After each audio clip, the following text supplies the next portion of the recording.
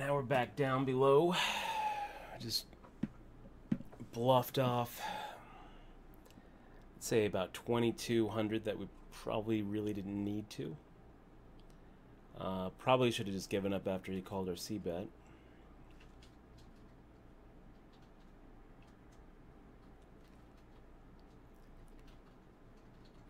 But if we're going to bet the turn, then we should probably bet the river as well. It's going to be hard for him to make that river call with smaller pocket pairs like 5s or 4s, and under the gun raise. You know, he's calling on the flop and calling on the turn with those smaller pocket pairs, putting us on ace-king. Then when the king hits, now even if we were bluffing, we just hit it. So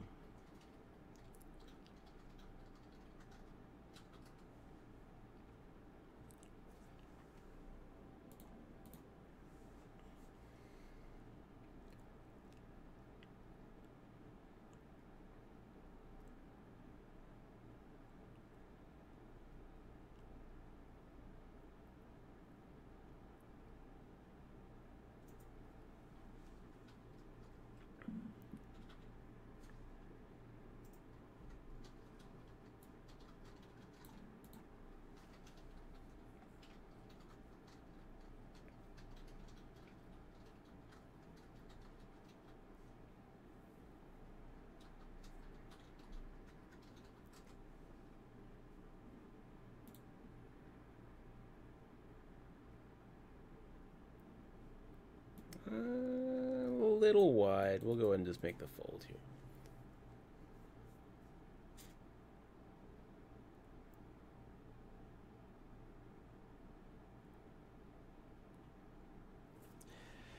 And they're scaling back the raises a little bit earlier than I think I would. At 100, 200, we're still looking at 40 big blinds in front of us.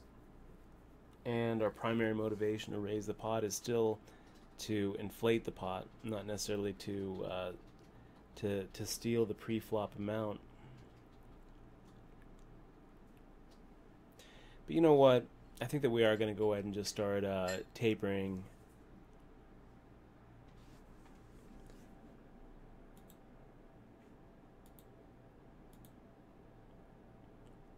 Tapering right now. So at 75, 150, we'll make it 400. And the next level, 100, 200, we'll make it 500. And then when those antes hit at 153, we will make it 700. So we've got a plan.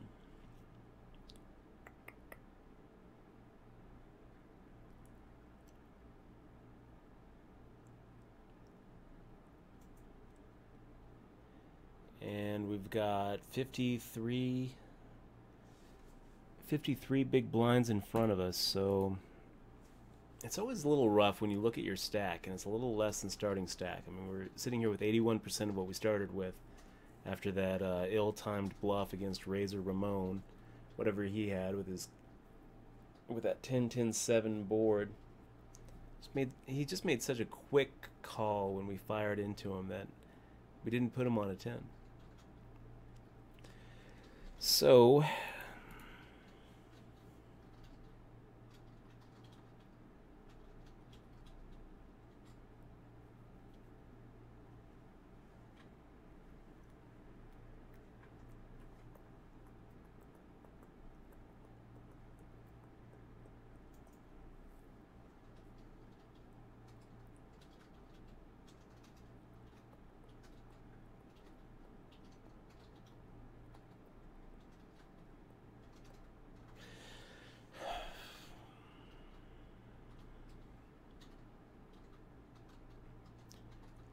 wow, both these guys just played this hand so timid. Alien probed, didn't even see bet. So Beijing House decides that he's going to just try to take it. And the way that hand went down and the way that Beijing House generally does bet his hands when he has it, I think Alien Probe just got moved off of the best hand. My guess is Beijing House had some sort of suited ace, and decided that Alien Probe had a smaller pocket pair. Just pushed him off of it. Because I really don't see Beijing House slow playing on that flop and on that board. Ace Jack off, you know what? This is worth giving a raise. We'll wait until that trailing digit. We're going to go ahead and make it 400.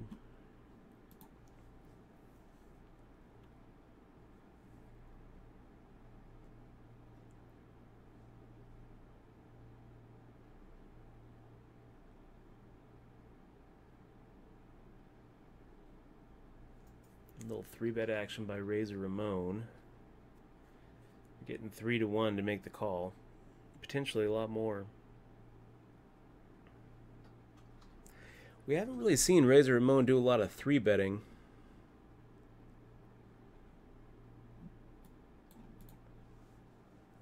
So we're just going to give it up. Ace-Jack offsuit is a little bit hard to play when you're not the pre-flop aggressor and you're multi-way. We figure to be ahead when we're opening, but once we start getting called and then 3-bet on the button, Ace-Jack offsuit starts shrinking up. And then you're looking at a spot where, I mean, hell, you could even hit your ace and be behind. You really don't know what you're looking for. You make the call, and I guess you're rooting for 2-pair. Jack high comes along, and now what do? Check raise the pre-flop aggressor? Check call the pre-flop aggressor and hope that he has ace king or ace queen? I don't know. It's just not really a very comfortable place to be, so we'll go ahead and just fold it. You know, we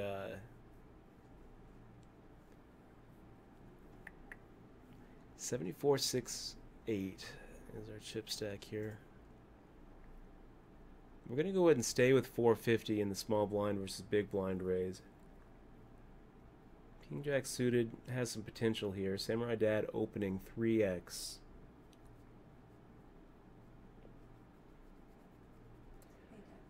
Yeah.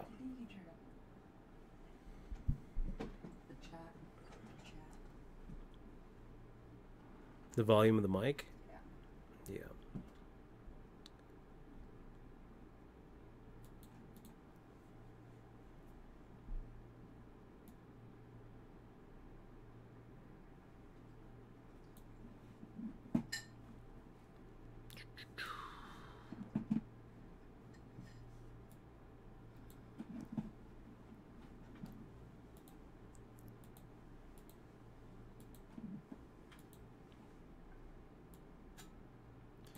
Okay, guys, turning it up just a little bit. A little bit. There we go. Pocket fours. That's it's a hand that we can get a little aggro with if everyone folds to us. And we got an under the gun razor.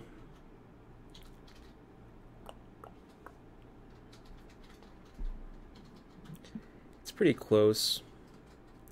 We could give it a call and go for set value. We could even give it a raise and try to outplay ace king or ace queen here. It's always a little frustrating when both the blinds call because against 3 opponents I would love to be playing pocket fours, but we can't really count on them calling. And actually by us calling, it kind of sets up a squeeze play from Beijing House, which has been pretty aggro.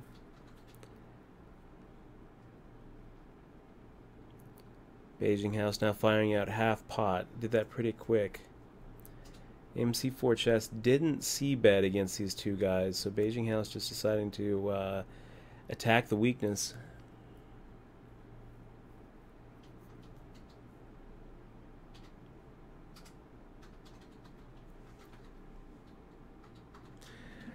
Razor Ramon coming up with all sorts of different pre-flop amounts. 350 now. Got some betting patterns, Razor Ramon. I think that we're probably going to start defending against you pretty light once those antes hit in 30 minutes.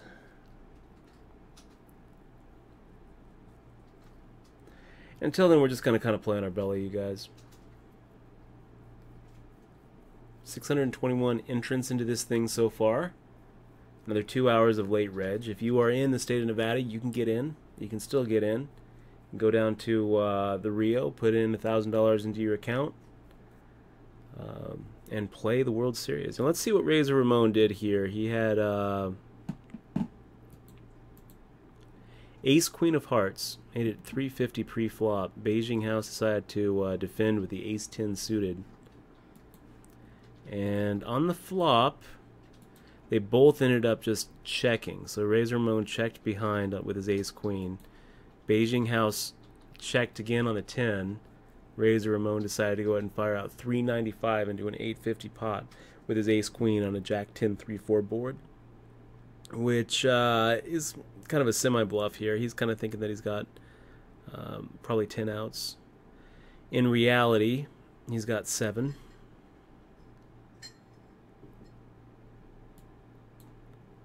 Beijing House plays it pretty much on his belly. So didn't 3-bet with Ace 10 suited. Didn't fire out on the 10 turn. Didn't fire out a value bet on the river. Just check, check, check, call, check, call. Just check, check, check, call, check, check.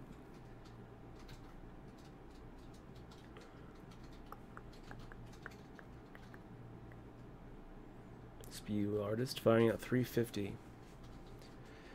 Which again, this is a number pad bet. Yeah, that's not really something that he can just click a button and bet. He actually has to go to the number pad here. We're going to go ahead and make the fold with 10-6 offsuit.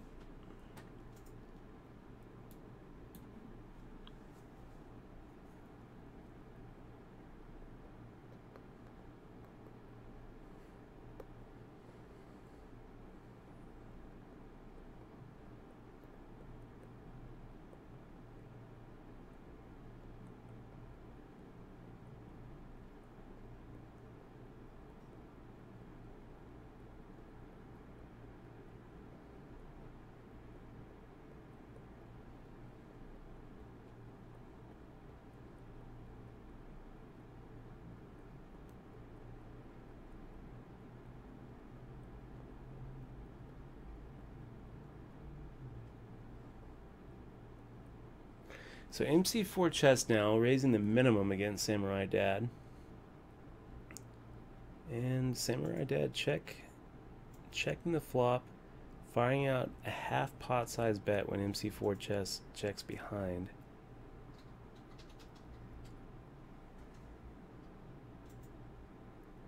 Kind of interested to see what MC4 chess might have turned over. Instead, he just folds.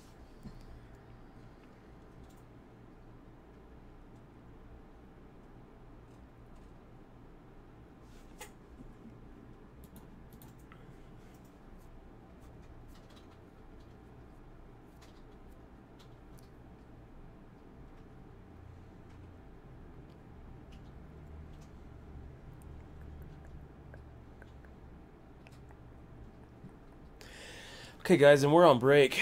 A little bit of a rough start. 2,900 down. Most of that coming in the form of that ill-timed bluff against Razor Ramon. With that ace-6 of diamonds, which, honestly, we didn't even really even have to be in the pot to begin with. Ace-6 of diamonds under the gun, not exactly a powerhouse hand. But we decided to go ahead and raise, inflate the pot, try to make some magic happen. And when we're up against one other opponent, we decided to play it like the hand we were representing. Aces, kings, ace, king, something in there. I mean, what kind of hands do you raise under the gun? Powerhouse hands. So when it came 10-10-7, we fire out a half pot size C bet against one opponent. Pretty standard. When he makes the call, we decided that he didn't have a 10, and we were going to be able to go ahead and continue our drive. Looking back on it, I think that maybe... You're offline now? No, we're not offline. We just... Looks like we're dropping some frames.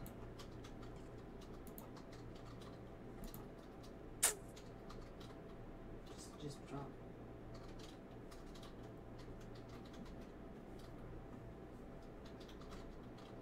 Just dropped a few.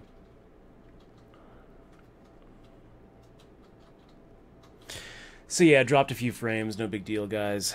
We were talking about the bluff that we ran against Razor Ramon that didn't work out. Maybe the hand that we were trying to sell might have been easier to sell if we had checked the turn. But if we check the turn, he probably fires out a bet. You know, that's the problem. If we check the turn, if he was floating the flop, he fires out a bet, and we don't get a chance to make that you know, third barrel on the river.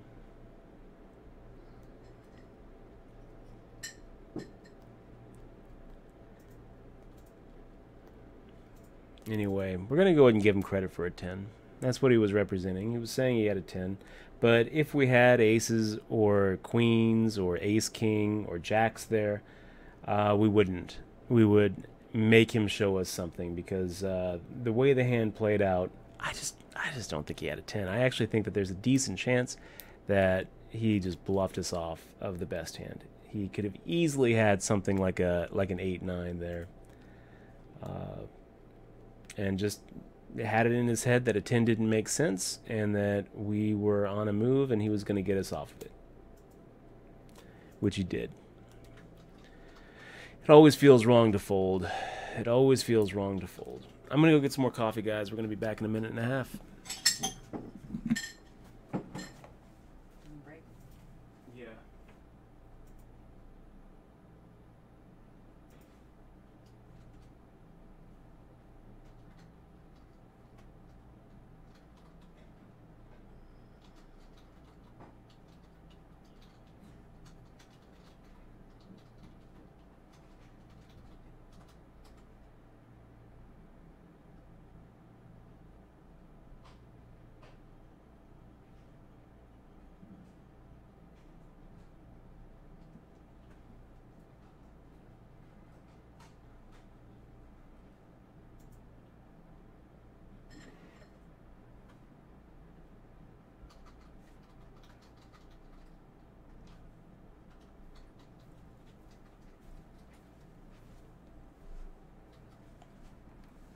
Ah, 27 seconds. 24 seconds. Countdown, 20 seconds. Do we need to eat more cream? Do I need to go to the store? No, we're okay. We've got a little bit more.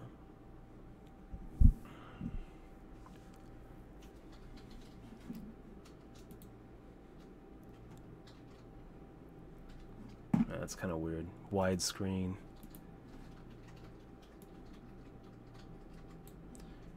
Here we go, guys. A6 off. We've got another 5 minutes before jumping up to 1-2, and then another 20 minutes before jumping up to the 150-300 with Andy's level.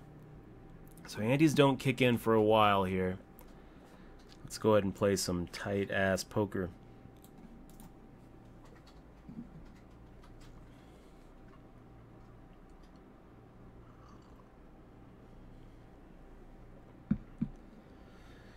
When they do, if we don't play another hand, we will be at about 20 big blinds when the antes hit.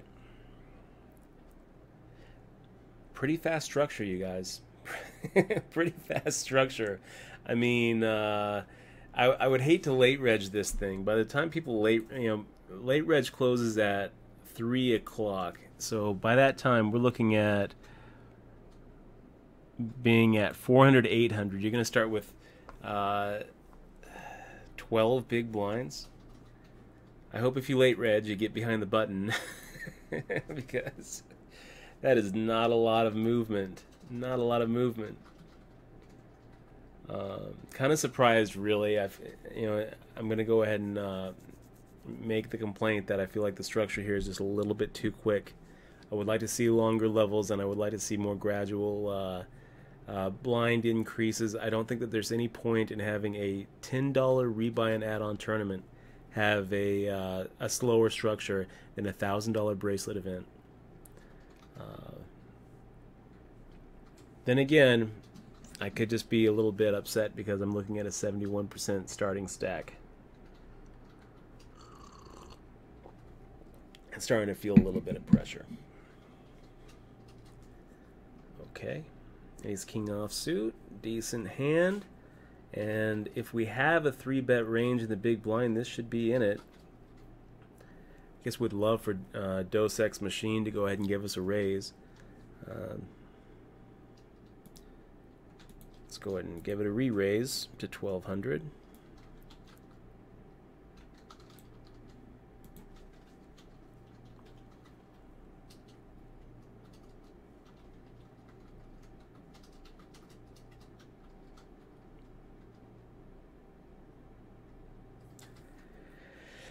Pretty good flop for us. Pretty good flop for us. We're going to go ahead and fire out a half pot size bet. Wait till it gets down to that trailing digit. And just hope that Dos Ex Machine has ace jack.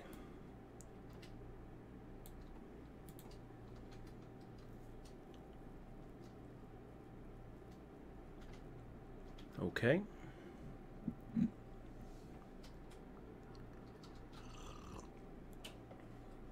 Nice little run of cards.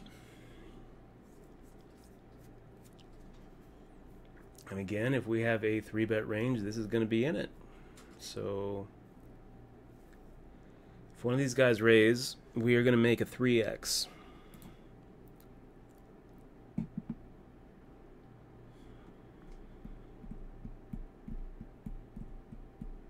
So 975 times 3.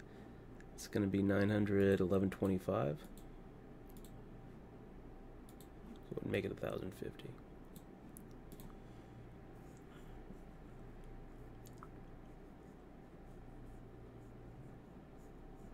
Would love for Alien Probe to wake up with 10s here.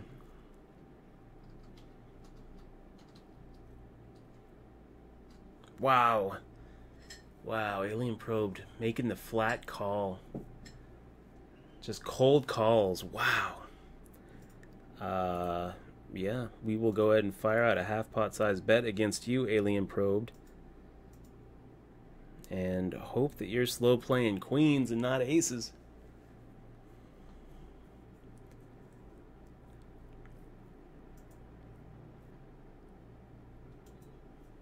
Three, four, five, six. Jesus Christ.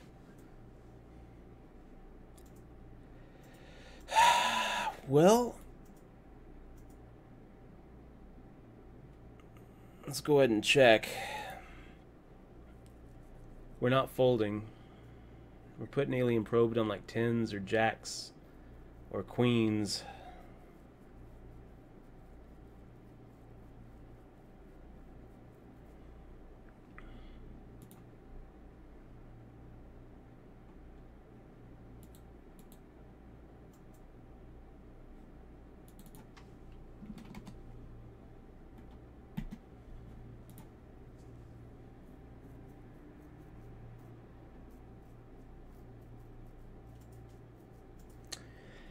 Take him to Value Town here.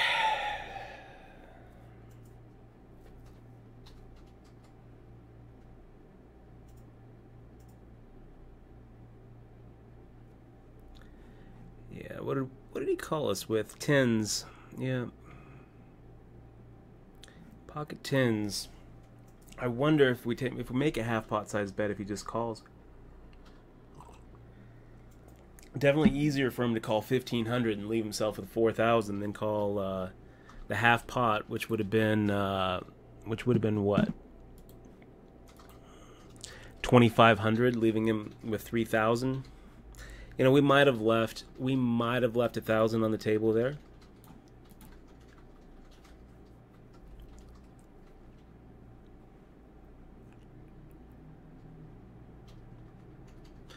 We also might have been able to get all of his stack if we bet the turn, and he decides to go ahead and look us up with his 10s. And then we just shove it in the river and put him on exactly what he's got. The way we played it, though, we kind of force him to make the call on the river. So if we were to have really gone for the throat and gone for the whole stack by firing out on the turn, and setting us up for that. Betting a half pot size amount on the turn, setting us up for that all-in shove on the river. We potentially let him get away from his hand. The way that we played it, we pretty much force him to call. So, I don't know. I think it's okay to go ahead and lock in the for sure amount that we got. I mean, we got 1,500. We might have been able to get the whole 5,600. 100% at 1,500, or I don't know though, guys. I mean, it's a $1,000 event and it's a bracelet event. 10 starts really shrinking up, especially the way that the board ran out. It would have been so much nicer if the board ran out in reverse. If it was 5-5-3 on the flop and then a 6 on the turn. But 3-4-5-6. That's kind of a flop that Alien Probed can start thinking, oh well, 10s don't really look good here anymore. So the way we played it, we guaranteed that we would get the call with worse. Maybe he stacks off to us there, and maybe we left 4,000 on the table. It's okay though. After those two hands, we just increased our stack by a pretty good chunk, and we are back above starting stack. So that feels good. That feels good.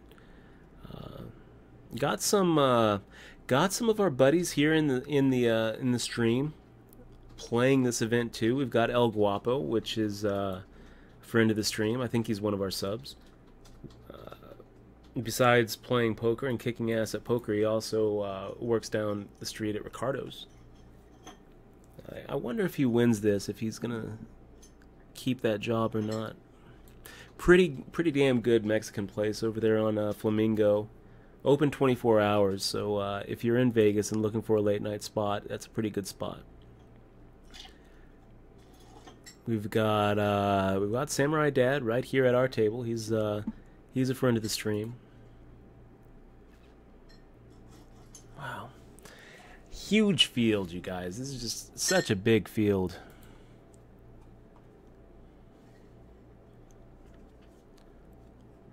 We've got Ted Lawson playing it. And I ran into Ted and Michelle Lawson at the World Series. It turns out that M. Lawson actually is Michelle. It's not Ted. Ted plays under Ted Lawson. So,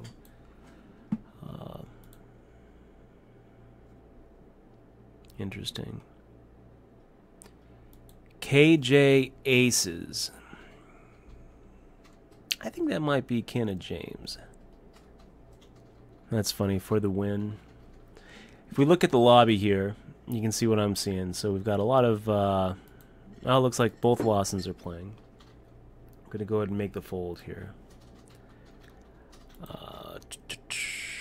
Who else do we got? Doug Lee. I would assume that is the Doug Lee. We got Butters. We got Handsome Max. B. Shriver playing. Man, he's just such a machine. I wonder how his World Series has been. Johnny Bax playing the online event. That's got to be Cliff Josephy. It's got to be. Can't imagine that someone would steal his name in a $1,000 event. Girl on Fire. We've got Reddish Ape. A lot of really solid players here. We got Ryan Reese, which is that probably is the Ryan Reese. Who else do we have here? I heard Merson's going to play this event. I wonder if Jay Carver's playing it. And there we are, 183 out of 627, so we're in good shape. We increased our stack by 25% with that nice run of hands, the ace-king, then the kings. Feeling pretty good about it. And Alien Probed, man, if there's a time to go ahead and take someone to Value Town, that was probably it. We're going to go ahead and make the fold here, you guys. Ace-5 suited. I do like this hand, but I just don't like the I don't like the spot. Who else do we got here?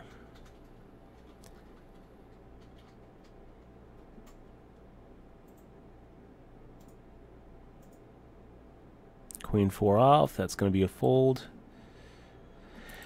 I forget that you guys can't see. You guys can't see what I'm doing because I'm still looking at this. So Nick Eunice, he bluffed me off of a really strong hand in that extended play. I asked him about it later. I actually tweeted about the hand. I had Queen Jack and actually hit trips on the turn. But the way that the hand went down, it just didn't feel right to me. And so I made the fold, ended up knitting my way out of that tournament. And I talked to him about it afterwards. I mean, he's a pretty good player, very very aggressive. A lot of times you'll notice his name, Nick Eunice, in at the top of the leaderboards early on in tournaments, because he really just has a way of just being willing to move chips and put you into some real awkward decisions. Talked to him when I talked to him about that hand and realized that I just knitted my way out. I started making some lighter calls, and as a result, I think that's probably why I've been able to cash in the last 2 no limit events that I played. Well, not the one drop. The little one drop didn't actually work out that well for us.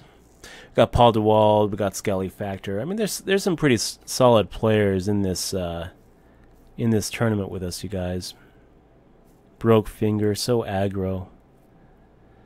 I'm kind of surprised to see him having a close to starting stack, really. And there is Greg Merson. So Greg Merson is indeed streaming this event, or playing this event. I don't know if he's streaming it, but he's at least playing it. I would think that he's streaming it too. He's pretty good friends with Rum Cakes, the poker rep. So MC4 chess, making it 450. We're going to go ahead and make the call here. Defend our big blind against MC4 chess, and we'll see what he does. We will check when he gets down to that trailing digit. Try to standardize our check timing. And does MC4 chess fire out a c-bet with overcards here? He does. I feel like we could probably take it away from him right here with a little half-pot size raise. We got Eric Froelich playing the event. That's Efro Poker right there.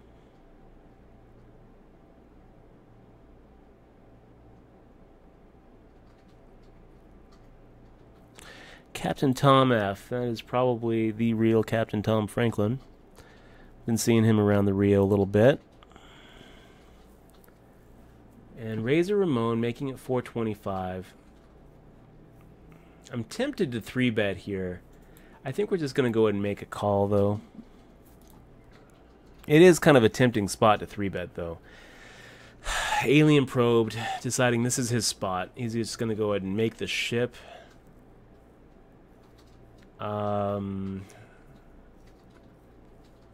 Yeah, we'll go ahead and fold.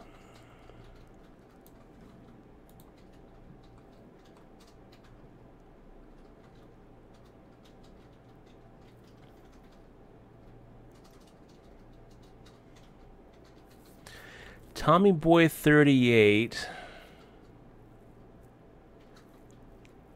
That's probably the same Tommy Boy that they have.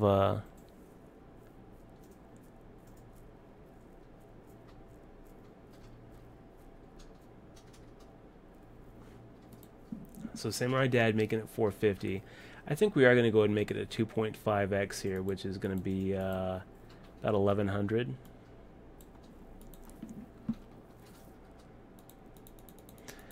I mean, Jack should be in our 3-betting range here. We're really only worried about 3 hands, so Samurai Dad making up 450. I think that Samurai Dad probably plays a little snug, but I just don't really think that Jax is behind his range here.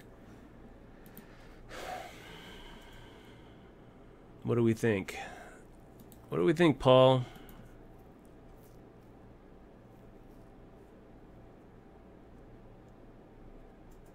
Makes the fold. And yeah, if you've got to think about it, it's a good fold, Samurai Dad.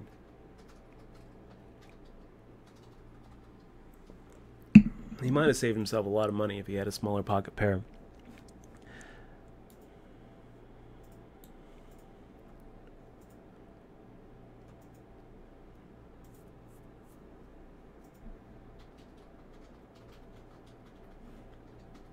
Wow.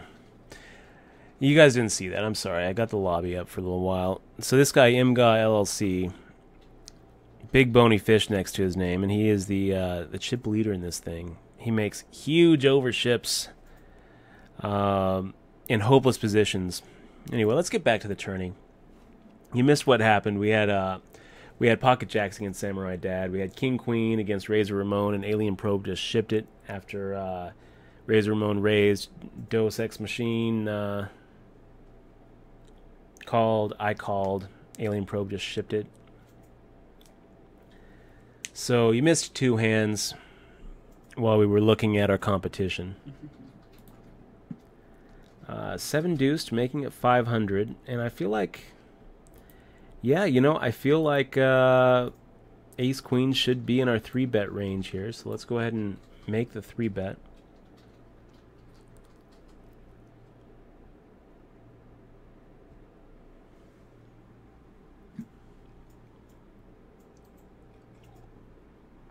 It's interesting. I think that would actually be a little less likely to 3-bet if the Ace Queen wasn't offsuit.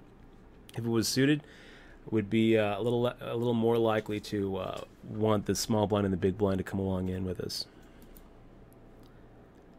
So let's fire out the same amount, 1,200. We'll wait till it gets down to the 0.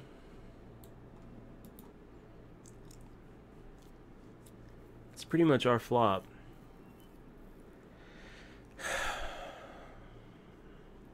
Two shouldn't really change anything.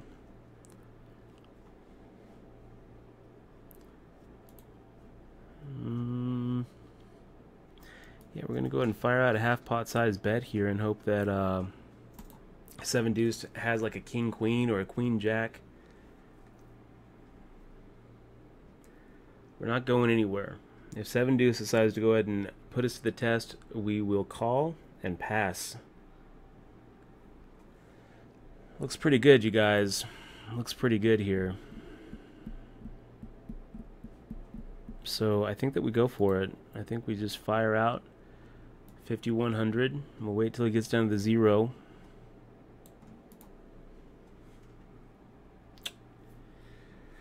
A little bit frustrating. Would have liked to see king queen or queen jack there.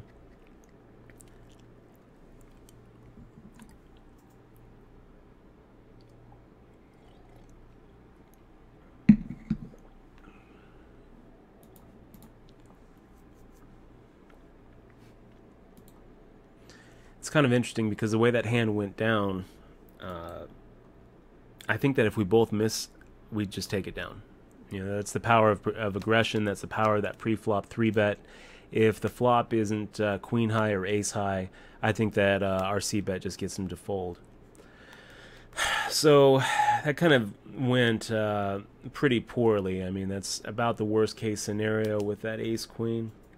Maybe 7 deuce gets us, you know, somehow decides to check raise on like a 3-3-4 board and gets us to fold. But I think most likely how that hand goes down is if it comes 4-3-3 on the board on that flop, he checks to us, we fire out 1,200 and he just folds, he just gives it up. So a little too bad, just too bad. Of course, it could have been worse. He could have you know, he could have showed up with a set of 9s there. He could have ended up raising pre-flop with, you know, 7-6 and flopping 2 pair, or pocket 7s and flopping a set of 7s. He could have had something like you know, pocket aces or pocket kings or pocket queens even. So I mean, it's not the worst case scenario, but with the hands as they were, with the matchup as it was, ace-queen offsuit versus ace-queen offsuit, most of the time, the 3-better is going to be able to go ahead and get it. Because most of the time, we both miss. You know, when we both have the same hand, now we actually have a much smaller chance to actually connect with the flop. It's only 4 aces and queens instead of 6. Okay. So guys, I want to say thank you again for joining me as I try to take down this bracelet event. A couple of you guys actually probably even have a sweat in this. There's 10 of our Twitch supporters and watchers actually bought pieces of this event. So you can follow that action on tastysteaks.com. If you weren't marked as paid by the time the tournament started, then you didn't get in. So sorry if you missed it. I know a couple of you guys we're trying to figure out how to get some Bitcoin my way. It is kind of hard to figure out Bitcoin if you've never really worked with it. But I would suggest all of you check it out. I mean, it's gone up quite a bit in the last week. I think from something like 230 to 255, just because of all the stuff that's going on in Greece right now. I truly think it's the way of the future. You don't have to worry about terms of service violations. You don't have to worry about chargebacks. You don't have to worry about transaction costs. Bitcoin is just such a pure way to send and receive money online that I really think that it's even better than cash. So I would really suggest that you guys check it out. And if you didn't get it in time for this event, I apologize in advance because I do plan on winning this, and it's going to be a little bit sucky to see that you didn't get your spot, but it's just the way it goes. Jack 10 off. We'll make the fold here. I wonder if I should have called Alien Probed his shove when we had the King Queen offsuit. I mean, it sure felt like we were looking at a coin flip. But he might have done that with weaker. He might have actually done that with like a Jack 10 or like a King Jack suited or a Queen 10 suited. It sure looked like we were looking at a coin flip or just flat out dominated with like an Ace King, Ace Queen hand. Let's go ahead and see if any of these other hands reach showdown.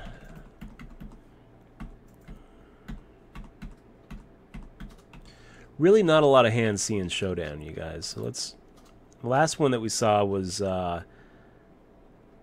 seeing Alien Probed having Ace King suited.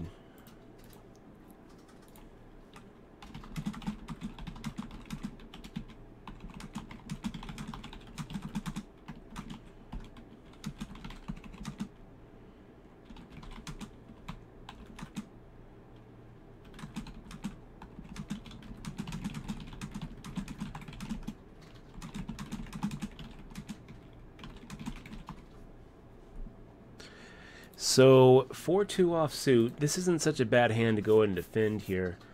The chances of flopping 2 pair with 4-2 offsuit are the same as just anything. And sometimes we actually hit some sort of straight where Samurai Dad or Razor Ramon can catch a really, really good second best hand. So we'll go ahead and see a flop, see what happens. If somehow we see a very cheap turn and we see a 2 or a 4 come out, we're probably going to get some value out of it. As it turns out, we're not really going to see a turn. Make the fold.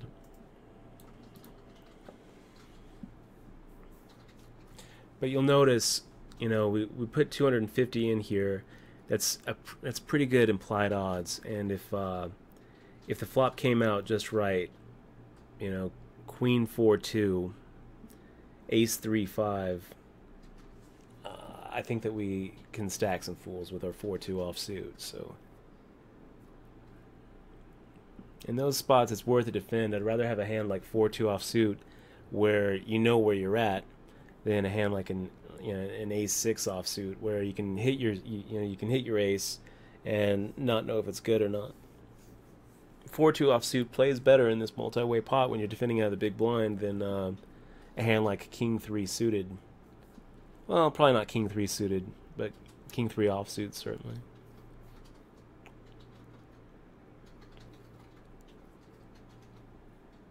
Kind of interesting. We ended up rivering that 4. And here we are, guys. We are at the ante round. We've got King Queen suited. I think that if it's folded around to Dos Ex Machina, Dos Ex Machina, and Dos Ex Machina shoves, I think that we got to think about making the call.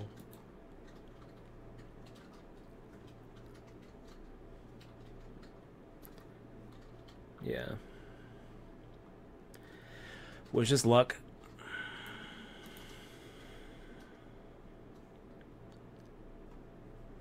Okay, need a 10, king or queen. Hit it. I think that we're pretty far above Dos Ex Machina's range there, and when we're behind, like we were, we're not that far behind. King Queen suited against an Ace 4 suited, really not that big of a dog. But a lot of times he wakes up with like a weaker king, a weaker queen, and we're looking really good. Would have been nice to actually have that hit. So it didn't. We're back down to 8,200.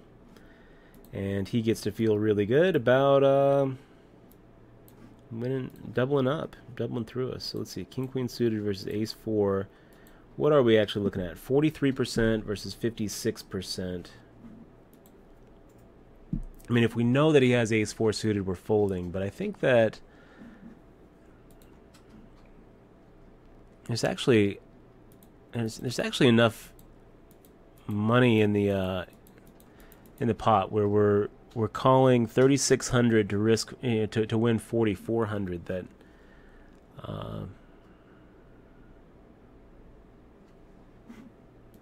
I think that if we actually ran the numbers, 40.43 times 43% times what we called.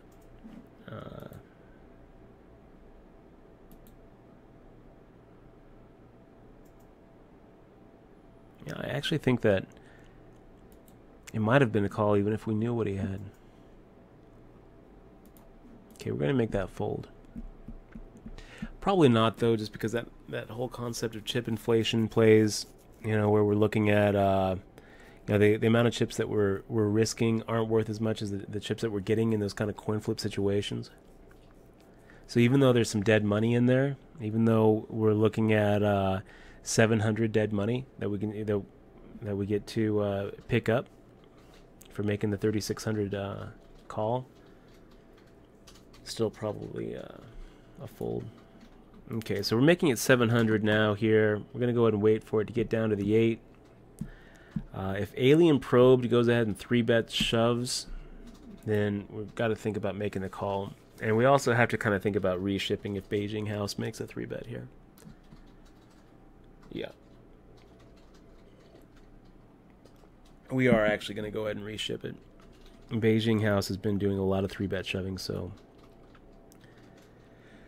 we're going to go ahead and reship it. We'll go ahead and click the time bank here.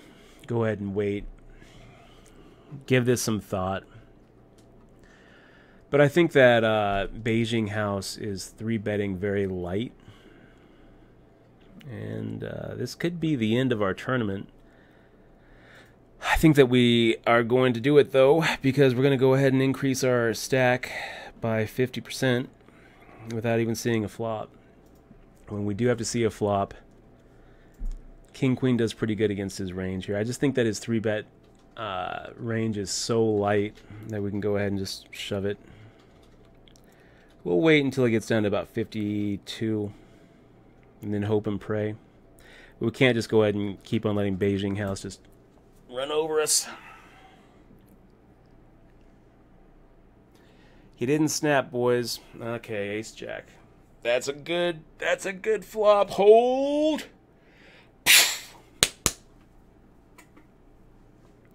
So Ace Jack off versus King Queen off. We got a little lucky. We kind of felt like there was a decent enough chance that he was not going to call. But he did call. And we were in a 40-60 race, and the 40% hit. So now we are the chip leader at the table. I'm sure Beijing House isn't too happy about it. You took a lottery off, right? What's that? You did take a lottery off, right? Yeah. I kept it on for a while. I kept the lobby on for a while we were going through the competition.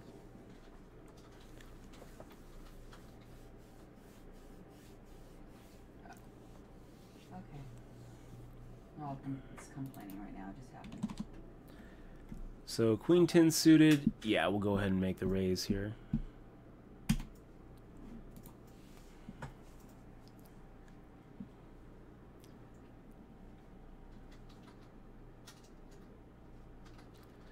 We're going to get through, you guys. We're going to get through. Razor Ramon, do you defend? He does.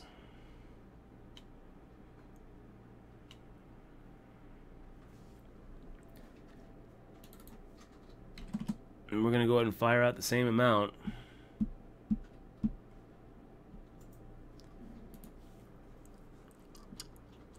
See what he does. Makes the fold. Okay, that's good. It's good for us. I'll tell you guys, Ace Jack off suit's a tough call there in Beijing House's spot. You know, he's hoping that he's up against a coin flip, or a slight favorite against a hand like King Queen, but I'm just usually not shoving there with weaker aces. So he's hoping that he's up against like 10s, 9s, 8s. When I think most of the time, if he makes that call, he's actually up against pretty much the worst of it. With an ace king, ace queen, or jacks, queens, or kings.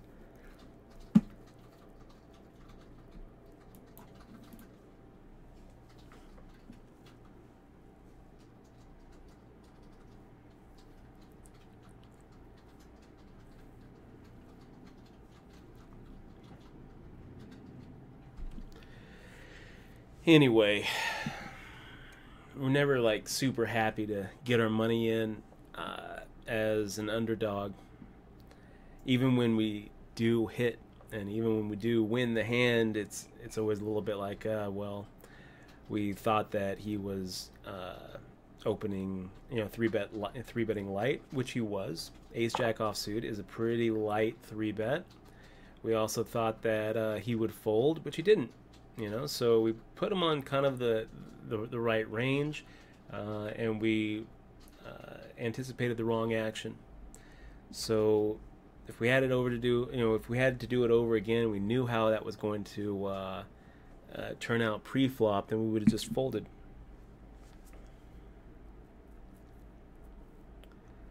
But it ended up pretty well, pretty good for us, and we got a little bit lucky, which is good. I mean, that's what you need to win tournaments. Is you need to power on the aggression and get pretty lucky. Let's go ahead and fire out a raise here against Dokes X Machens. Open limp in the small blind. King 5 offsuit actually is ahead of whatever Dokes X Machens limping in there with.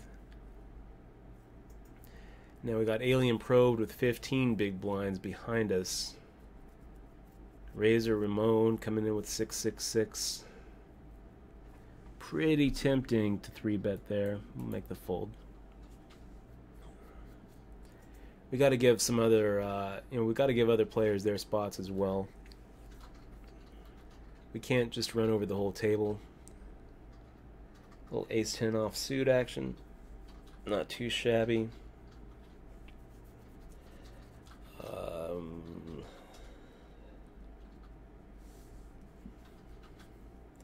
7 deuced coming in with 750. And I think that we can just... the problem is making a call here really opens these guys up to shoving. It really just presents the squeeze play to them on a platter.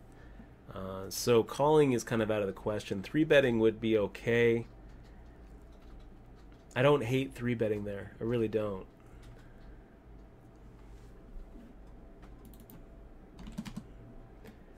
But folding's fine too.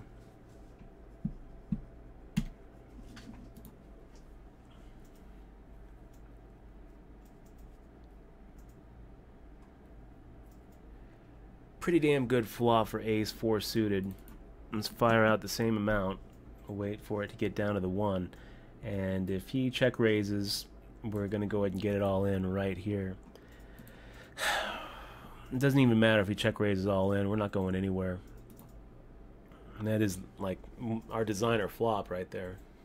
So he doesn't. He just check folds. Wisely check folds.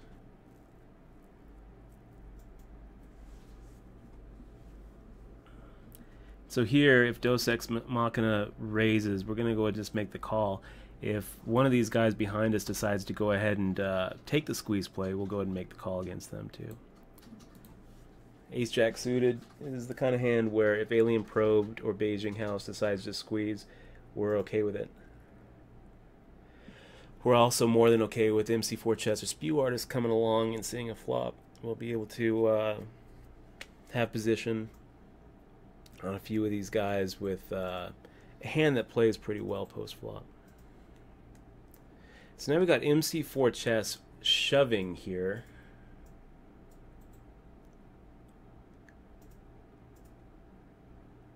And I don't know.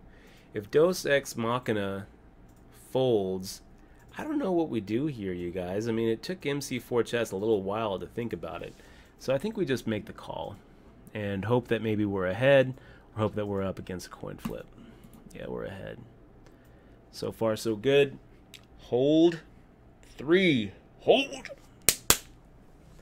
There we go. That's the first knockout of the tournament for us. And, you know, like I said, I mean, we were more expecting it from Alien Probed or Beijing House. But, I mean, we served that squeeze play up on a silver platter. So when someone takes advantage of it, we got to go ahead and find the call. No, I mean, just like this, if we fire out 700 and Alien Probed shoves, it's going to be a call from us.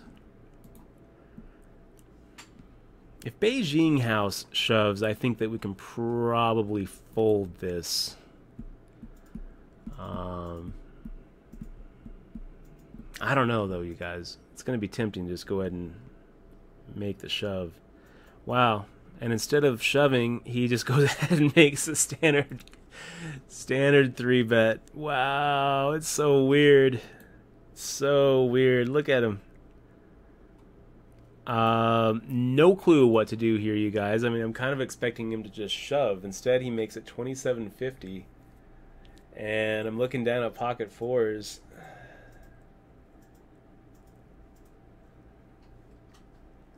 I mean, part of me just wants to call and play a flop. I think that we're just going to go ahead and give it. You know what? Beijing House, you can have that raise. Pocket fours kind of shrinks up against a normal raise like you just made it. I'm really kind of surprised at that one, really.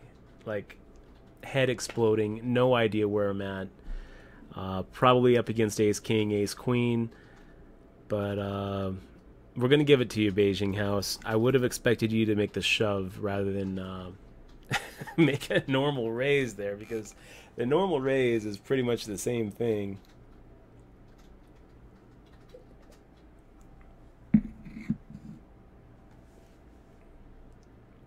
No idea what we should have done there.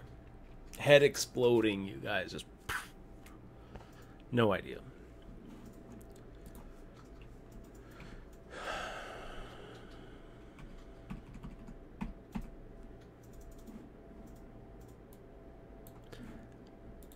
Part of me kind of thinks that maybe we misplayed that. Maybe we should have gone with it. Prevent people from 3-betting in the future. Wow. And then we can just see, I mean, look at this. This is when we're starting to see the effect of really fast structure. I mean, if you look at let's look at the average stack right now is 12,484. Oh, that's pretty bad luck for you, Euler. Ace Queen versus Ace 10. The 10 just flops it. They get it all in pre-flop. The 10 just flops it. And pretty bad luck for you.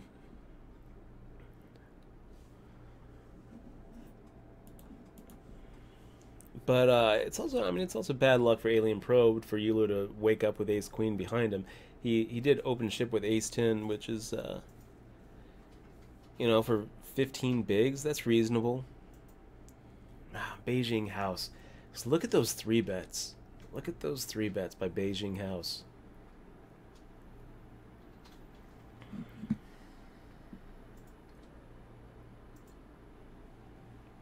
So like we were saying, And yeah, we're gonna defend this 6-4 offsuit if it doesn't get 3-bet.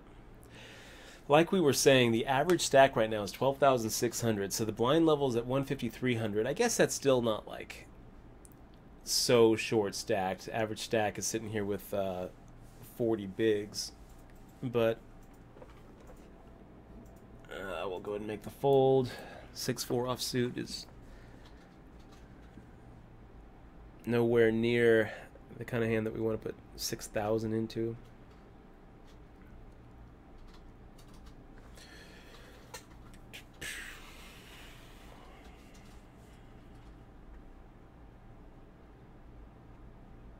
It just feels like it's gotten quite a bit faster, you guys.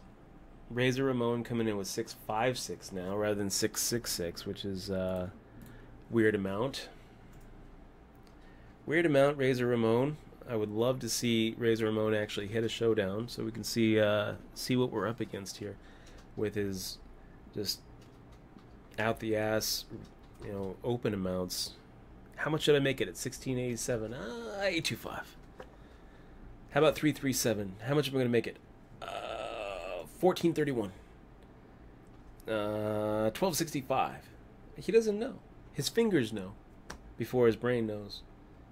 Looks like he's going to just check back here. No, 1389. Why not? 1389. Where do they come from? Where do the numbers come from, Razor Ramon?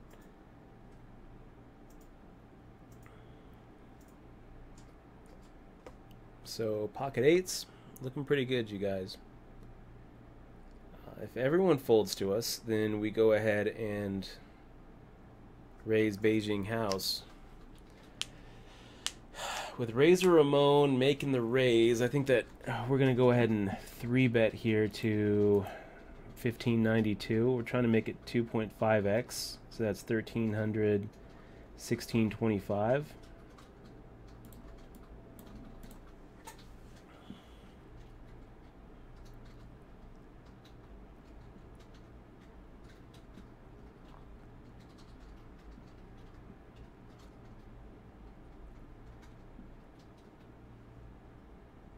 What does Razor Ramon do?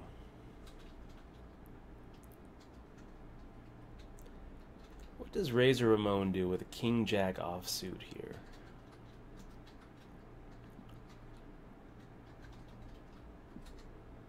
Decides to go ahead and raise it.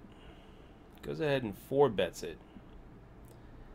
And 4-bets at a real awkward amount where now we can't really fold. So I guess we just call here and hope for a set. We hit our set. Do we let him off the hook? No.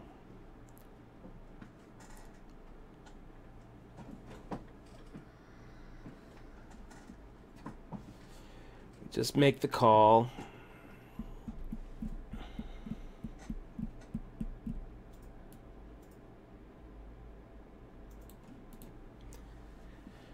And go ahead and let him get it all in on the turn right here.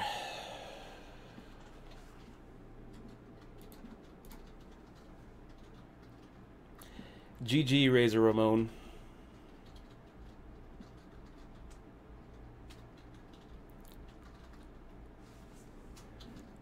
And I think that puts us at a top 4 stack, you guys. We're looking pretty good so far.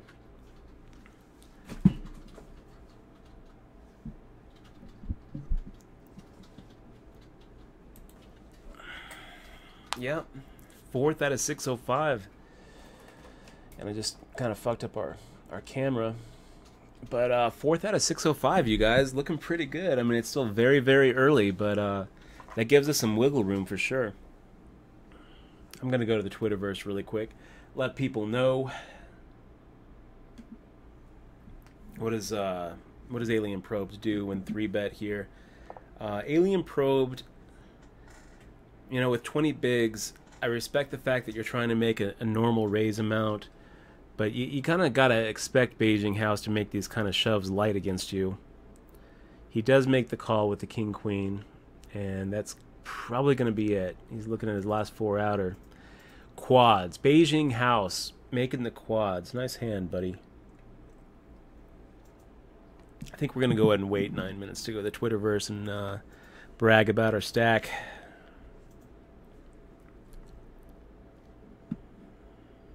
Okay, we got value bet coming in with, again, trying to make a normal amount with, you know, with 6,000 with 15 big blinds. I just don't really know what the plan is here. Value bet if you get 3 bet.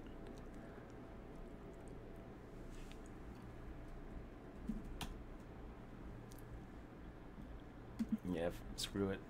Sitting with a top 10 stack in the at WSOP.com online event. Come check it out. Live streaming at twitch.tv/DutchBoyd. The event 64 pound WSOP 64.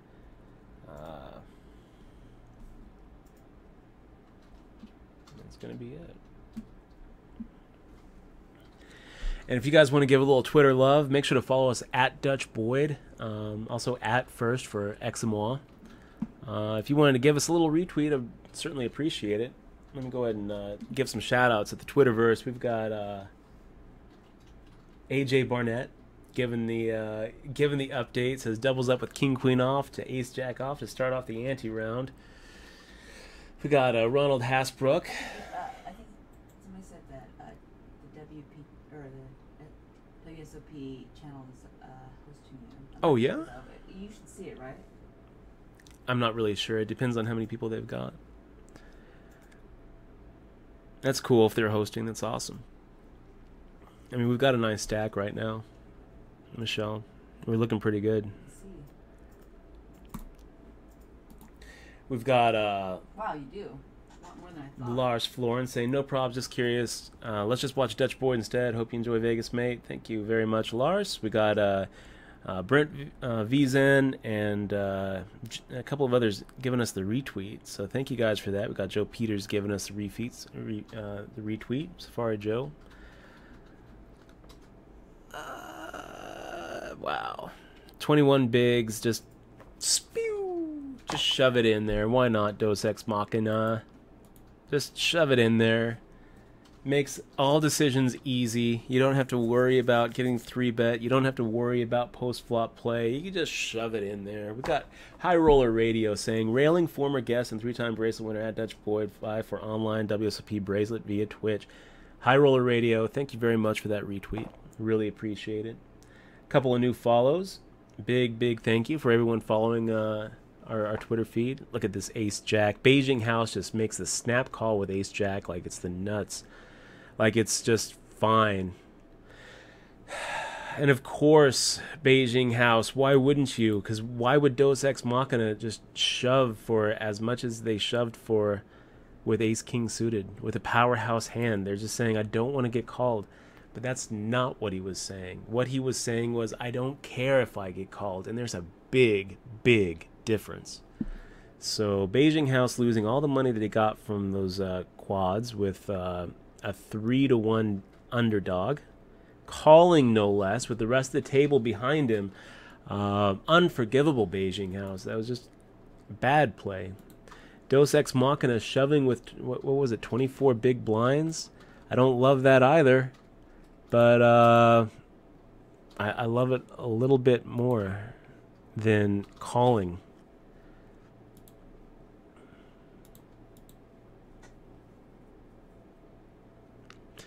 Anyway, that's going to go ahead and get a note from us.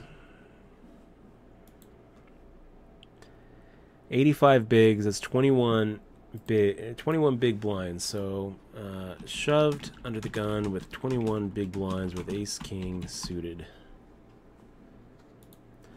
2-3 offsuit. Part of me thinks that we can probably just get him off of it right here by just maxing it, just shoving it.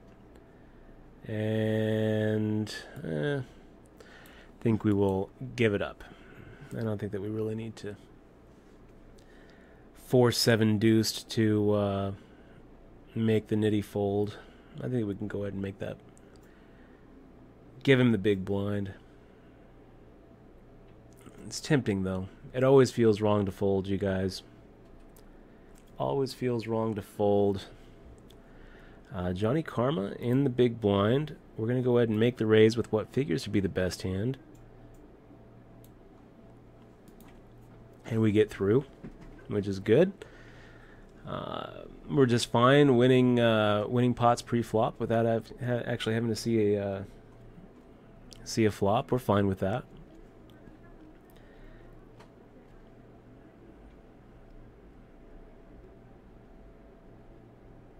Interesting, we got value bet sitting here, giving it a tank. And yeah, let's go ahead and fire out 900.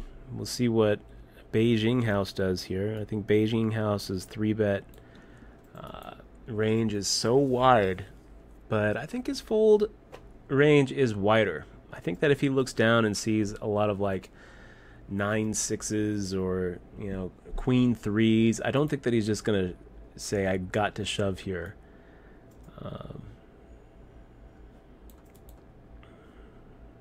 Let him think that we're thinking about it for a second. We are thinking about it. I mean, we're probably not that far behind, but we're gonna try to wait until we at least have a chance of being ahead of his range before we make the call.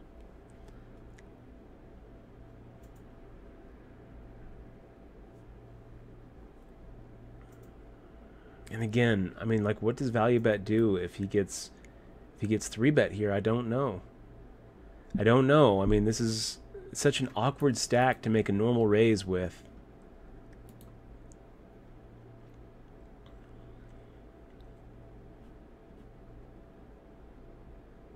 Fires out the C-bet, I guess, and gets Euler to fold.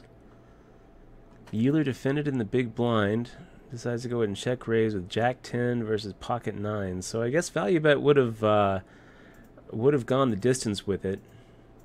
Euler decides to go ahead and check raise with his gut shot straight and over cards, which you can't really blame him.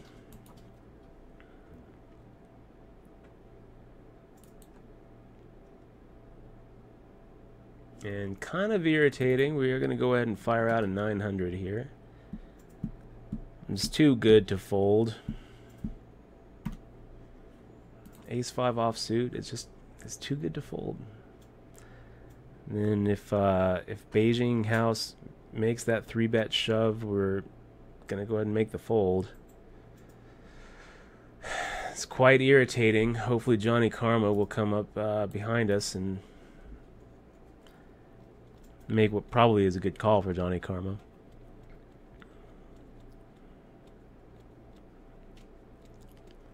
Yeah, I mean, this is why we made the shove with the king-queen, is because Beijing House's 3-bet range is just so wide. It really is just like one of those spots where he's kind of playing in the past where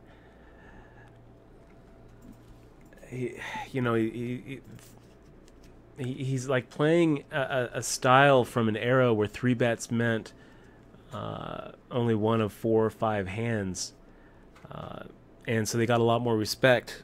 But you can't 3-bet more than like 2 times in a tournament before people start realizing, no, he's really 3-betting very light. He's 3-betting with, as light, any pocket pair, really any suited ace, any offsuit ace with, like a Broadway card, ace 10, ace jack, ace queen, ace king, always. Probably any 2 court cards. He's probably he's probably 3-betting with like the jack 10 offsuits and the queen 10 suiteds, and they're getting through, but they're only getting through because we're opening so wide, and deciding not to make him win a race against our 9-8 suited. It's really not going to be too long before we open with a hand that's big enough to go ahead and just put him to the test. And we've seen before that when he's put to that test, he makes the call and calls pretty light. He lost a lot of his chips to Dos Ex Machina with the Ace Jack versus Ace King. He lost a lot of chips with his Ace Jack to our King Queen, and even though he was slightly ahead with the Ace Jack versus our King Queen, he was way behind in the Ace Jack versus the Ace the Ace King. So, we've seen time and time again now. Well, at least a few times now, the Beijing House is willing to gamble it up. So I would expect that we're going to go ahead and in the next hour, fire out a raise, get 3-bet by Beijing House, make that 4-bet, he'll call, and we're going to be ahead. We probably could have made that happen with the pocket fours, but I'd rather have a hand where we're not hoping for a flip, where we're actually hoping for a dominating position. Once we get a hand kind of like that, where there's a decent chance we're just dominating them rather than flipping, we're going to be getting it in there.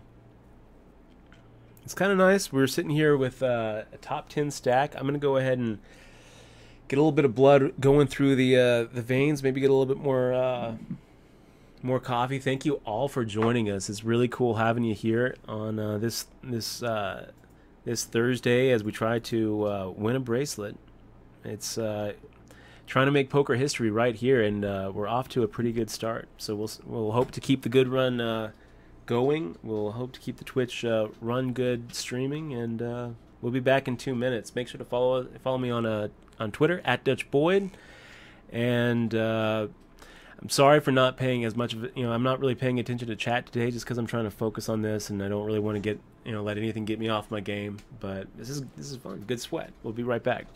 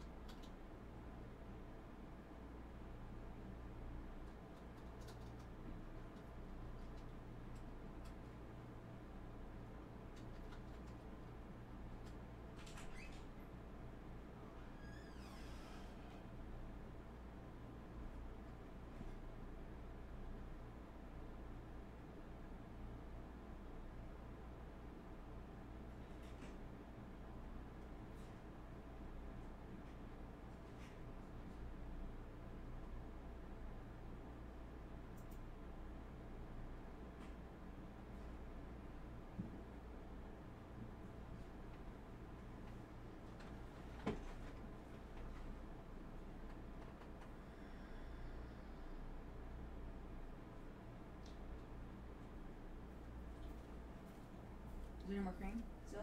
Just a little bit of cream. For me? A little bit. Could probably get a little bit more. I can run to the store. But Yeah.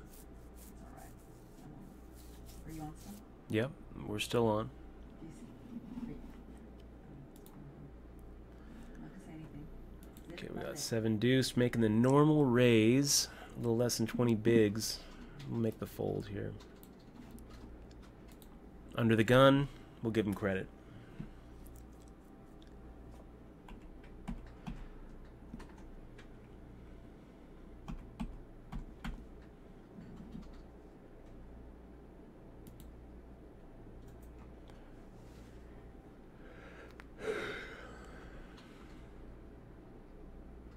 Eight, 9 off. It's tempting. Yeah, let's do it.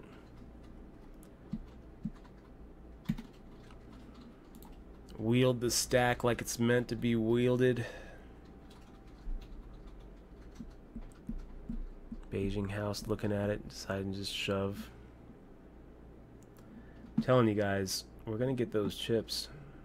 He's going to make that move at way the wrong time.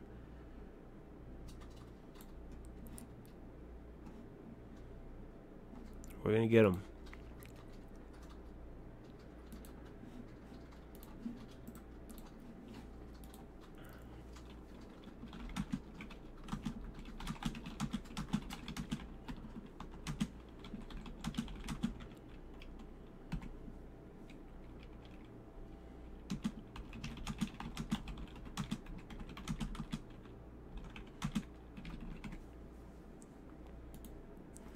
Hopefully. Or someone else will get him.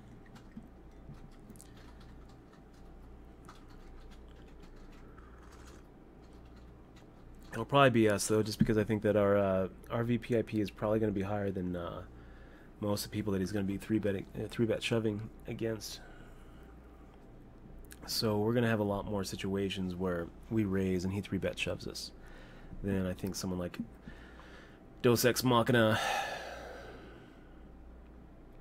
or Johnny Karma. And this is pretty interesting. So Johnny Karma opens. Speedwaters just decides to flat behind him, which opens the door for Dos Ex Machina to go ahead and make the call.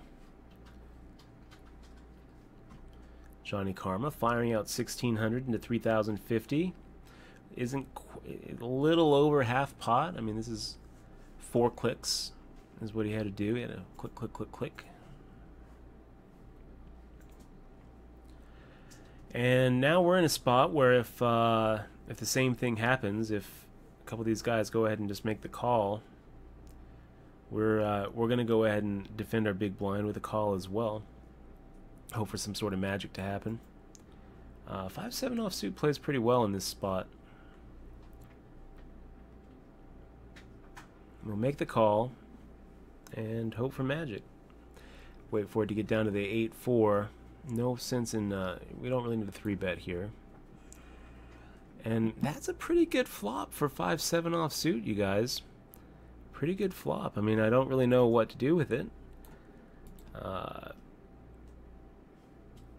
We're probably going to be looking at a C-bet here, and we're going to be looking at 3-1 with 8 outs.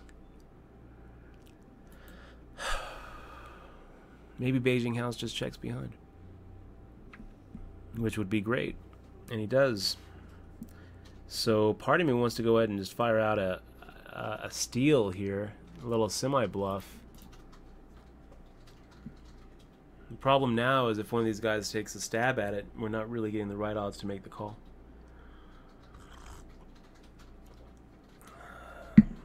Calling 2,000 to win 5,000. We're looking at an 8-outer, and the chances of that hitting only about 16%. So we really need to be certain that if we make this call, we're going to get some action if the 9 or the 4 hit, and I'm not certain of that at all. So we'll go ahead and make the fold.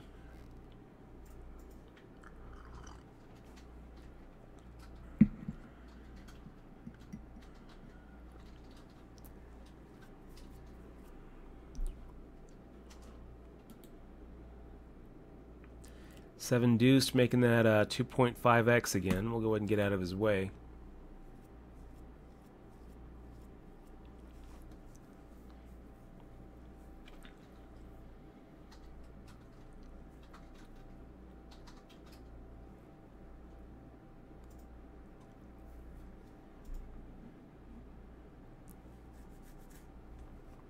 Johnny Karma defending.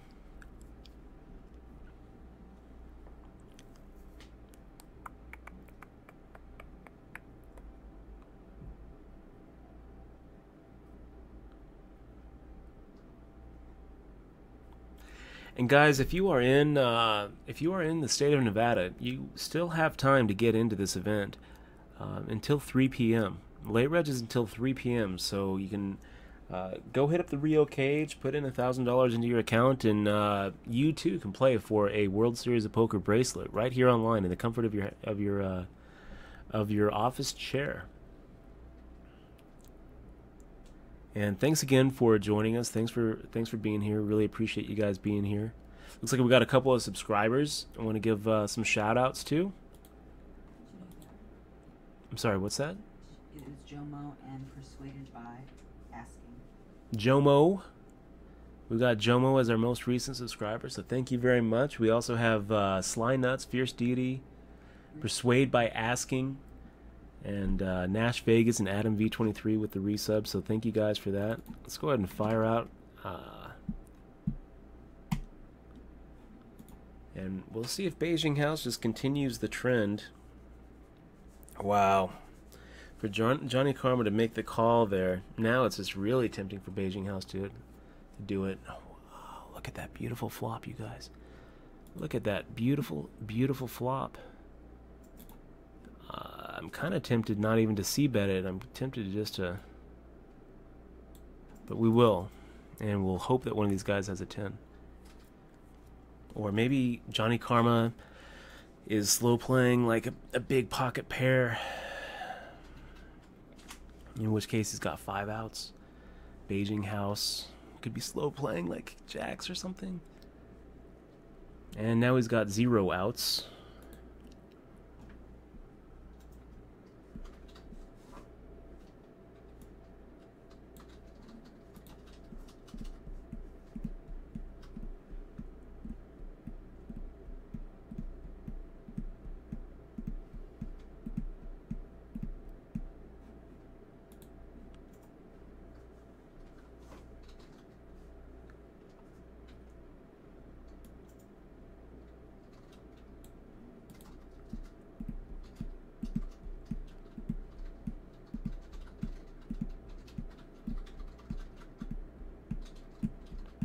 Yeah, that's going to put us up there.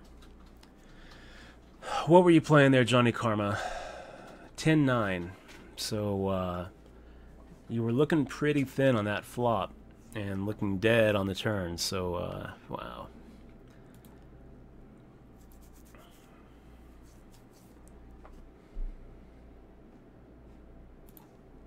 I'm sure he's not too happy with that.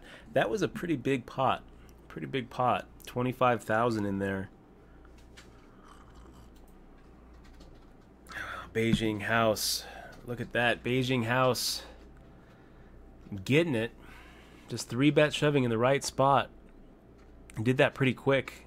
And his opponent with the ace-queen just snap called so quickly. That was pretty nice there, Beijing House. Pretty nice. Pocket twos? Yeah, I mean, we gotta try, right?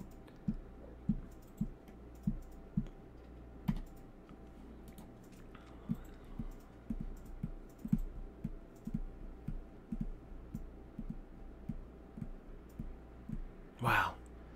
And Beijing House just making this shove. We'll fold. Again, that's kind of the same situation as the pocket fours. We're just never dominating them.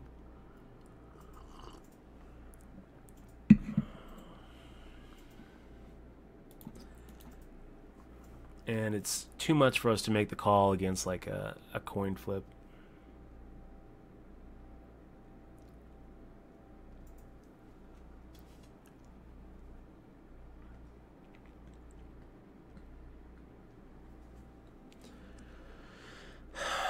Yeah, you know, he's really just he's really risking way too much there. He had 18,000, I think, to start that hand. No, he's had 15,500 to start that hand, so he's risking 40 big blinds there with that shove. He still has both the small blind and the big blind behind him to worry about. And there's no law saying that I can't wake up with a really big hand. I think that it's just way too much to make that shove. It's 40 big blinds. He's shoving 40 big blinds in there. So Beijing House is we're gonna go ahead and give him the mark. The bony fish. No, not the bony fish. We give him the bull. And this is the mark of someone who is just a little too over aggro, a little too willing to get their chips in the middle.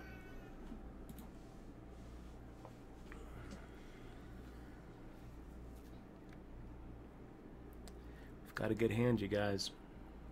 Ace King offsuit looks pretty good. Pretty good. We completely whiff it. So I think that at this point we can probably just check fold.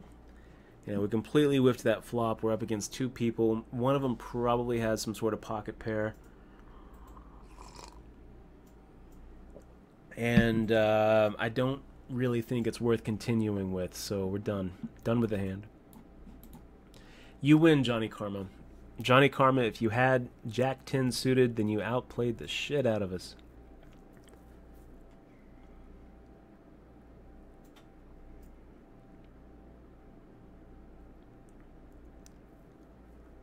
Blinds are up.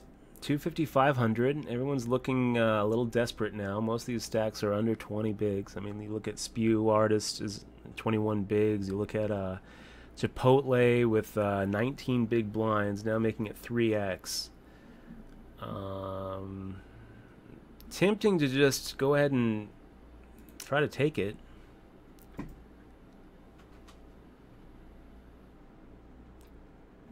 I think we're going to make the fold, though, you guys. We haven't really heard anything from Chipotle.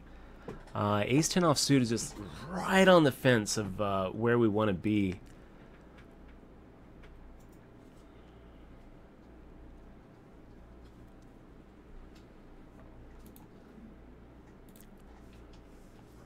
So here with pocket sevens, we're not going anywhere.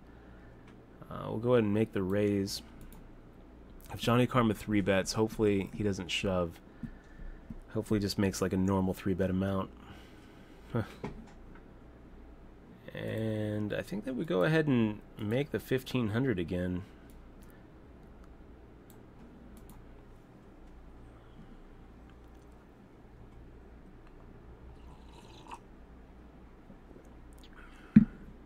It's not exactly a bluff there.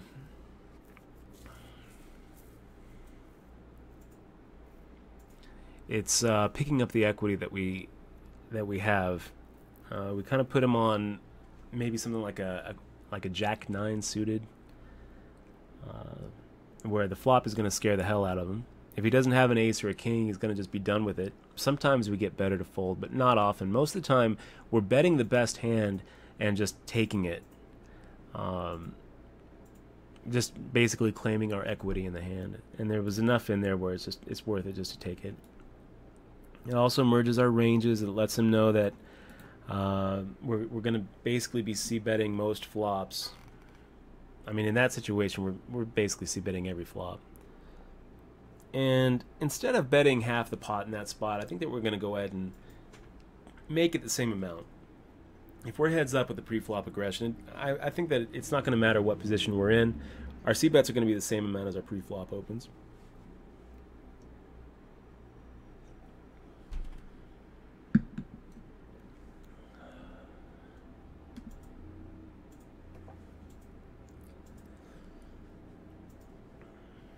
Rostamon looking at his stack, trying to figure out what to do here. He did get three bet. And Dos Ex Machina is the kind of person who, if he had ace-king suited, we've already seen how he plays it. He ships it. He ships it. So making a normal 3-bet, what could it mean? It could mean ace-queen. It could mean, like, pocket tens. Is he really 3-betting with absolute air? I mean, we haven't really seen that from Dos Ex Machina. I think that a few players here we can say are looking at their cards and just like any two cards, looking at the spot. Beijing House is definitely one of these guys who I don't really give credit for anything when he 3-bets. Dos Ex Machina, we just haven't seen a lot of 3-bets. Now the king comes out and he slows down. I'm going to go ahead and put Dos Ex Machina on pocket 8s. Maybe pocket 10s. I don't really think that Dos Ex Machina loves the flop at all. Maybe queens. He goes ahead and decides to just try to take it right here. And I don't really feel like we're looking at... I don't think that we're looking at ace-king. I think that's the one hand that we can really remove from Dos Ex Machina's range. So he checked behind on the flop. And I think that... I don't know. Kings or jacks or nines, I think that he goes ahead and fires out a bet because I think that a lot of players, especially the kind of player who's willing to just shove 21 bigs under the gun with ace-king suited, is also the kind of player who, when they see a draw-heavy board like that and they have a set, they're going to want to just go ahead and claim their equity, even though they're likely a huge, huge favorite. So we'll make the fold here. We don't... You know, again, we're going to stick with that concept that we drilled in our last poker clinic. Be the bully, but don't seem like the bully. We've really been doing a lot of pre-flop raising. Johnny Karma's had hardly any spots to open himself. And you really need to share those spots with the other players at your table.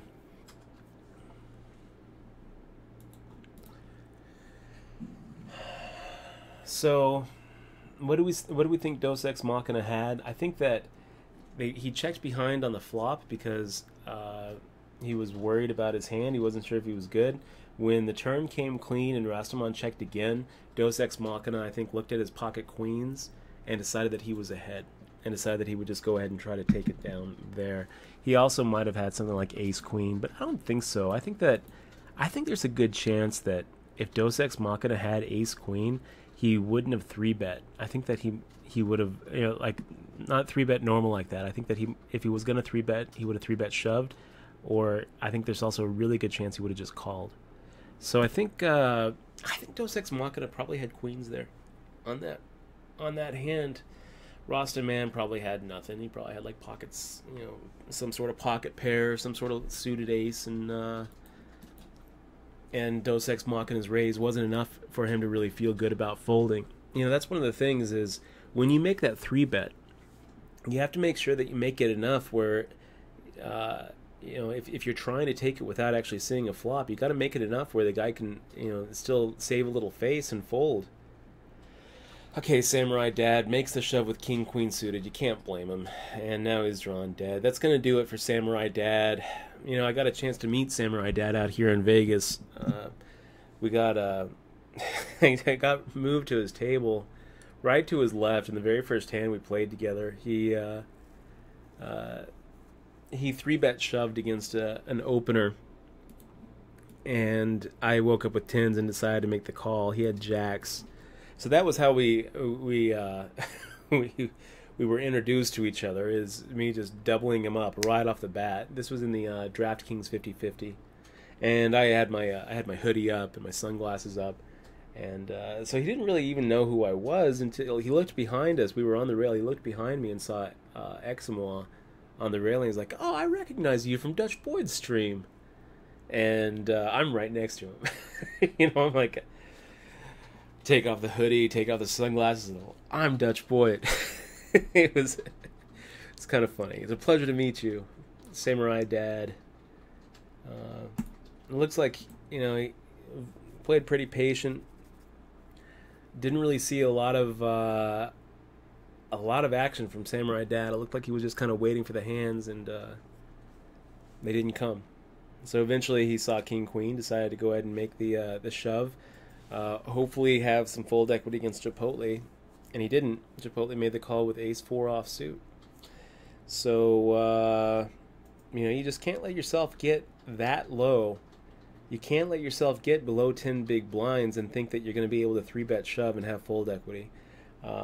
Even 11, 12 big blinds probably isn't going to get through with a 3-bet shove. You really need to have about 15 bigs. I think that we've talked about the zones before, and usually I like to look at about 11 to 15. That's that tween stack we talk about, where it's just really an awkward stack, and I think that the best way to play it is look for those spots where you can 3-bet shove with a hand that figures to be the best.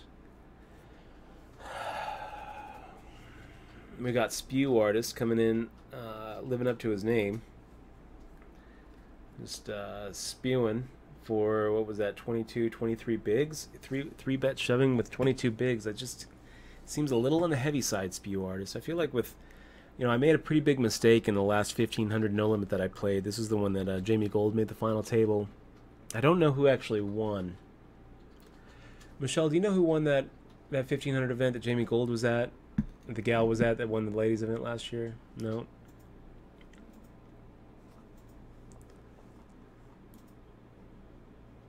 Real tempted to make a 3-bet there. But 5-2 is just never ahead of anything. Let's see who won that event. Johnny Karma puts him to the test, and Value Bet's probably going to make the fold here. No kidding, still going. I think Alex Lynn Lob is going to win, like I said yesterday. The Chickie got third. The Chickie got third. But that, Wow, look at that. Beijing house sitting there. There's no payouts yet, right? We will fire out 1100. Right, payouts don't start right now. Right? No payouts yet.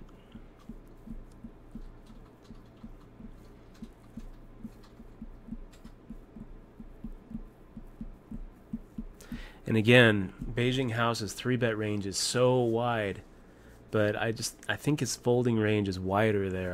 I just think, even the most reckless of us isn't going to look down at 8-3 offsuit after 3-bet shoving as much as he has, and say this is, I'm just going to do it every single time. Even the most reckless of us wait for those situations where we've got some resemblance of a hand. So, Jack-10 suited.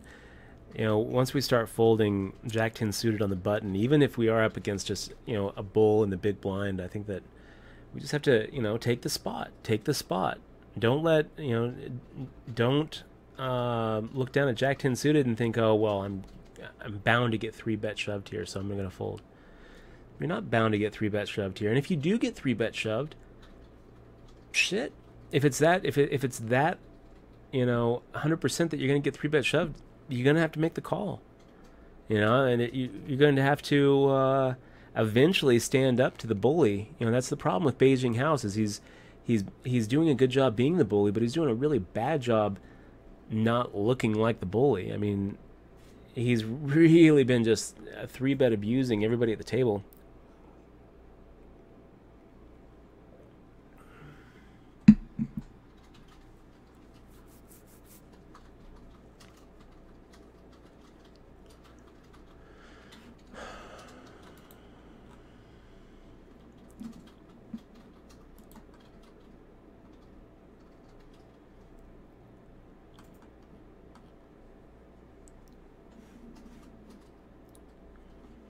We got another subscriber too. Evil Penguin. Big fist bump to you, man. Thank you so much for the sub. Like Queen Jack off. Yeah, I think that we're going to go ahead and make it a 1100 here. See if we can just get through.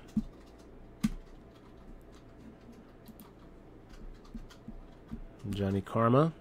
Remember, in the 5-2 off. Decides to 3-bet. And this is kind of what we're talking about. It's not really enough for us to fold. So we're going to play a flop out of position with him and hope for something decent. When it comes 3-5-6 rainbow, that's not really the flop we're looking for, so it's just probably going to be a check fold from us. Part of me wants to check raise. Johnny Karma making it more than half pot. I don't think that we're going to just check fold right away. Let's just think about it here for a second. If we were going to raise, make it about 9,000, 5,300 more, 9,000 to win 10,000. Does it get through? I mean, a good chunk of the time it does. A good chunk of the time he's going to look down at his ace jack, his king queen, and it's going to shrink up pretty good.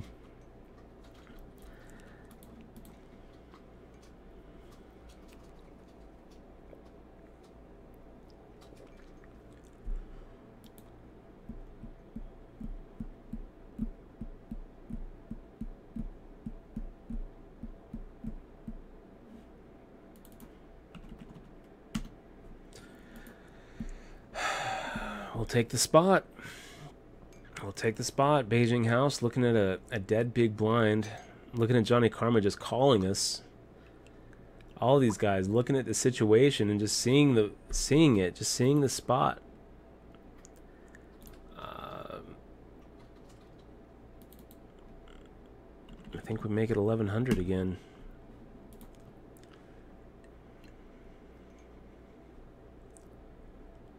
Johnny Karma giving us a call. Maybe we just check. I don't know. No idea. 8, 9, 10 with a 7. I think he calls us with ace high. Well, he's definitely calling with an 8. So we got 2 free shots at a queen there, which is nice. Thank you for the free cards, Johnny. Thank you for the free equity.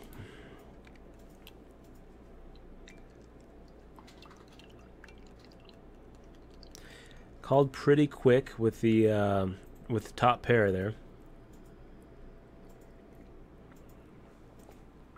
He must have put us on. Must have put us on a 3-outer. Decided that he was going to go ahead and give us some opportunities to make the bluff. I think on that that river card, probably not a bad spot to go ahead and take a shot at getting a little more value if you're in Johnny Karma's situation. I just don't. You can't really put me on a 10 or a 9 there, because if I did have a 10 or a 9, I think that I go for value on the end. So I think that once I check the river, I think he probably should have fired out a little value bet and try to take us to value town. Drinking too loud? Okay. Told I need to drink softer. Okay, I will. I will drink softer for you guys. Sorry, guys. Okay, so we're 19th out of 461 here. Late reg is still open for another 32 minutes, yeah. Does Beijing House get it? He doesn't. He made the 3-bet, right? Isn't that how that just went down? Let's watch the replay in the hand history here. Made the 3-bet against, or no, he opened for 1,000 and then decided to call the 3-bet. I think that's how it went, right? He raises, Rostamon shoves with 6s, and he just snap calls with Queen Jack suited like it's nothing. Just snap calls with Queen Jack suited like it's the nut hand. Wow. Such aggression. Here we got Chipotle making the shove for 10 big blinds.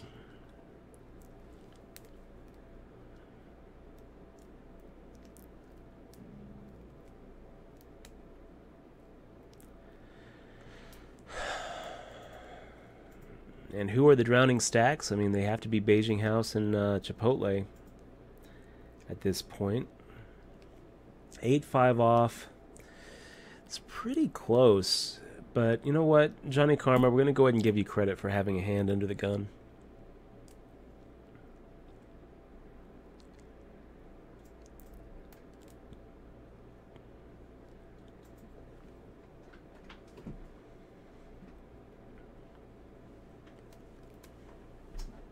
Now we got Chipotle firing out another all-in shove with 12 bigs.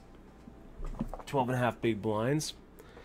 And I think that's probably right. I mean, I don't think that 12 big blinds is enough to make a normal. I don't think it's enough to make a normal open. I think that if you're going to play the hand, you do need to go ahead and just make the shove. And here, I mean, we say it all the time: don't attack a drowning stack. Beijing House is the drowning stack at this point. I kind of felt like we were going to get the chips. I kind of felt like he was going to 3-bet us light, and we were going to be able to make the call with some sort of hand that figured to be ahead. It doesn't look like that's how it's going to play out. It looks like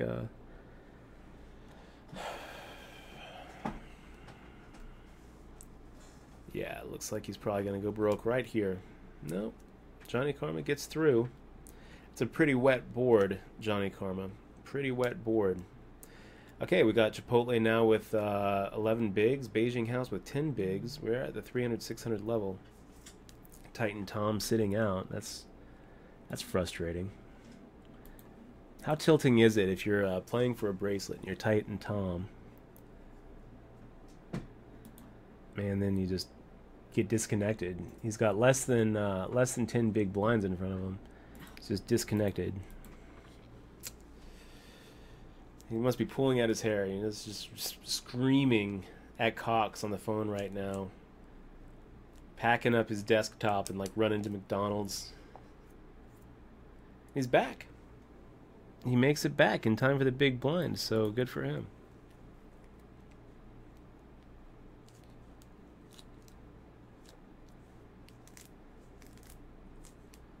Make the shove, Chipotle.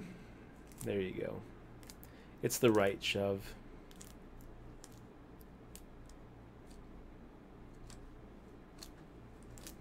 Ace 7 off. I'll make the fold. too many drowning stacks behind us to really want to open light here. I just feel like we're going to get 3-bet shoved so often in this situation where we really want to start coming to the table with some hands. We can really kind of tighten up the way that these two stacks look behind us. Even Spew Artist and Titan Tom, I mean, all 4 of these guys are looking for situations to just 3-bet shove. And really, I mean, Titan Tom isn't even looking for a 3-bet shove. He's just looking for an open ship spot. Beijing House is kind of in that range too, where an open ship is probably preferable to a 3-bet shove, but I don't think that he's going to be shying away from any ace, any 2 court cards. I think he's just 3-bet shoving. And probably the same with Chipotle. Spew Artist is probably looking pretty desperate right now too, really.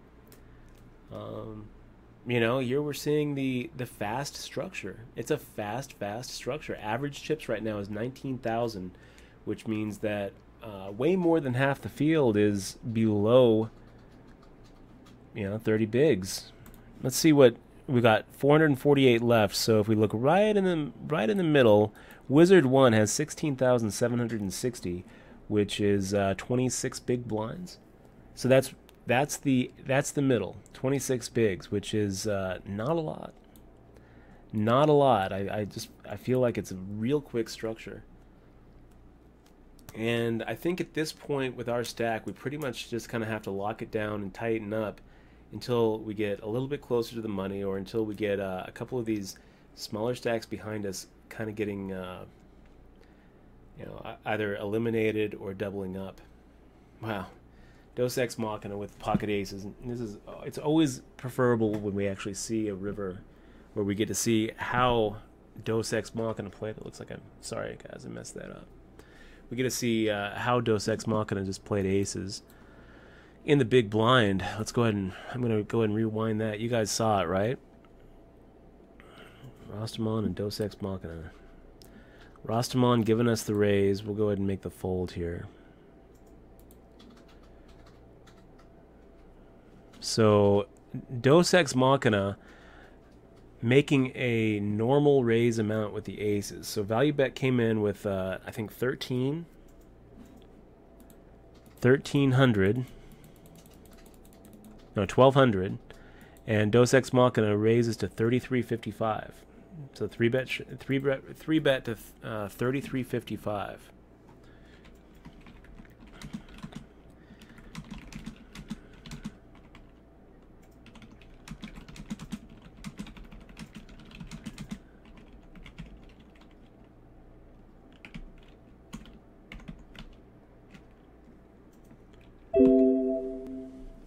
And it's a fold. Don't attack a drowning stack, guys. Beijing House is just, he's like that viper that, with his head cut off. He's like a viper with his head cut off, and he will strike back at you. I like Johnny Karma's just shove there, because raising just opens him up to an awkward situation where he's just like kind of looking at it being like, what do I do now? And we're just going to go ahead and make the fold here too, guys. It's just not worth it. We're going to get 3-bet. We'll go ahead and let Beijing House shove against Chipotle rather than 3-bet shove against us. Ace 5 offsuit, that would be a really awkward call. And one that would probably make too, and we just hate it. So locking down the chips until we get a little bit until we get a little bit better of a spot, or until we actually get a decent hand. That there's no law against giving us aces and kings 2 hands in a row. So we got Chipotle, drowning stack, shoving with the 6s, and it's holding. So that's going to do it for Titan Tom. Hats off to you, bro. Hats off to you. That's going to make it a little bit easier for us to open against this corner right here. Value bets drowning here with 9 bigs. Even less than that. 7 big blinds. Yeah.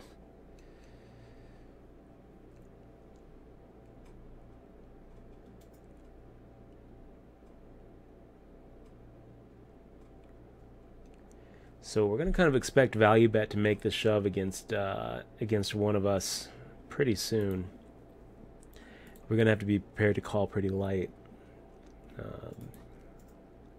Because there's just, I mean, if we're the big blind, 1380, and value bet shoves for 4,000, I mean, by that time he'll have like 3,900. If he shoves for 6 big blinds against us, right? 1380 in the pot plus his 600. We're really looking at a spot where we're going to have to make the call. So this is a good spot for us if Beijing decides to go ahead and 3-bet. Pretty good spot if any of these guys decide to go ahead and 3-bet shove. If Dos Ex Machina 3-bet shoves, it's a little bit awkward because we probably have the same hand. Yeah, so if value bet shoves here, which I think he's kind of likely to do, it's a call. We have to call 3,200 more to win the 1,900 plus the 3,200. So there's enough in the pot dead money that making the fold is wrong. And it's gonna be awkward. It's much nicer when that happens, when Chipotle raises, because now we can fold. And Chipotle just never, yeah, look. Wow, look at Chipotle sitting there with the 8-5. That's what we call exposed, Chipotle. That's what we call exposed. I don't know exactly why you're going after my big blind with 8-5 suited. I don't know why you're looking at this situation and saying this is the spot to take, with value bet right there dying, with take chip dying behind you, with spew artist dying behind you, and you're sitting here with, you know, like 16, 17 bigs, and you decide to just you decide to make a normal raise instead of a shove. Can't say I really like it. Let's see how much you made it here. So at the 300, 600, you go ahead and raise to 1350, right? Yeah, 1350. See what happened? Rostamon looks like a double bust out, yeah, with the pocket nines. Nice hand there, Rostamon. Pretty tough call, really. I don't know that I make that call.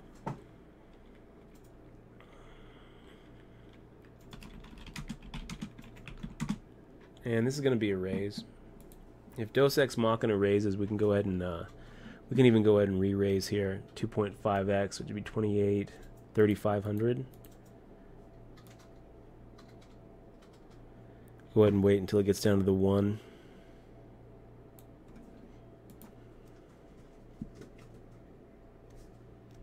And we'll see what Dos Ex Machina does with the Jack 10 suited against a really big stack.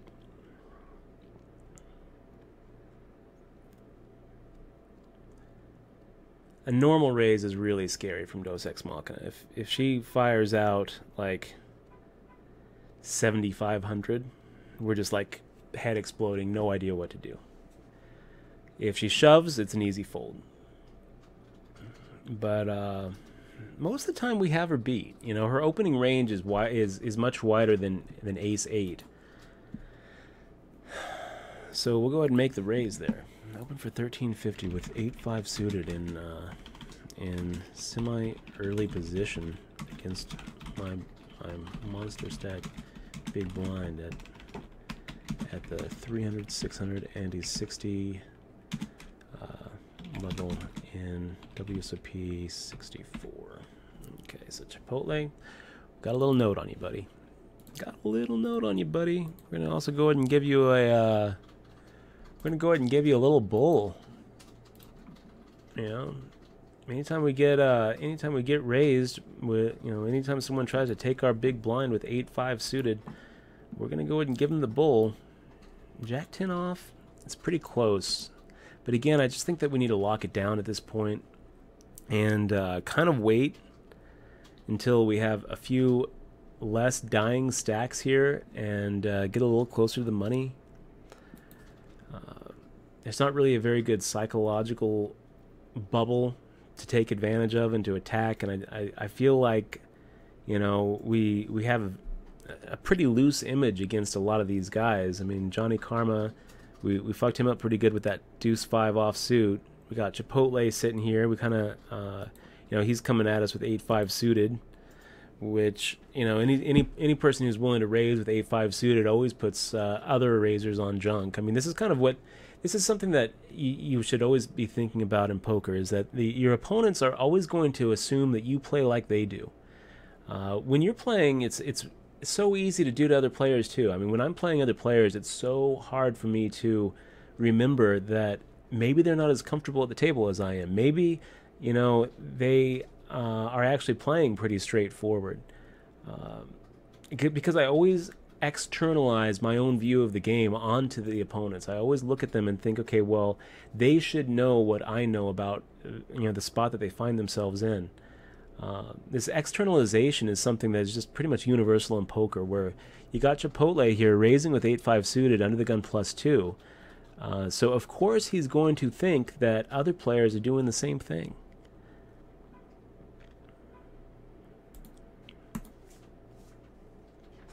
And we are. We are. I think a couple of the players at our table are playing it a little bit closer to the chest.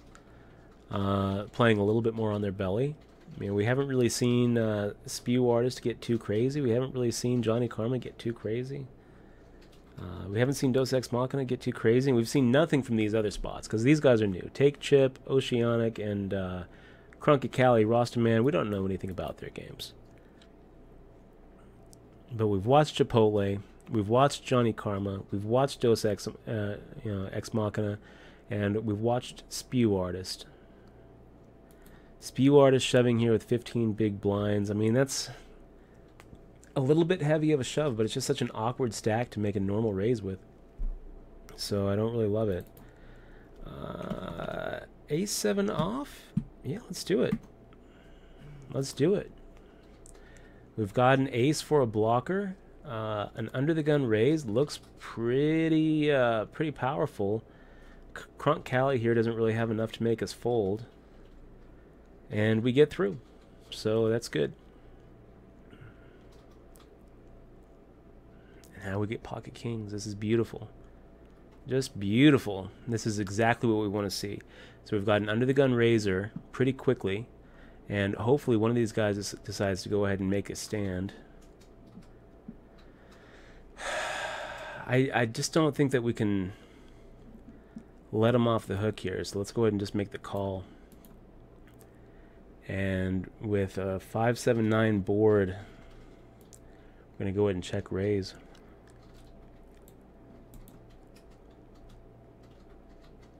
Wow. He decides to just check behind.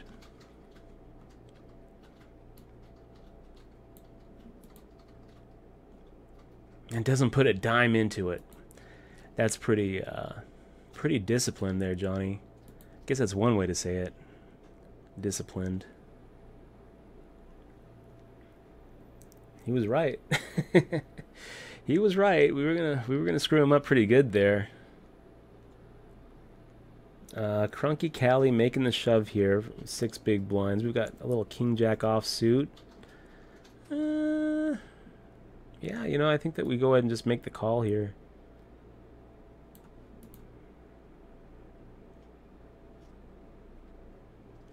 That's pretty good. Yeah. King or 10? Not going to happen. So, yeah, I mean, we were getting pretty close to 2-1. Even if we know that that's what he has, we're probably supposed to make the call. Best hand holds up, so good for him. Good for him.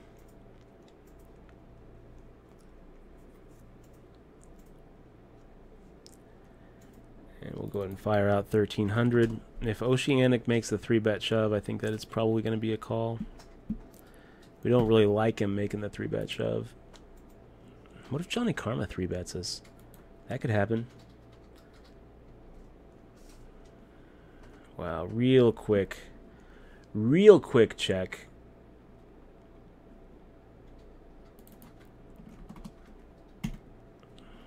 Fire out 1300.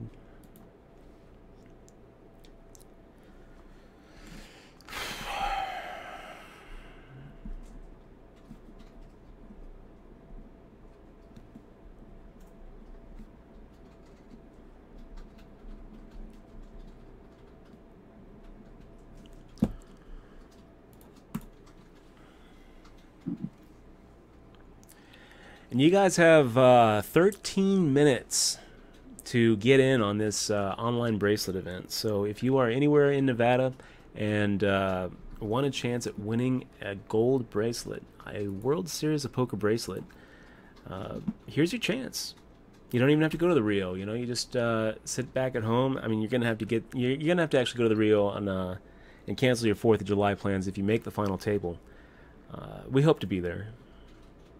We've got a chance here, you guys. I mean, there's 381 players left. We've got a top 10% stack. It's feeling pretty good. Chipotle making that light 3-bet shove. Ace Jack offsuit. Johnny Karma deciding to make the call. That's not really that great of a turn for Chipotle. You know, when you're looking at it, the Jack of Spades comes out. And now, rather than 3 outs, Johnny Karma has 4 outs. You know, certainly not as bad as a 10. But Chipotle shouldn't really be cheering when he pairs his Jack there. And now we got Johnny Karma as kind of a drowning stack. I mean, Johnny Karma just, you know, had 33,000 about 2 orbits ago. Now he's sitting there with, you know, 15,000, and he must be feeling very, very short. He's looking at 25 big blinds, but you know, if you're Johnny Karma, you're kind of looking at it as like 3. So, Spew Artist, if you're making a move, I'm not really sure if this is the right person to make a move against. It gets through, though. It kind of surprises me. I guess we shouldn't use those pre-flop action buttons. Rostamon firing out the 2x. We'll go ahead and make the fold here.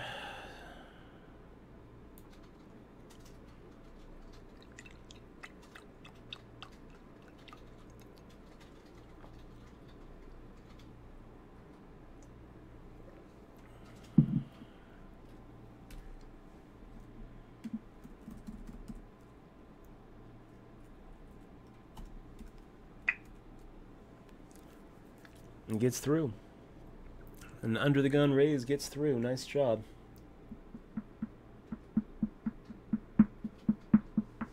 King 9 off. Are we going to try to? No. We're just going to make the fold. We're going to wait. We're going to put these chips on lockdown for just a little bit longer. We've got too many dying stacks on our left. Too many drowning stacks that are going to just want to pull us down with them. Like Oceanic 815. Like Crunky Cali. Like Spew Artist. Like Johnny Karma. Crunky Cali deciding is Ace-9 offsuit good enough? Probably is, Crunky Cali. This is probably your spot. You might not get a better spot than that. You might not get a better spot. Got 5-9 off. We'll make the fold.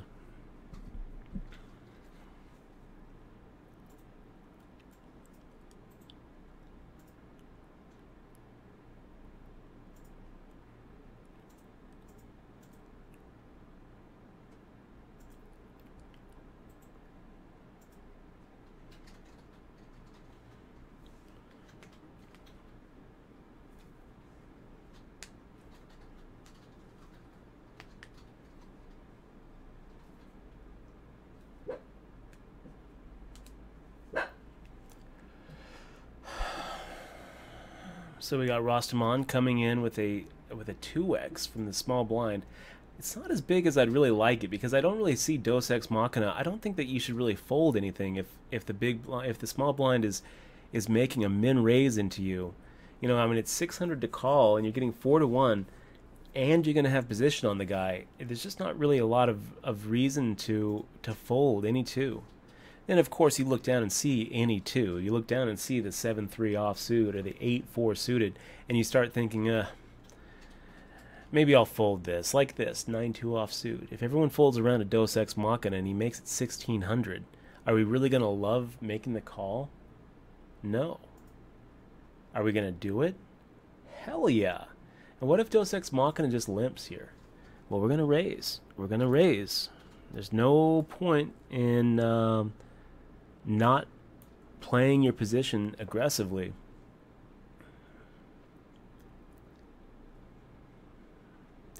Was it a trap, Dos Ex Machina? It was a trap. Look at that. It was a trap. He's like, we'll trap him. We'll just trap him.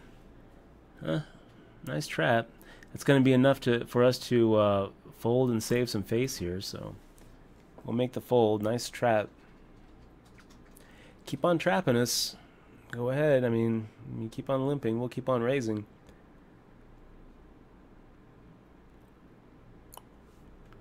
So I don't really have anything to think about here. We'll just make the fold.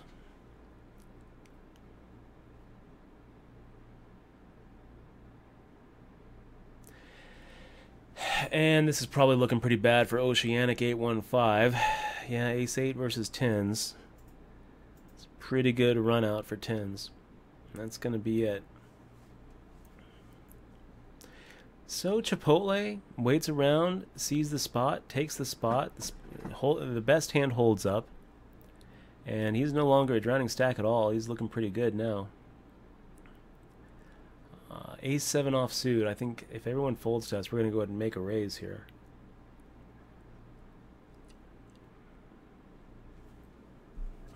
And we'll fold against Cronky Cali. Making the shove with 9 big blinds. We can make that fold. Chipotle, you must be doing a little calculating of your own here, seeing that you only have to call 6,600 to win 9,200. Suddenly it almost feels like any two will do. But Cronky Cali, you had enough to go ahead and have some fold equity. I don't really know that you can let yourself get that much lower and still expect that the big blind's going to fold his trash hand. Wow. Chipotle just putting him to the test. He's looking at it. He's saying, okay, 12 bigs, 13 big blinds. Yeah, we'll go ahead, and if he wants to put the rest of his tournament, his tournament life in the middle, with what probably is going to be the best hand, we'll put him to the decision. Spew Artist says no, thank you. His random hand is not better than his calling range. Who knows what that calling range would be? I have a feeling that it's wider than Chipotle would think. This is a $1,000 World Series of Poker bracelet event. These aren't, just a bunch of nobodies that we're playing against. These are the world's best poker players right here playing online. So, I kind of think that Chipotle is probably putting Spew Artist on a tighter range than he actually has.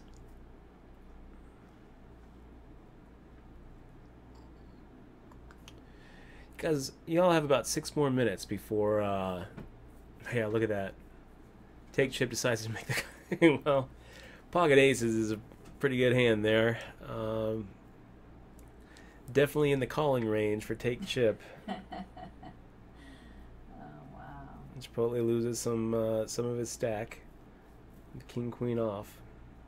We're on break, and when we get back, we're going to find out what the first online World Series of Poker bracelet event is going to pay. Because when we get back, late registration is going to officially be over, and we're going to be able to see what the money payouts are, when the money starts, and we're looking okay. 56 out of 346. Average is 25,000. We've got 42,000. So average when we come back is going to be a little over 25 bigs. Yeah, 30 big blinds. We've got.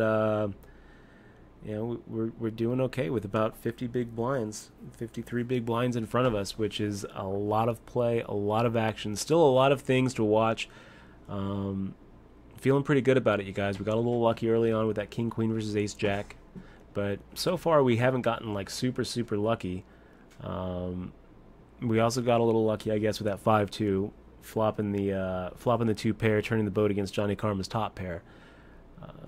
But again, that's not like super lucky. 5-2 versus 10-9 is pretty even. King Queen versus Ace Jack is pretty even.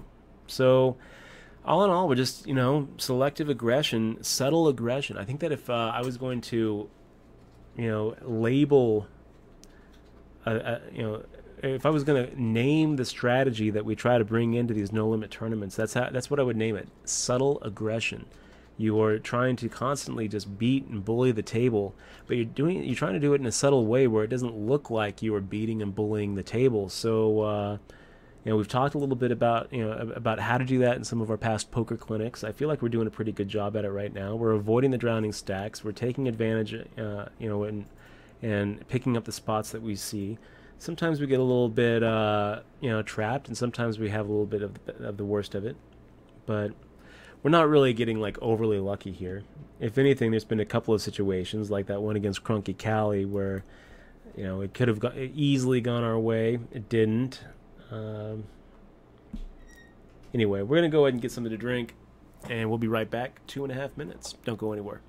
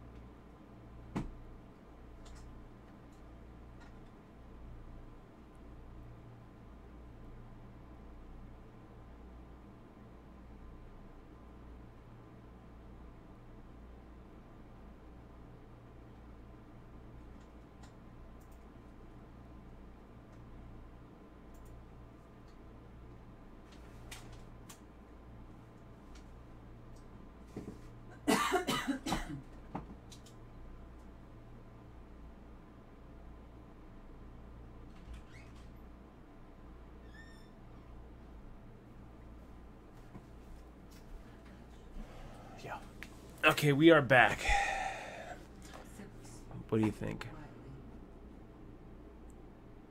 What's that? Okay. Wow. Deus Ex Machina coming in with $19.99 under the gun. Yeah, we're gonna go ahead and fold for you, Deus Ex Machina. But really curious to see what you have. You started with about 30, what was it, 32 big blinds in front of you. We've seen you make shoves with Ace King suited, so making a normal raise under the gun. And we've seen you make those big overships.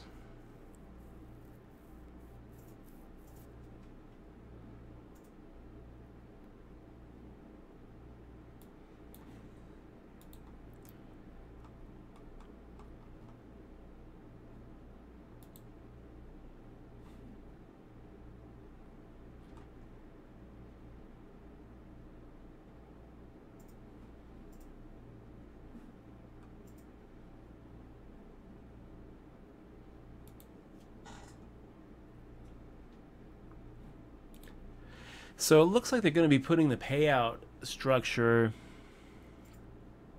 on the WSOP.com website. Really? Yeah. Oh, okay, I'll go to it. It's kind of a weird way of doing it.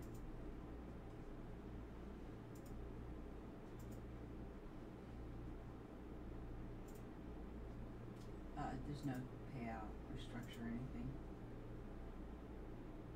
They just have an offline Twitch stream.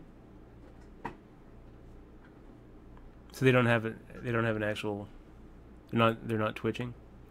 WSOP.com. No. Okay, so put you to the test, take chip, and then we've got Queen Jack offsuit. He makes it 3x. I think that we're going to go ahead and take a flop here and just see what happens. Jack high flop, not so shabby. Not so shabby. Oh, there we go. Oh, no, that's not it. Never mind. Sorry. That was huge. Nothing there. It's going to be kind of an interesting...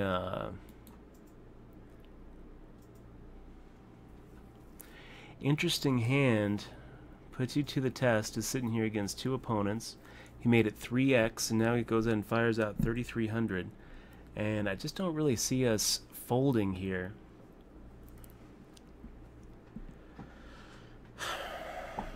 Wow. Take chip decides to go ahead and raise.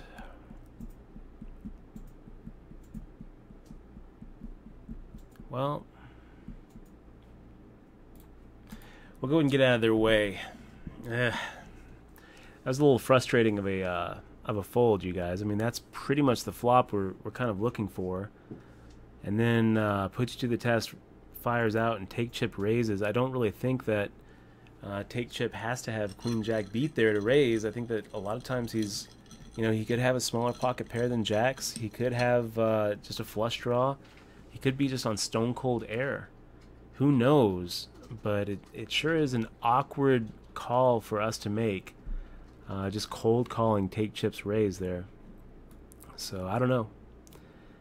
Might have just knitted that away a little bit, but you know we've got two big blinds invested in that pot that you know we voluntarily put in. And I just don't really think that we need to be getting too crazy with top pair third kicker. It could be that we just knitted away a pretty big pot though, and we're not going to want to get into the habit of doing that.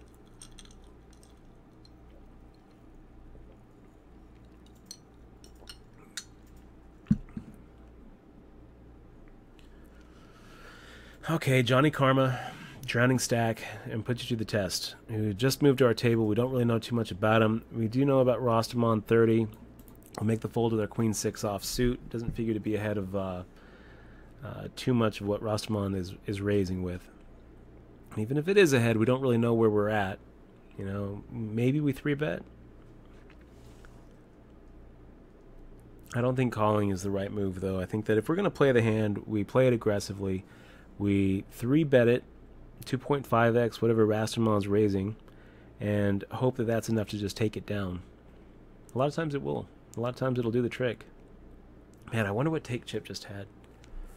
This is when, you know, poker's so hard. Poker's, you know, not knowing is the hardest part. We just folded top pair on a pretty dry board with Jack 5-2. We had Queen Jack. You know, take chip could easily have had like Jack 10 or Jack 9. He easily could have had that. We would have felt a lot more comfortable if take chip just made the call. You know, this is poker. Not knowing is poker. Yeah, we're making sure that we have another hand to play. And this is, you know, the power of aggression. Take chip raising. We'll go ahead and make the fold now with Queen Jack offsuit. We're gonna have to really pay attention to put you to the test and take chip. I mean, those are the those seem to be the active stacks at the table. Let's go and see if we can get the prize pool up. I didn't see it. I just looked. Still not up. Still not up.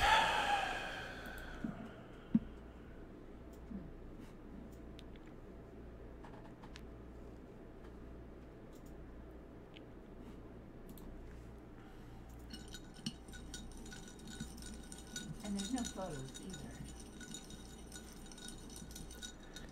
Okay, so take chip has ace jack, plays it about as timid as you can. Post flop when he completely whiffs it. I think that what we just saw was a raise to 1850, right? And now he's making it 1875, which is kind of suspect. Yeah, we're going to go ahead and make the call here, you guys. And we're going to go ahead and see a flop and see how he plays this.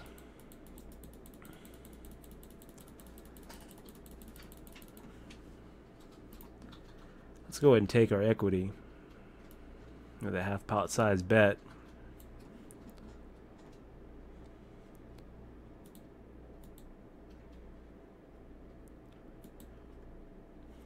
Well, the ace could easily have hit him. If we check, we're going to have to call on pretty much any river. So we pretty much hope that the any river is a diamond.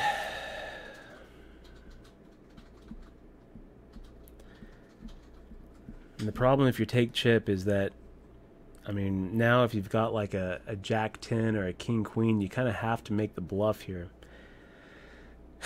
So we're going to call. This isn't really the run out we wanted to see. But we're not going to just auto give him credit for an ace.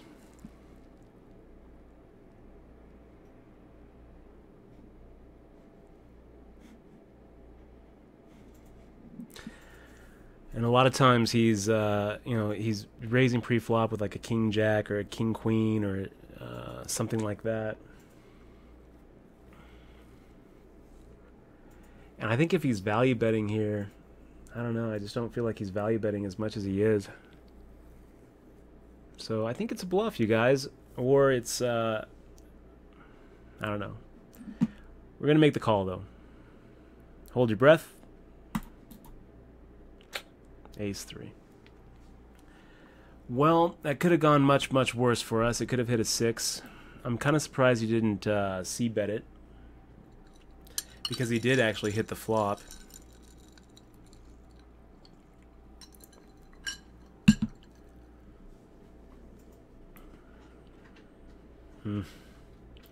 It's rough, pretty brutal. Got 5 outed there for a pretty nice pot. And that puts us back down to about an average stack. It's okay. I'm doing okay. Ace 5 suited against Crunky Cali. We've got Spew Artist and Crunky Cali both as like drowning stacks that we'll probably have to call if they come over the top of us. We won't like it. What does Take Chip do? Take Chip just decides to call. Wow. And Crunky Cali, looking at this situation, what do you do now, Crunky Cali? He calls too. Wow. Take Chip checks pretty quick. Crunky Cali makes the check. I think we go ahead and fire out a half pot size bet and hope to just get through.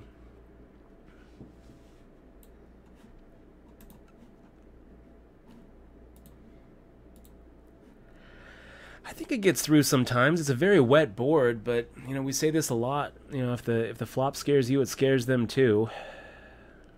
Well, it doesn't scare Take Chip, who's probably sitting here with like a jack 10 or some sort of like diamond draw. And we slide a little bit more. Frustrating. Quite frustrating.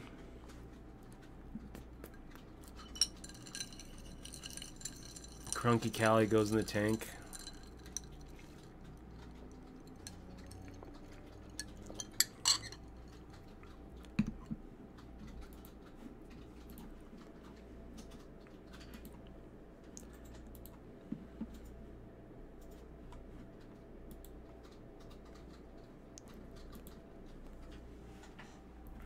And WSOP Calm kind of dropping the ball with his this payout structure. Let me go ahead and get to the Twitter here.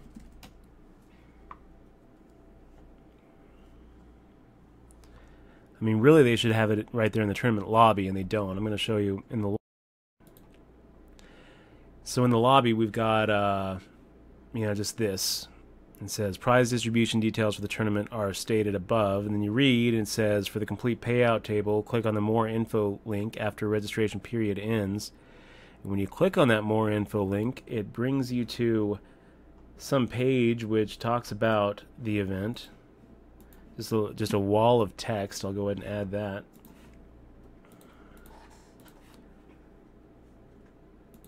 So just this wall of text. And then it says late registration for today's event is open until 3 p.m. View online bracelet payout structure here. And then you click on that. It brings you to this. The payout structure of this tournament is not currently available. And you got updates. Our Twitch stream. Watch our Twitch stream of the first online bracelet event. And at least it's live. It looks like you got a couple of people looking at and who are they looking at here? Best hand one. Who knows? Looks like they got Johnny Bax's table up. So I don't quite know who they're even looking at, but they're looking at somebody.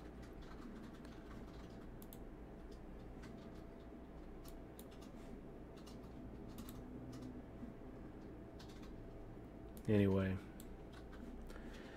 Let's get back to our tourney grind. We've got King Jack offsuit, and it's going to be a fold with our stack. We're looking at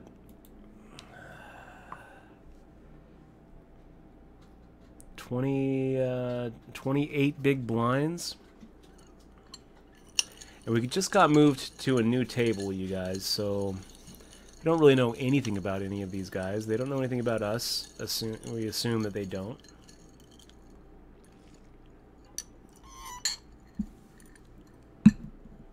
Sliding back a little. Yeah, that 8-6 hand, that really kind of hurt, you guys. It really did.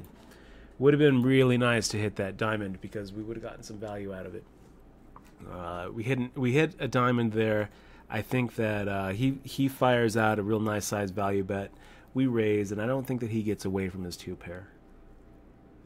I think that he fires out, we raise, and he decides that we're bluffing and makes a 15K call.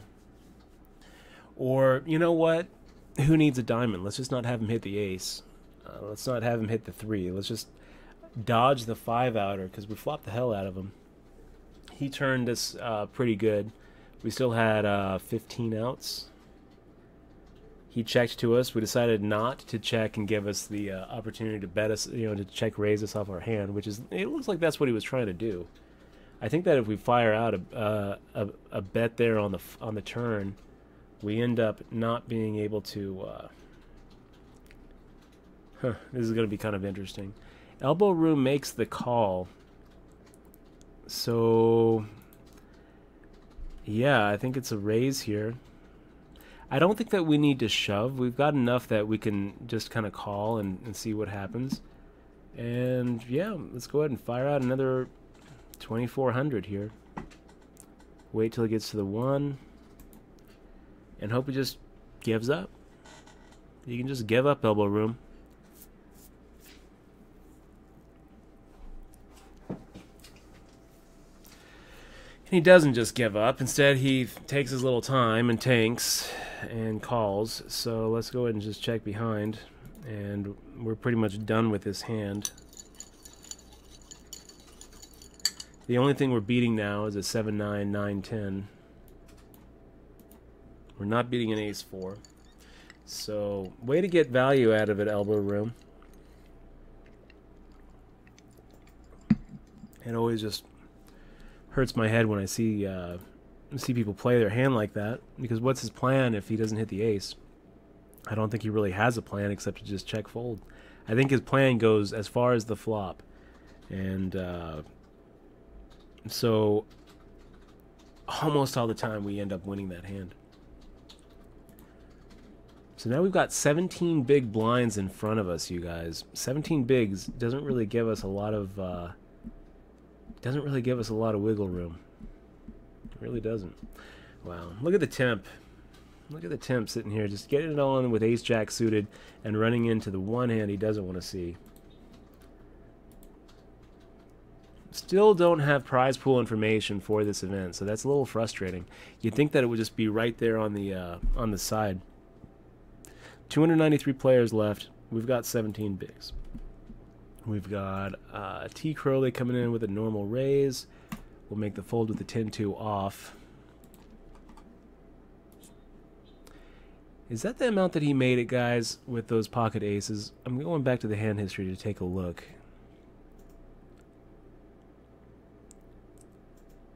Slipping down a little bit, but let's remember we'll remember Merson.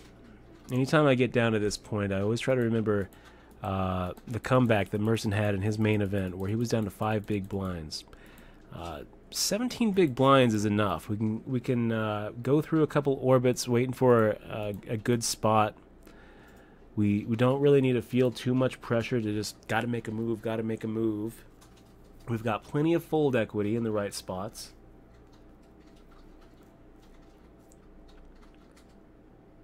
So we're just gonna pay attention and, you know, take our shot.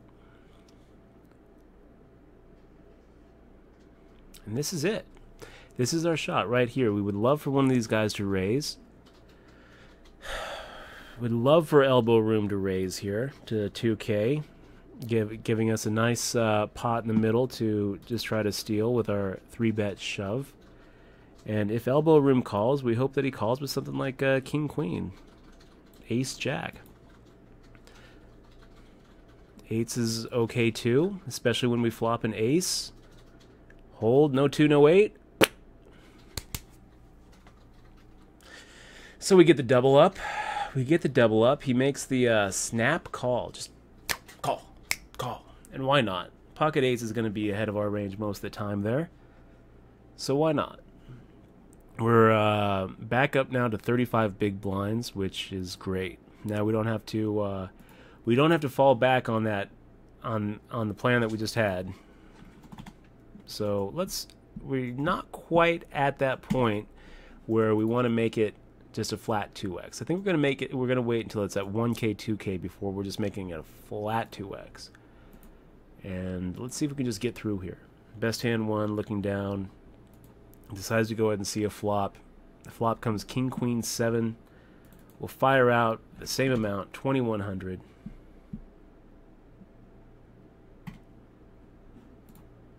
And it gets through.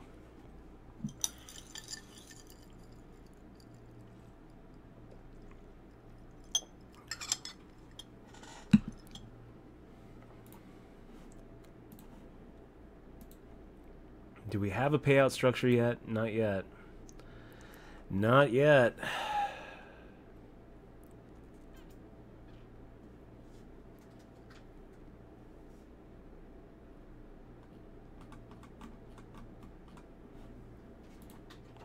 I'm going to go to the Twitterverse.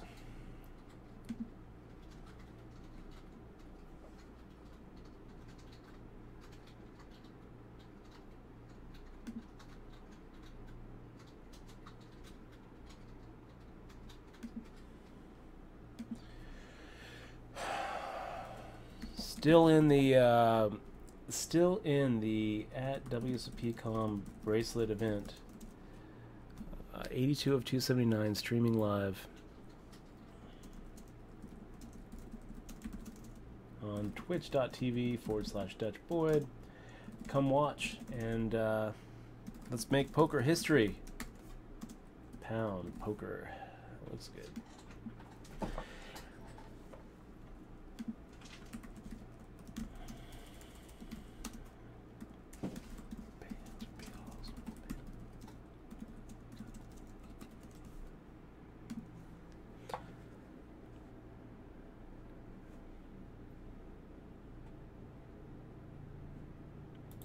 So we really need to know what the prize pool is here. We need to know. There's 345 remaining according to the update, but we know there's 273. We need to know how many people pay because we need to know when that psychological inflection point hits where we can start abusing the bubble. You know what? We're going to go ahead and actually just click the More Info tab and figure it out on our own.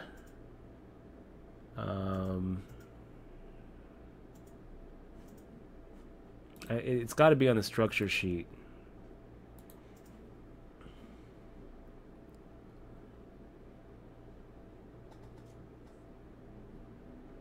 and it's just not. No idea, like the percentage of players it's gonna pay. I mean, hell, for all we know, we already could be in the money. We don't know.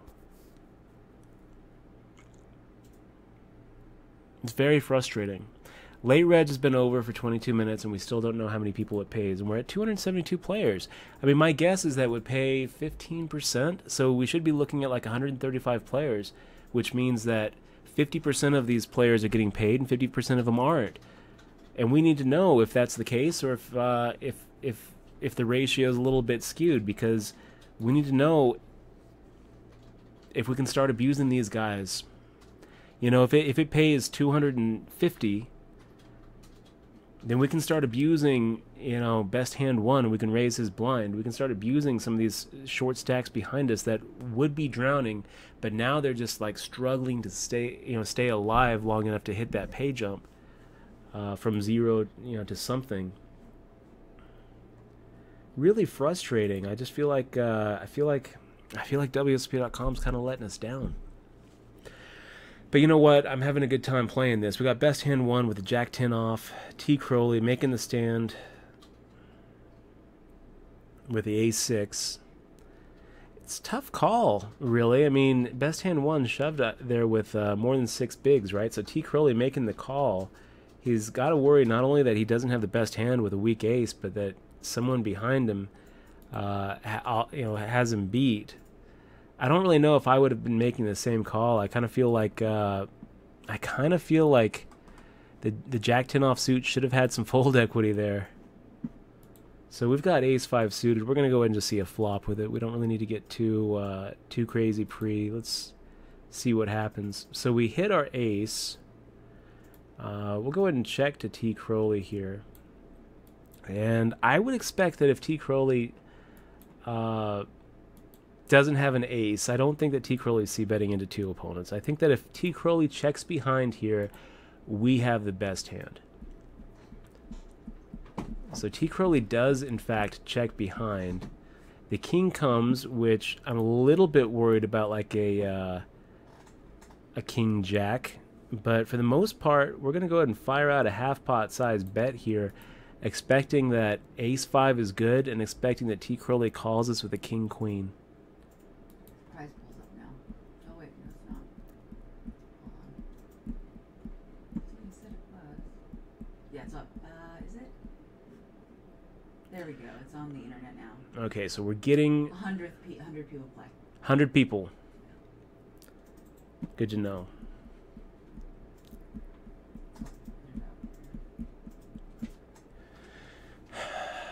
That is the worst card for us to see.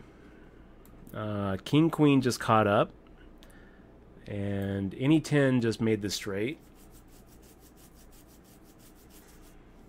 Somehow Elbow Room decides to overcall with bottom 2 pair, and it holds.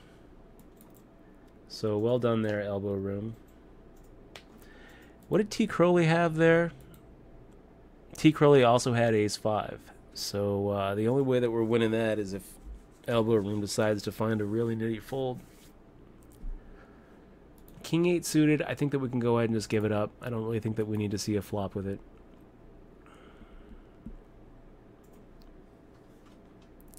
Okay, so the payout structure is up. Let's go ahead and try to load it up here.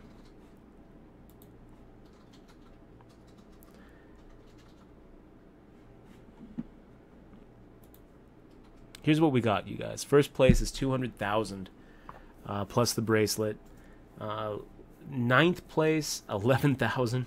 So pretty big difference. Pretty big difference between ninth and first. I mean, just like a world of difference. Sixth place is going to be the official final table, but you're really going to need to make the final table to really see a decent chunk of money, it looks like. Incredibly top heavy, which is okay. You know, that's kind of what we would expect. First being more than second and third combined is a little more top heavy than we like.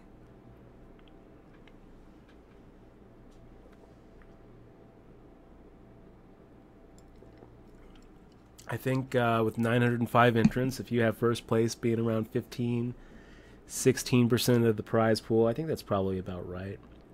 You can get ninth and eighth and seventh just a little bit more for their efforts. I think that getting ninth place in this kind of event is a pretty big accomplishment.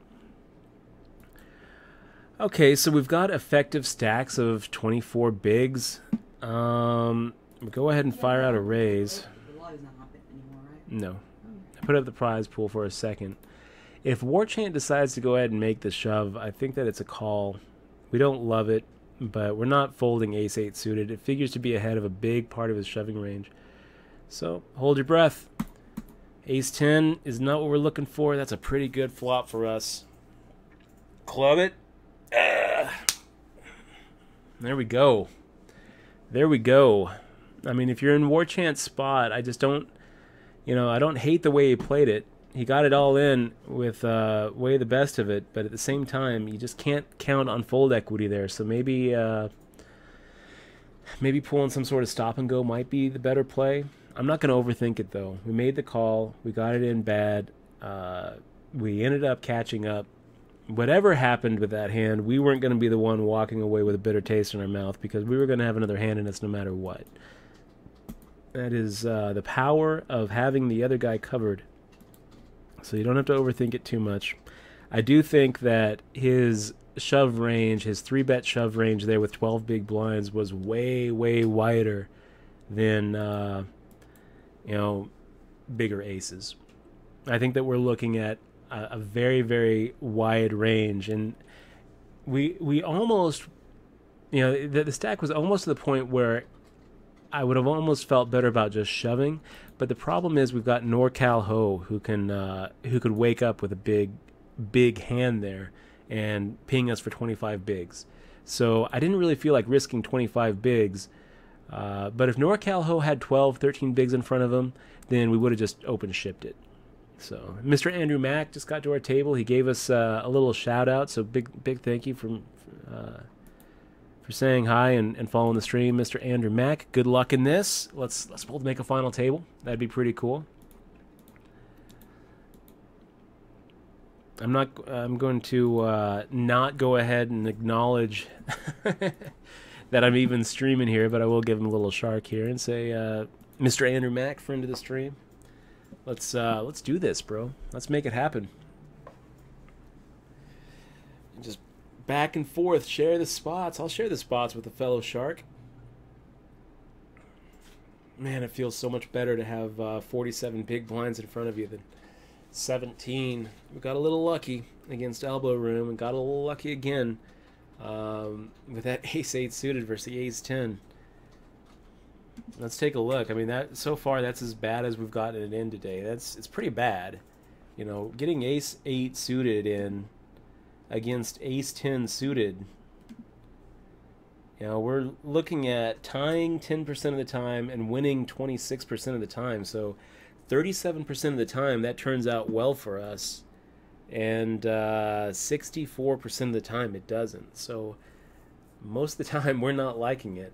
I will point out, though, that he just didn't have enough to get us to fold. He looked down, he shoved, and if we knew that he had a better ace, we can go ahead and get away from the hand. But if we can put weaker aces or smaller pocket pairs under an 8 in his range. I mean, even pocket 10s, we're not really that far behind. So I think, I don't know. I'm not going to overthink it. But I think that, was it a mistake? Probably. It sure feels weak, and it sure takes away credibility from our future pre-flop raises if we're going to, basically min raise a 12 big blind stack and then shove when they fold. So, there's some metagame considerations to take into account. There's always the chance that he's making a stand with a smaller ace, or like a king queen, or a king jack, or a smaller pocket pair, in which case it's kind of an equity disaster to make the fold.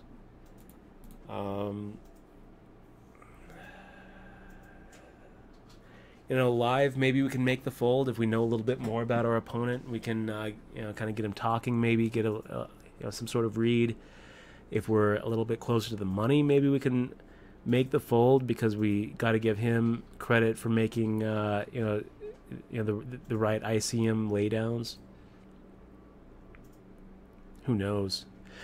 Who knows? But you know what? All's well that ends well. We are 67th out of 234. The payouts are up, 200,000 up top, and we are in the hunt.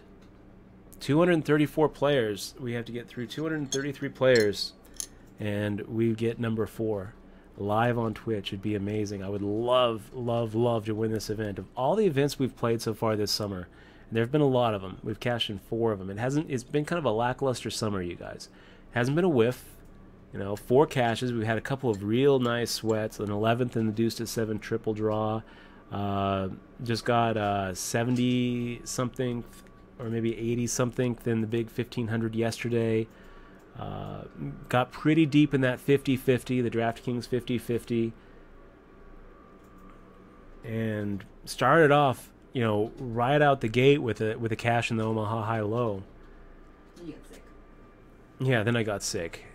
I talk all the time about how bad it is to play sick, but you got to do it. We wait for 6 weeks out of the year to play the World Series, so when the bracelet hunt comes, you got to suit up, whether you're feeling up to it or not. Such a big part of success is, as Woody Allen put it, just showing up. So, man, I'll tell you, I think I got sick also from Rob Mizrachi, who won the Omaha high-low bracelet that we moneyed in, and he was just coughing up a storm. He was sick as a dog. He ends up winning it, so...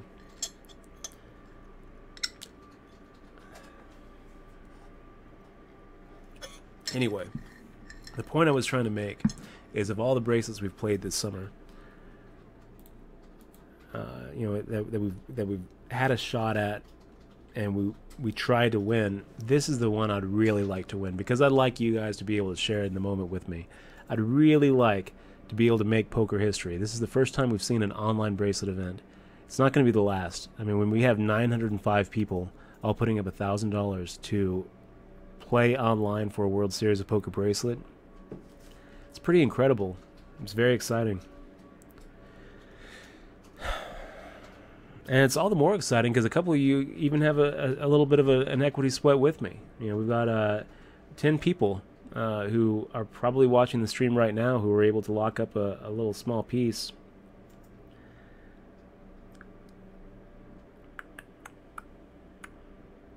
And then we got 9 people who couldn't get the Bitcoin in time and couldn't meet me at the Rio in time. So to those 9 people who got shut out because we couldn't get the payment in time, I apologize to you. There will be other shots. One of the problems of poker that I hope to solve between now and the next World Series is getting that money transfer problem solved, figuring that out. Wow, so we got elbow room, getting it in pretty bad there, and getting rewarded for it. He did have the flush draw with an overcard and a gut shot straight, but he was up against top pair with a king of diamonds blocker. So he had 8, what did he have? 8, 9, 10, 11, 12, 13, 14 outs. 14 outs one time. Yeah, let's go ahead and give it a raise here. We will raise our position and hopefully just flop it. Just flop the hell out of it. Hope that he has something here. And he does. This is beautiful, you guys.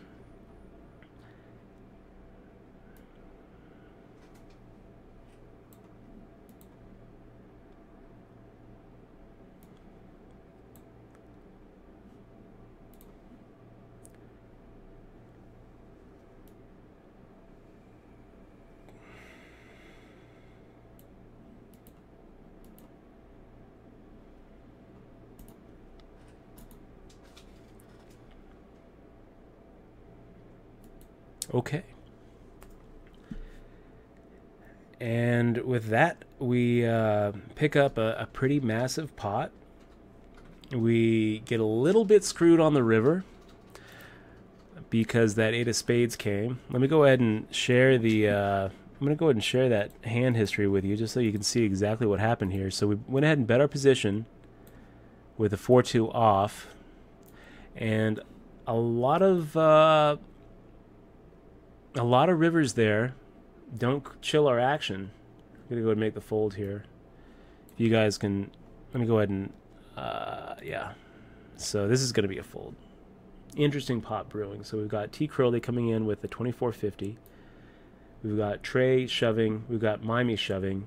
T. Crowley giving the fold. Mimey turning the ace, and Trey, I think, going home with a disgusted little taste in the mouth. That's pretty salty. That's pretty salty. You make the shove with tens, you get snap called with ace king, you dodge the flop, you're feeling great. The turn is the ace, and all of a sudden your world just starts feeling really, really sad. We're going to go make the fold. We don't really need to get too crazy against Mr. Andrew Mack, friend of the stream. Good luck in this, Mr. Andrew Mack. Let's take it down. Let's final table together. Okay, so let's get back to that 4-2 offsuit hand. We went ahead and raised our position.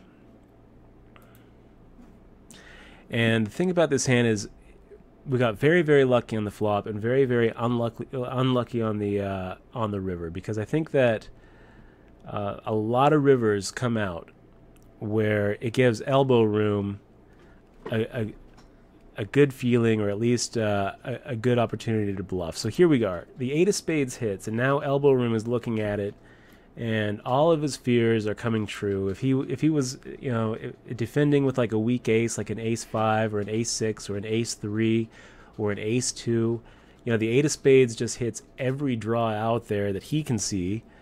And when we fire out a half pot size bet, it's going to be really, really hard for him to make the call with a single pair. If that 8 of spades was an ace, I think that we could possibly even just double through him. If he was like coming to battle with like an ace 5 or an ace 3, and he hits that ace on the end and fires out like he could go for like a check raise for value, or just fire out for value, we end up winning a real nice size pot there.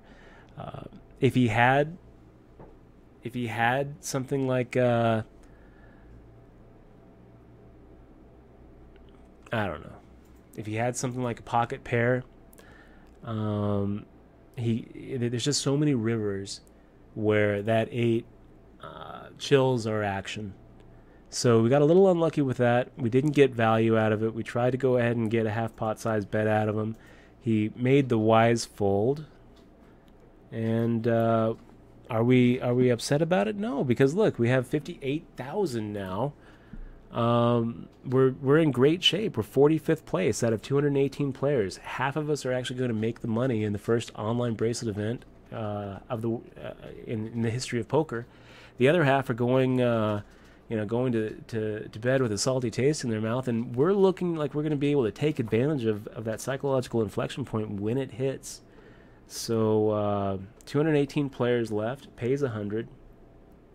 We're looking pretty good, guys, and wow, look at that huge jump. Huge jump from 600, 1200 to 800, 1600. Look at that. It's going to be a 33% jump. How sick is that? How sick are you, WSOP.com, for making a $1,000 bracelet event structure worse than the nightly $10 rebuy? How sick are you for making this structure as just quick as you're making it? 20-minute rounds with just... wow. Okay, so average stack right now is 41,000, but we've talked about this before, about how average isn't really average. If we look down at 217 runners, if we go down to the middle, which is 109, and he's got 35,000. So average is actually, the majority of people have less than 41,705, which is what they say the average is. 86th has 41,669. So the majority of people have less than average. We're going to go ahead and make the call here, hope for some sort of magic. A king on the flop is probably the kind of magical flop we're looking for. A little bit scared of king queen, a little bit scared of ace king, a little bit scared of aces, but we're not going to just auto give credit to NorCal Ho for better than top pair. And wow, look at Mr. Andrew Mack making the call. So we'll make the call too, and we'll see what happens here. I don't think that we're not gonna just fold top pair to these guys. Now, hopefully, Mr. Andrew Mack and NorCal Ho are a little bit afraid of a 5-6. We're going to go ahead and give NorCal Ho an opportunity to bluff off his stack with an ace-queen. And Mr. Andrew Mack sitting here with pocket tens. What did they have, guys? What did they have? Let's see. Ace-10 and ace-queen. So we were in pretty good shape here the whole way. If an ace hits, we're not really paying it off. And we gave them every opportunity to go ahead and fire out a bluff at us, which they didn't take. So now we've got ace jack off. We've got Lucky Lamp coming in here with a 26-62. Ace jack off figures to be ahead of his range. We're going to go ahead and... I think we're going to just... I'm just going to go ahead and make the call here, you guys. Let's go ahead and see a flop. Okay. 10-8-2 is not the kind of flop we're really looking for. I would expect that Lucky Lamp would fire out a c-bet here. A lot of times we're ahead. A lot of times ace-jack offsuit is still ahead of whatever he's c-betting. But you know what? It's not the flop we're looking for. We made the call figuring that a lot of times we're ahead of his range. We could have 3-bet if we wanted to. You know, ace-jack offsuit probably should be in the 3-bet range. Especially with the stacks and especially with the payouts as they are. Instead, we were a little bit nitty and just made the call. See if we could hit an ace, and if we do hit an ace, see if we can't just go ahead and stack them. We didn't hit the ace. We didn't hit the jack. We hit nothing. So we decided to just be done with the hand to check fold. And it's okay. It's okay. Played it a little bit weak. You don't have to 3-bet every time you get ace-jack. And let's go ahead and fire out a 2500 here. See if we can get Master Jizzard to fold. See if we can get Mr. Andrew Mack and NorCal Ho to fold. We've got 9-5 suited, which isn't horrible. Master Jizzard sitting there with 21 bigs, which is kind of an awkward stack to 3-bet shove. Feels like a little too much to 3-bet shove here, Master Jizzard. So I don't know what you do here. I think that just giving up is fine. 9-5 suited is going to just flop the hell out of you. And you're going to be really sad that you decided to defend with your 7-6 of spades when we both hit the flush. T. Crowley makes the raise. We'll go ahead and just get out of his way. 28 out of 212, you guys. This is looking pretty good for us. I want to say a huge thank you to all of you guys watching on the Twitch stream. This is really cool. It's really cool being a part of poker history with you guys, and hopefully we're going to just go the whole way. I think I've got some thoughts about how we're going to have to play the end game here that I'll talk about when they happen. I suspect that enough people still in the field are watching some of the other Twitch streams that I don't really want to lay out the game plan just yet. But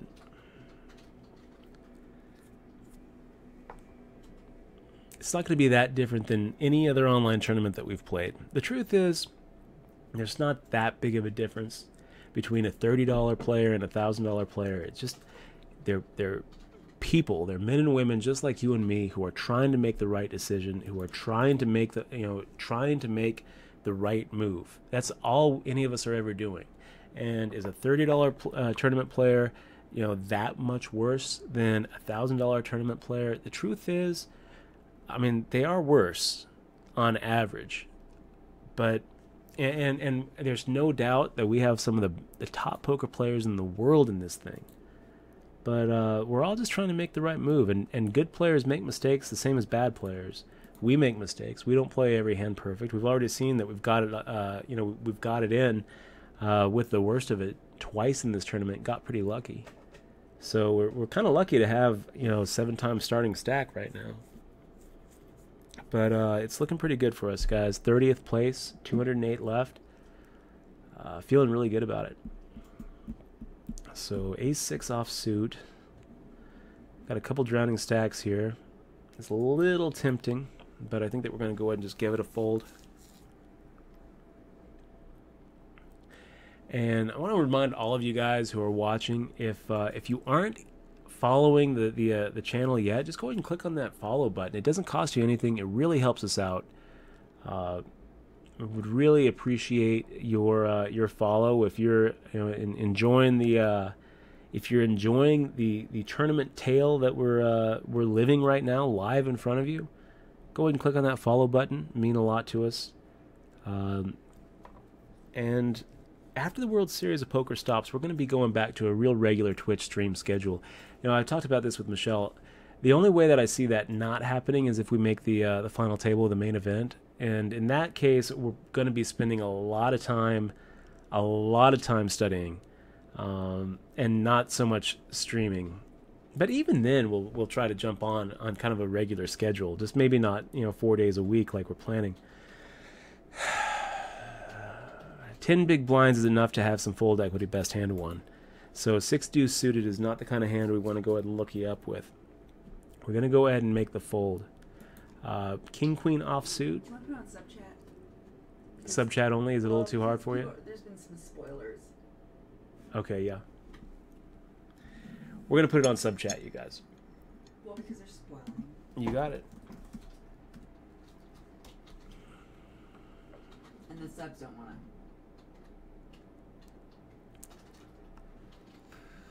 I'm going to make a nitty fold to you, Mr. Andrew Mack. We're making a nitty fold to you.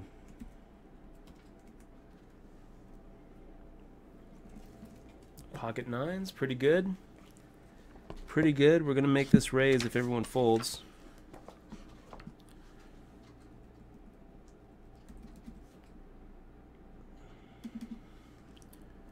And Lucky Lamp making the raise for us. I don't really think that we need a 3-bet here. Let's just go ahead and make the call.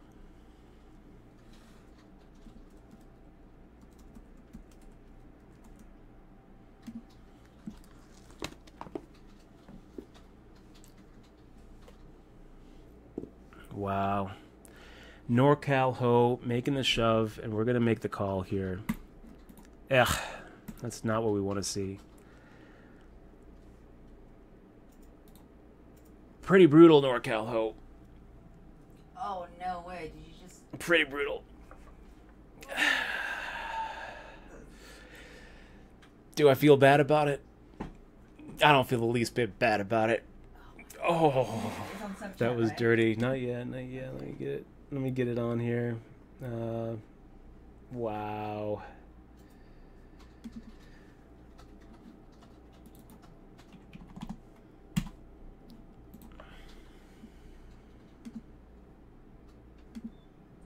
I don't have your pass.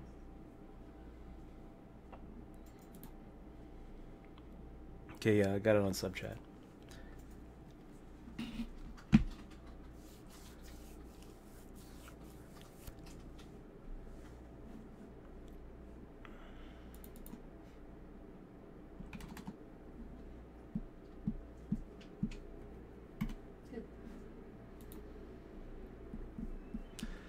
What does Master Jizzer do? We've got some outs. We need a queen, a jack, or an ace. Do we get a free shot at it, Master Jizzer? We do. So I guess we just check back with our ace queen, hope for a jack.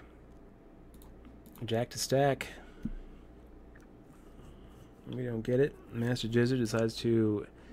what do you do, Master Jizzer? With 16,000, fires out half the pot.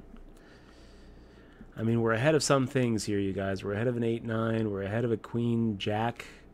We're ahead of an ace jack. it's tempting to go ahead and make the call.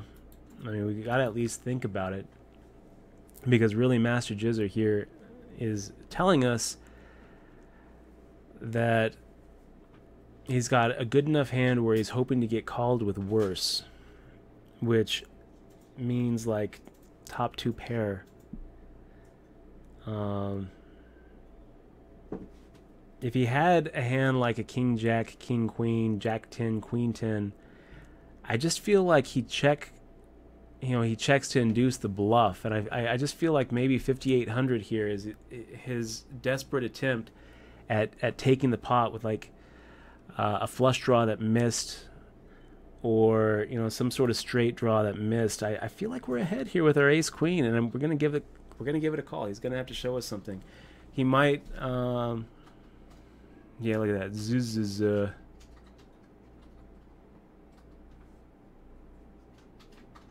Okay, we'll make the fold. Master Jizzer might have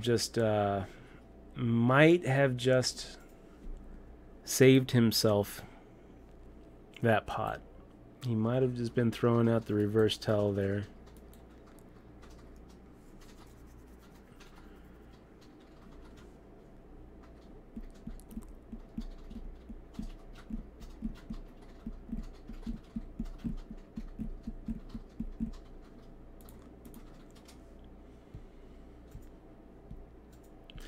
He might have. We were gonna call.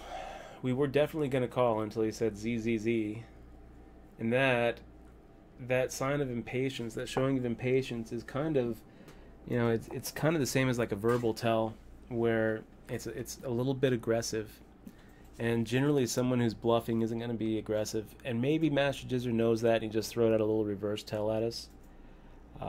Generally though, it's not wise to throw those kind of reverse tells out, because you don't know how people are going to interpret them. And the truth is, people look for excuses to call. They're always looking for a reason to call.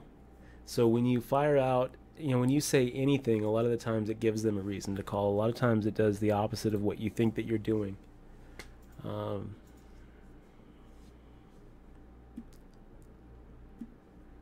So who knows? I don't know. I don't know where we were in that hand. I feel like Master Jizzer might have had a pair of kings and decided to just try to take us to Value Town a little bit. And if that's the case, I guess we should thank him for calling pre-flop with the worst of it, and just check calling on the flop with the best of it, and giving us a chance to catch up. But if he had like an ace jack or an ace, an ace rag suited in clubs, and somehow decided not to just check raise bluff on the flop, just check call, check on the turn, and then go for that little bit of half pot value on the river, well, if he bluffed us off of the best hand, well, nice job, Master Jizzer. Sometimes bluffs work out. Hats off to you. We are on break, you guys, and this has been a lot of fun so far. Really. All the lobby and everything off. Yeah. Okay.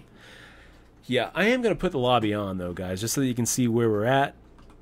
As we go to break, we are in the top 20, so we'll be right back.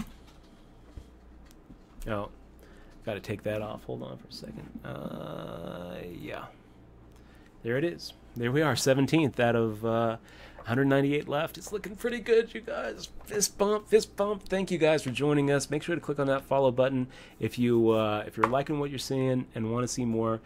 Support the stream by clicking on that subscribe button. And don't forget, Oh no, I'm just raising my hand. It's like, okay, I'm sorry. we're giving all of our subscribers a DRM-free digital version of my book, Poker Tilt, which got some pretty good reviews. A lot of people have liked the book. It took me more than a year to write with Exmoa's help, and you can get your digital copy for free when you click on that subscribe button. Not only that, you're going to be supporting the stream, you're supporting poker on Twitch, and you are going to get all of our emoticons. We've got subscriber patches we're giving people at the World Series of Poker. After the series, we'll try to ship some of those out to some of you subs who have been with us for a while. Thank you guys for being here. Thank you guys for watching. Make sure to follow us on Twitter at Dutch Boyd. Oh, what's up, Grateful Mouse? Good to see you, man. Fist bump. Yeah. So we've got I don't know if I should show, actually. I don't know if I should show. I think that I probably shouldn't show the mug that... Let's just say that a couple of our subscribers are pretty cool, and a couple of them are in 3-letter government agencies that we won't talk about, that are a little scary. But watch what you say in chat, because the government is listening. Guys, we really appreciate you being here. We're going to be right back in 2 minutes and 35 seconds.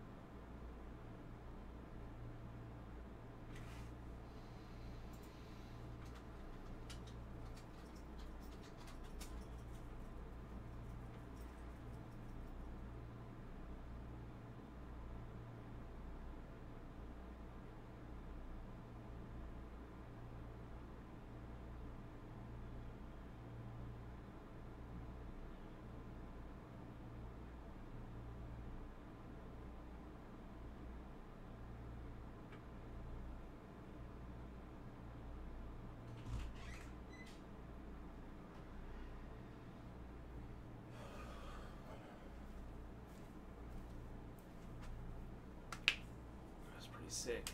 Those 9s versus those kings. You saw that hand? Did you win? Yeah. Oh yeah, yeah. The ugly king 9 hand. Yeah, I did. And you won this one too, right? No, that's right. Oh, you did. Yeah.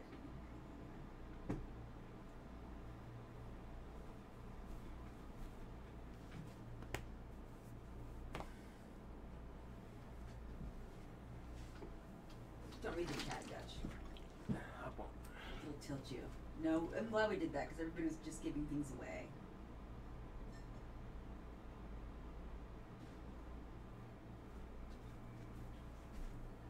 I think LT's in there. Number 11.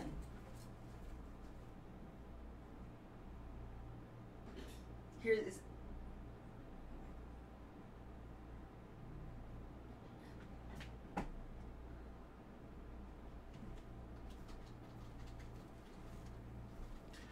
Okay, guys, and we're back.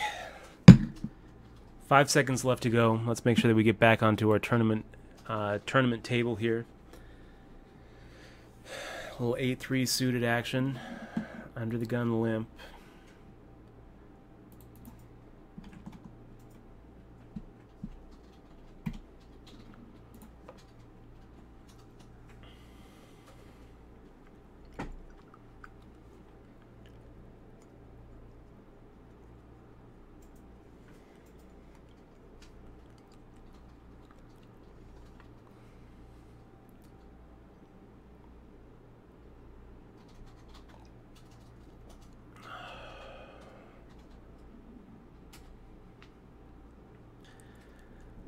Well, that's not what we want to see. We were attacking the open limp. We get a shove and a reshove. So we will make the fold. And pocket 9s gets to go home with the bad taste in their mouth. Mastered Jizzer with What you have there? I had 8-3 suited. Why didn't you shove? Why do you laugh? Why didn't you shove? Why must you laugh? It's making a play. You know, Amazing. there was an open limp under the gun. I figured we'd go ahead and 3-bet. We're not gonna get 4-bet with pretty light. We're gonna get 4-bet shoved with the kind of hands that they just did it with. You know, kings and 9s. Okay, Okay, now we actually have a decent hand here, you guys. This is the kind of hand we like to see. We've got Mr. Andrew Mack coming in with a raise. I guess what we would like to see is a couple of these guys. We wouldn't mind seeing a call or even a 3-bet here. And we're 4-bet shoving if he gets 3-bet. Yeah.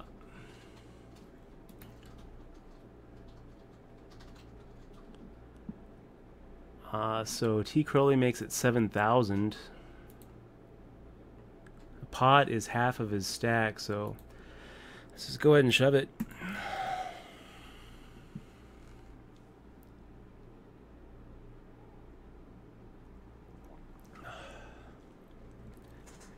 It's a pretty hard call to make, and we just go ahead and pick up a pretty decent percentage of our stack without even having to see a flop.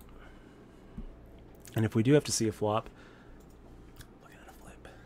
And we've been flipping pretty well today, you guys. We've been flipping pretty well today. So let's go ahead and fire out 4,800 with our ace-10 off.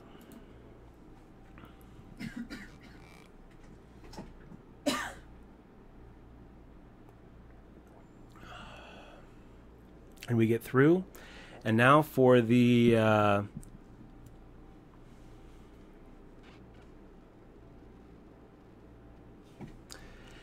just the 4th time at the World Series of Poker 2015, we are above 100,000. Feels pretty good. I think we're going to go ahead and make the fold now. And let's go to the Twitterverse and let people know that we are actually above 100,000 now. In the top 10. Still in the top 10. We're feeling pretty good about it, you guys. Looking pretty good. Feeling very good. Mr. Andrew Mack making the aggro move against the open limper in the small blind. I like it. Well played.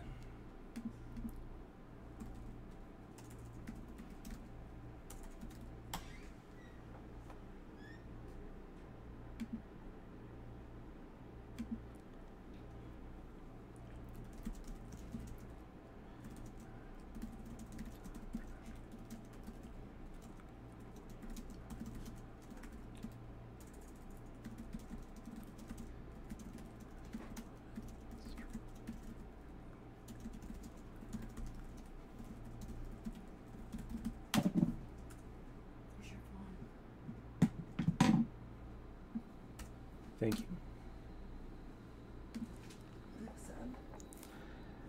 Did we? Did we just get a sub? Oh, you can't see. I just hid. Oh. Nothing happened.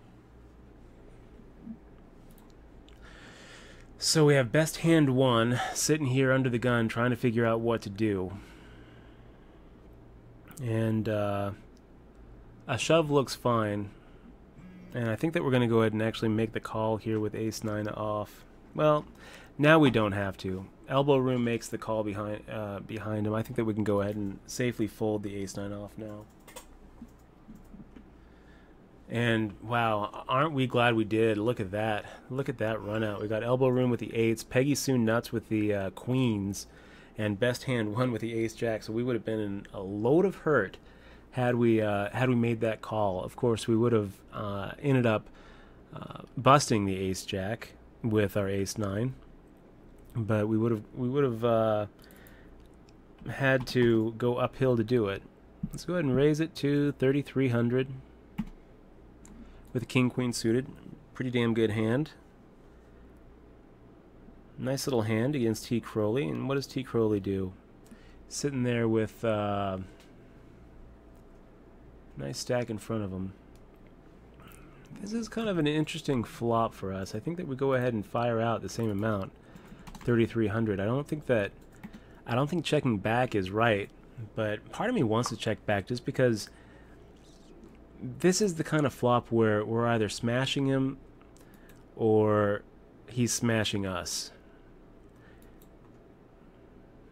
But we're probably ahead. I mean, most of the time he doesn't have an ace here. So the fact that he had to really think about it makes us even more confident in our hand. We're going to go ahead and check back, see what he does on the river. And that's a really bad card for him.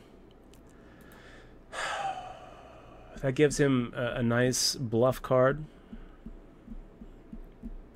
And if he has a queen, like a queen jack or a queen 10, he's going to go for value here. And we're going to raise it. We're going to raise it.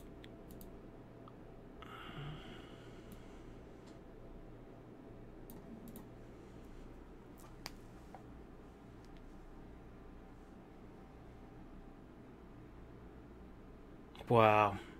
Same hand, huh? Okay.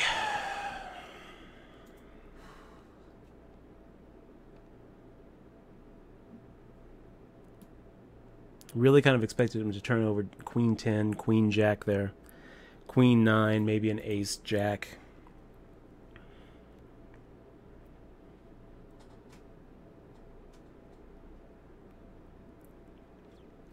Didn't think we were chopping, that's for sure.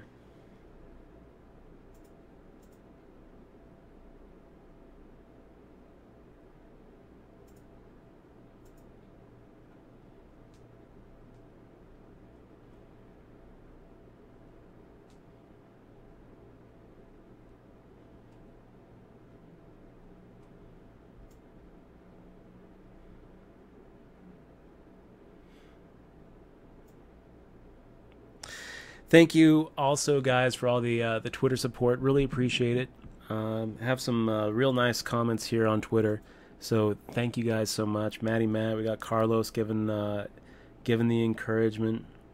We've got Cunning AZ giving the encouragement. So thank you guys so much.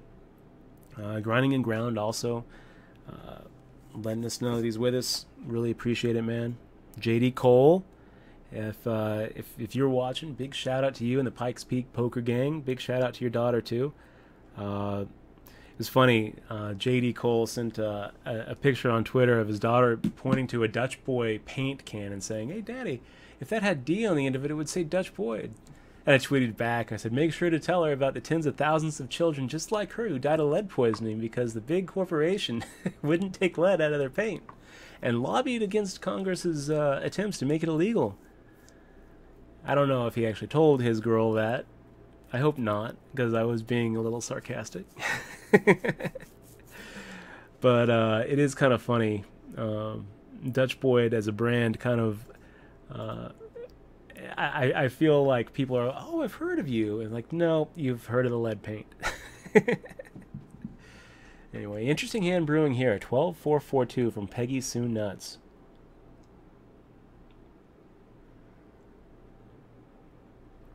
Man, that king-queen suited, that was kind of a heartbreaker. Kind of a heartbreaker, you guys. I really felt like we were going to get a really, really big chunk of T. Crowley's stack. We were going to be up above 120K. Really didn't think we were chopping that. Really thought that we had him outkicked with our king. And bringing king-queen suited against king-queen off, that's a pretty good hand to run out. Because, I mean, almost all the time you chop it, we've got the pre-flop aggression and position. So the times when we both miss, we're usually going to just take it down. But the times when we both hit, sometimes I've got outs for, the free roll. I've got 3.5 times more free roll outs than our buddy T. Crowley. Wow, Peggy Sue Nuts going for it. 38,000. And is it a bluff? Is it a bluff? I think it is. I think it is. I think Peggy Sue Nuts is sitting here with like a king queen or king jack with a king of hearts or a queen of hearts and is making a big, big move at this pot. Because the only real hand that it makes sense to make this with is such a polarizing bet that Peggy Sue Nuts really should have a full house, a flush already, or air. So T. Crowley is kind of looking at this bet, and it's for the whole stack. But I can't tell you how many times I've seen this summer is people making this huge bluff, seeing 42,000 in the middle, and just realizing that it's going to take the whole amount. Wow. T. Crowley kind of comes to the same conclusion that I does, and that I did. Comes to the same conclusion and says, yeah, it has to be a full house or nothing, so I'm going to make the call with the jacks. Makes the call, and Peggy Sue Nuts really took him to Value Town there with a weak 10. So power position, Peggy Sue Nuts doesn't really get to make that call, or it doesn't get to get that value unless T. Crowley had already checked that river. And Peggy Sue Nuts realizes that T. Crowley would have gone for value had T. Crowley had something like a 10 or a flush or something like that. Well, a little unfortunate. Not liking how that run out went. But T. Crowley didn't really have much, so he picked up less than a big blind, and we got to show our hand and show that we aren't on complete air. We won more than we lost there for sure, so don't really like it. I would have much preferred just picking that pot up, but we did win, I think, 2,400, 2,200. Guys, this is exciting. We got Kyle Lohman giving us the favorite. So Kyle, if you're watching this, if you're in it, good luck. Let's make a final table together, buddy. Got a line from Patrick Quirk giving some advice too, and giving a heads up on one of the players that we're up against. So thank you for that, Patrick. It was awesome meeting you this summer. I gotta tell you guys, one of the coolest things about doing this Twitch has been actually meeting some of you guys at the World Series, in the halls of the Rio. It's been really cool putting faces to names and meeting some of you, hanging out with some of you. I feel like we've got the coolest subs of any Twitch channel for sure, and just want to say thank you guys for being here, for watching, for hanging out, for supporting the stream, and for being so cool. Thank you guys. You did take off the screen, right? Yeah, we did take it off. Good job.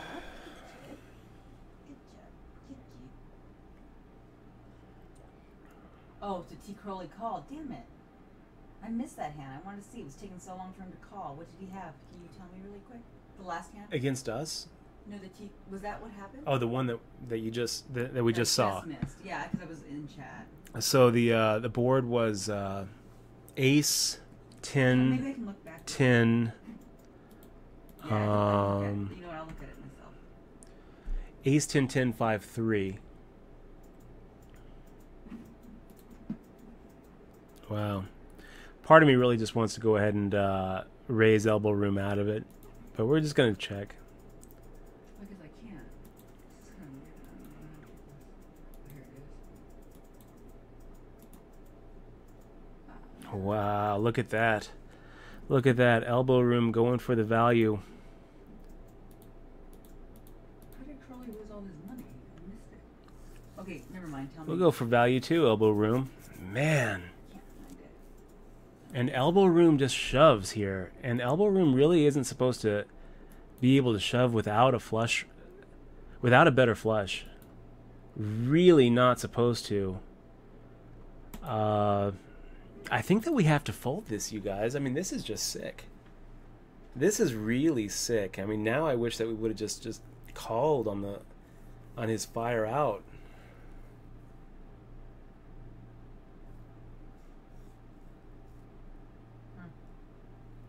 Because he's just not supposed to be able to make this shove without a flush.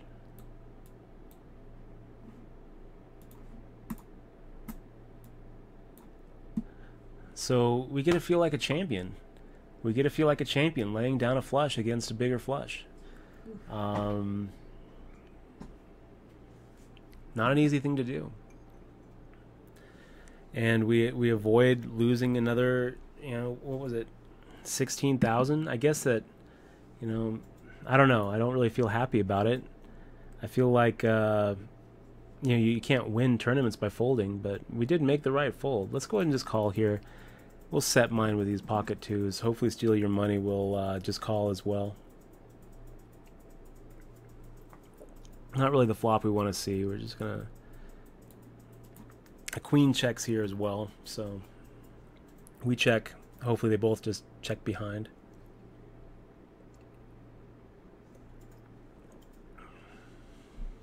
And we get really lucky on the turn. Wow. Yeah, let's go ahead and fire out a half pot here.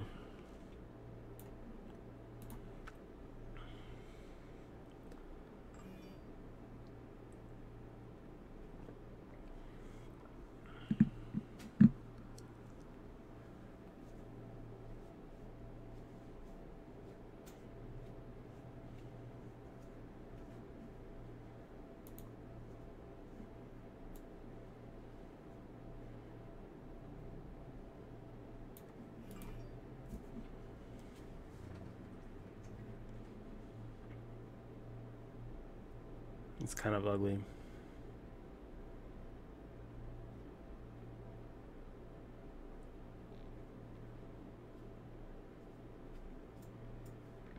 Just fucking brutal.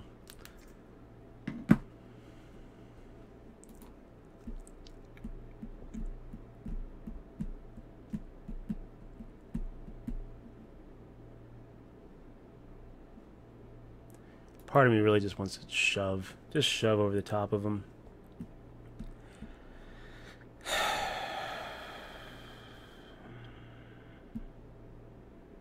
Well, we're beating a queen. Chopping with a queen. Or chopping. We're not beating a queen. We're beating everything else.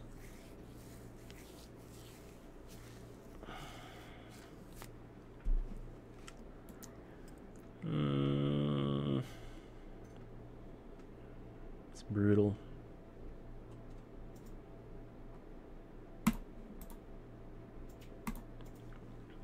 So we probably could have just shoved. Maybe should have just shoved.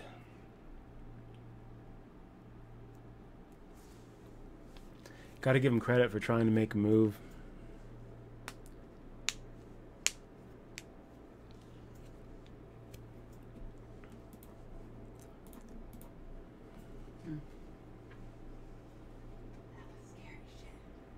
But the queen's full? Yeah. Yeah, it was. It was. I mean, like, we got very, very lucky. Kind of. Well, he had 6. They helped you, actually. Yeah. We probably could have taken it. When we fire out a bet and he raises, if we just shove, I think he probably folds. Even if you don't, I mean... You know, we probably cost ourselves like 40,000 right there by not taking the aggro move and just going for it. Pushing him off the chop. We're going to just say that he calls.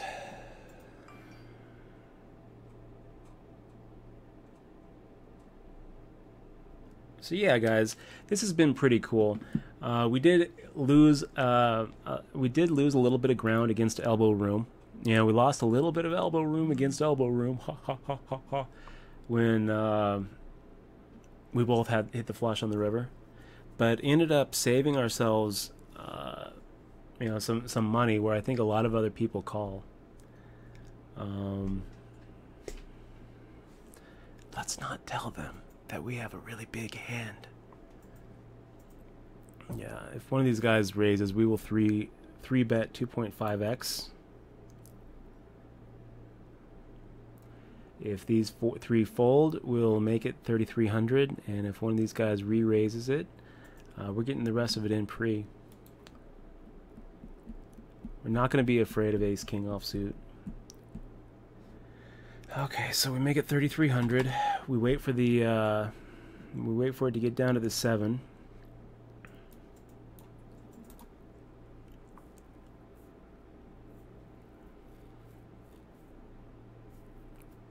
And yeah, we're a little bit afraid of Peggy Sue Nuts. But if Peggy Sue Nuts 3-bets us, we're 4-betting.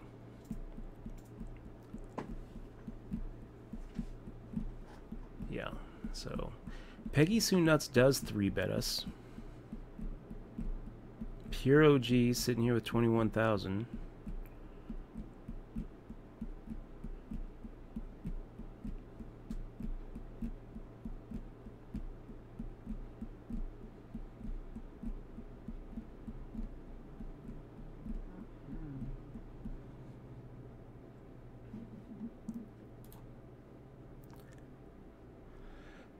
Wish us luck. Oh.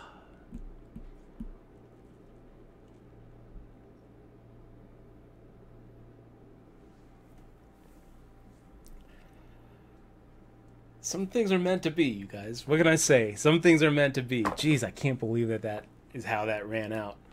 That was us out the door. That was us out the door. We had Peggy Sue Nuts go ahead and 3-bet us, and then Pure OG decides to get it all in there with the Ace Queen. We kind of put Pure OG on about that hand, and we decide that if Pure OG has a weaker ace and we have an Ace King, the fact that Peggy Sue Nuts just doesn't have the aces there. But Peggy Sue Nuts does have the aces there, and we're out. We're out of the tournament so often. I thought we were. Instead, we end up going runner for a straight and chop it 3 ways. So, wow. That was disgusting. I mean, that was great, but it could have been disgusting. Oh, it was super disgusting. That was super disgusting. Look, I mean, Peggy Sue Nuts can talk about how unlucky they got, but, you know, we got unlucky, too, to run Ace King into aces. Ace King isn't supposed to run into aces. One of the powerful things about Ace King is that when you're the one making the ship, the chances of them waking up with aces or kings is so much smaller than them waking up with queens or jacks or tens or nines or eights or ace king themselves or ace queen. The fact that you have an ace and a king in your hand make it so much less likely that they have aces and kings. I think this is the hand. Yeah. So, we got pretty unlucky to get into that spot. When Peggy Sue Nuts raises and then Pure OG re-raises, re-raise shoves, we're really loving our situation because we're putting Pure OG on like a weaker ace, and we're putting Peggy Sue Nuts on a smaller pair, and we can push Peggy Sue Nuts off of the smaller pair and get some dead money in there in a situation where we're 3-1. But that's not how it turned out. Peggy Sue Nuts ended up having the aces, and we were just sick about it. We were just like out the door. I was gonna be really, really sad. You guys were gonna see sad tears on stream. Instead, we get pardoned. Something that never happened. And I feel like we just got a second shot. We just got a second shot at it. We almost got 45 big blinds in pre-flop with ace king against aces. And we did actually get 45 big blinds in pre-flop with ace king against aces, and somehow we walk away without losing our stack.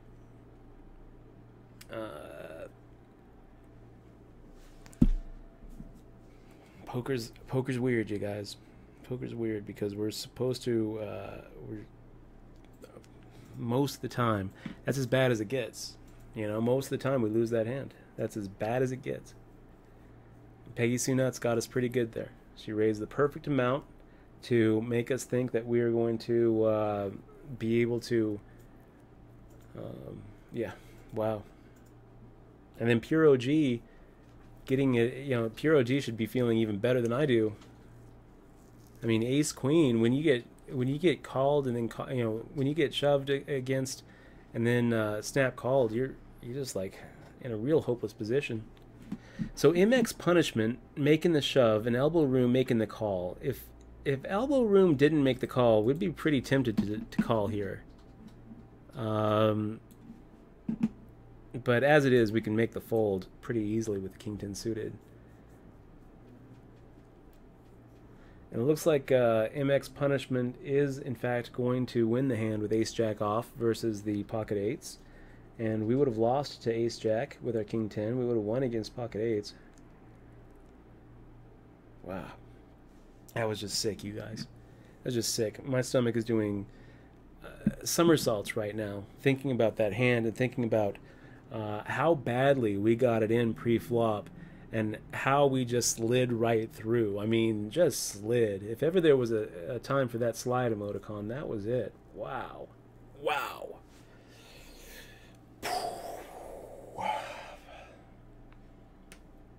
So yeah, that was pretty sick. That was pretty sick. We've given worse, we've taken worse, and it's not like it came out King 3, Peggy Sue Nuts. You didn't lose the hand. It didn't come Queen Jack 10. You know, you ended up. That was not the worst case scenario for you, because the worst case scenario was you lose the hand and we double through you. But still, I mean, if you're Peggy Sue Nuts, you know, aces against ace king, that's a real bad run out. Aces against ace king and ace queen, Peggy Sue Nuts is you know, looking at you know, like 225,000 in front of her right now, second in chips. Instead, Peggy Sue Nuts is sitting there with a comfortable 111,000, still 17th, you know, still looking just fine. But wow, what a run out that was. What a run out. So here Peggy Sue Nuts raises the 2x under the gun. We've got the old ace jack off here. Do we make the call? I think so. I think we go ahead and call and see what happens.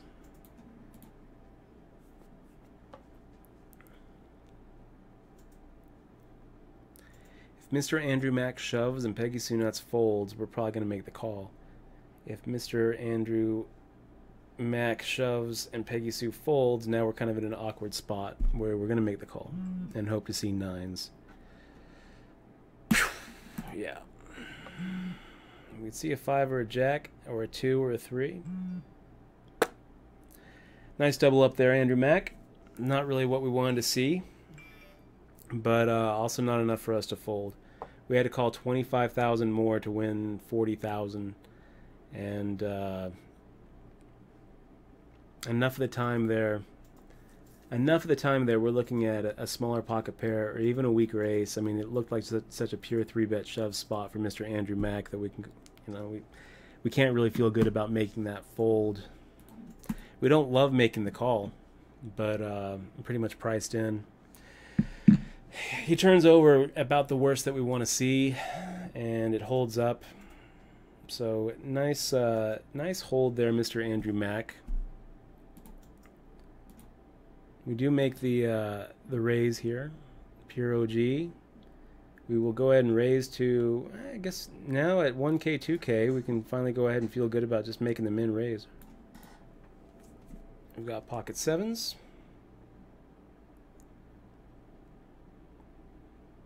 Pure OG shoves, we make the call. We don't love it, but we make the call.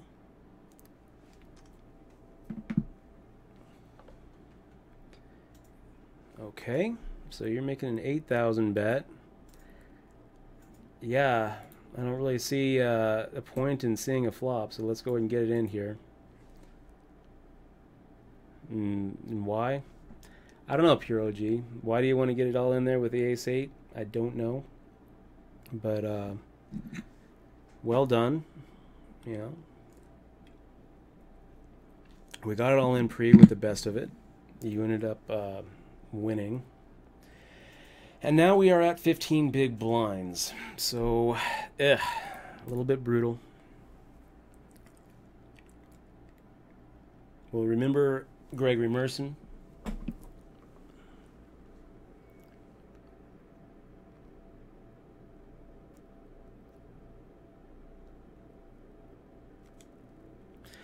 I don't really know if the way to play that pure OG hand, I don't know if it would have been better to have called pre-flop just to call a shove on the flop.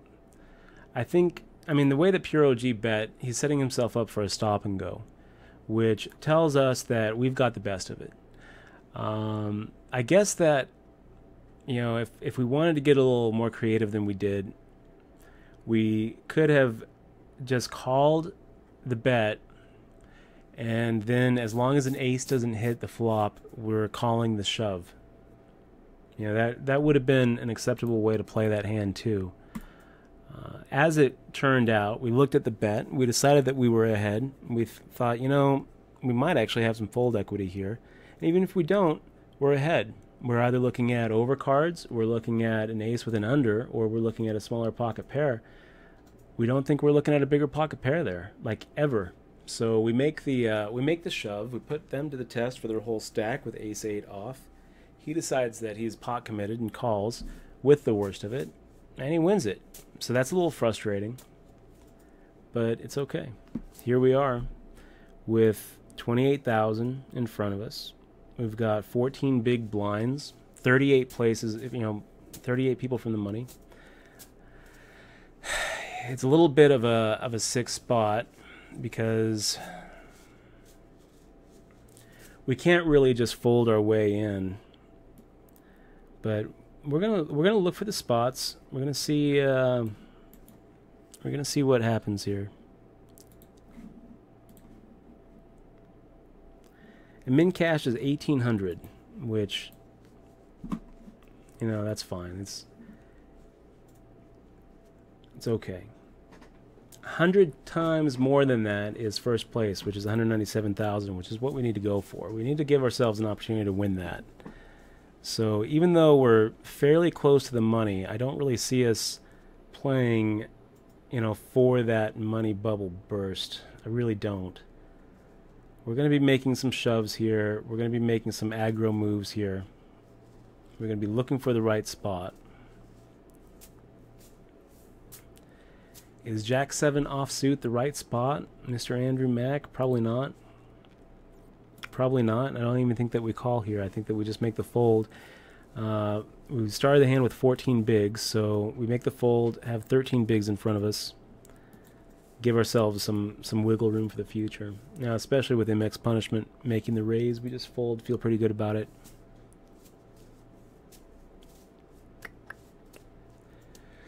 Now would be a good time to have those aces or kings. Now would be a good time to actually get some cards.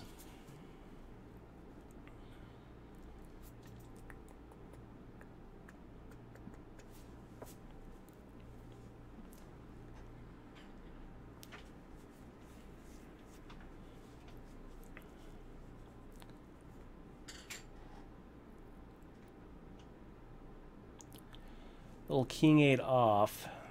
12, 13 bigs. If everyone folds, do we just shove in to steal your money? Yeah. You bet we do. We'll wait until it gets down to a 7. And we will hope to pick up 20% without a flop. If we get called. We hope to win that race. And we don't get called. So that's good. That buys us a little bit of time. Buying time. Buying time, putting ourselves at risk, buying a little bit of time here. Now we're back to 14 and a half, 15 bigs. You can make the fold.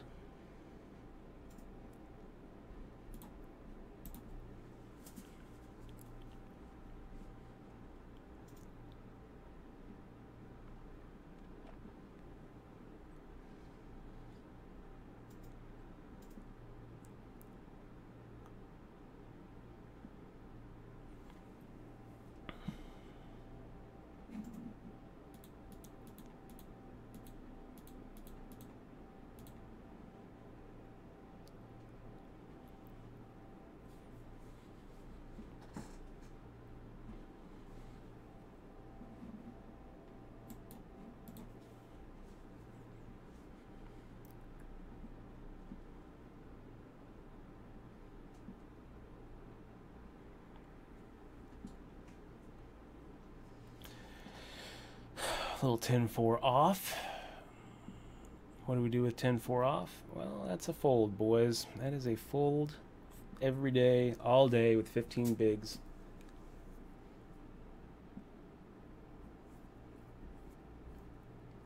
I think that we should have shoved against Lucky Lamp, you guys. With those pocket twos, we should have shoved against Lucky Lamp.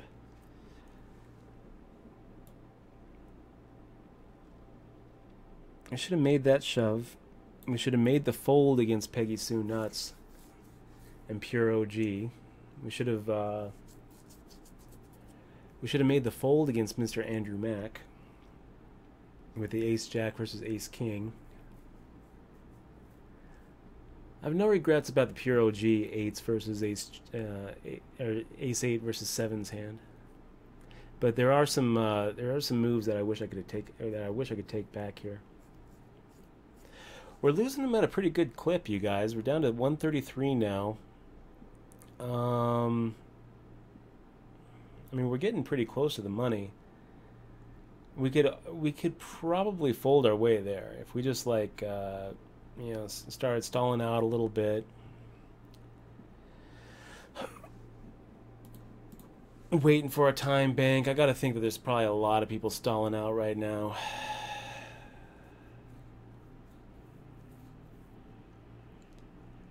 $33 people, $1,800. I mean, it's not like a huge money bubble.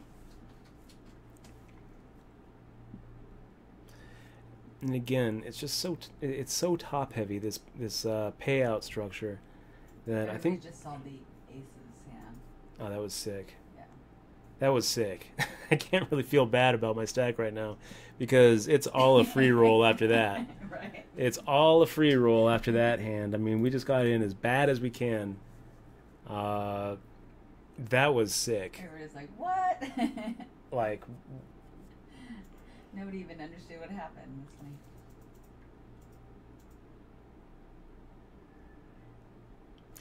Yeah.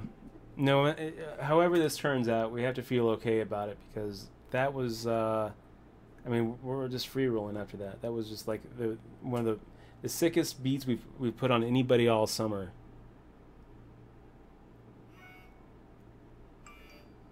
Truly was. Okay, pocket twos. 14 bigs. I mean, it's just a fold here. Nowhere really to go. We can make a shove, but 14 bigs is just too much to shove. Pocket twos is just too weak. If there was a chance of getting called with worse, if we had like pocket nines or pocket tens, then I think that we go ahead and make the shove and feel okay about it. Ace king, ace queen, we make the shove and feel okay about it. As it is, though, we're pretty much just kind of waiting around for just the perfect spot. And pocket twos is never going to be really the perfect spot with the stack that we've got. We've got enough to care about. 14 big blinds is still enough to kind of care about. So we don't want to put ourselves in a position where a decent chunk of the time someone behind us wakes up with a bigger pocket pair.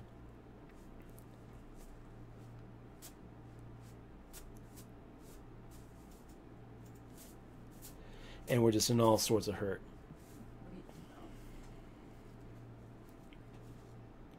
Now we're doing okay. We've got 14 bigs. We're feeling good. My, just getting it all in there with the king queen versus the kings. So right now, someone's feeling a little bit worse than we are. Oh man.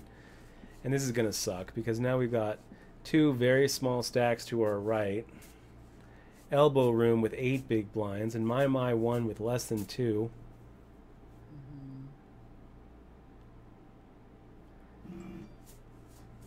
Which, if anyone folded to them, they were going to go ahead and put it in, and we were going to feel very awkward about calling with queen 9 suited.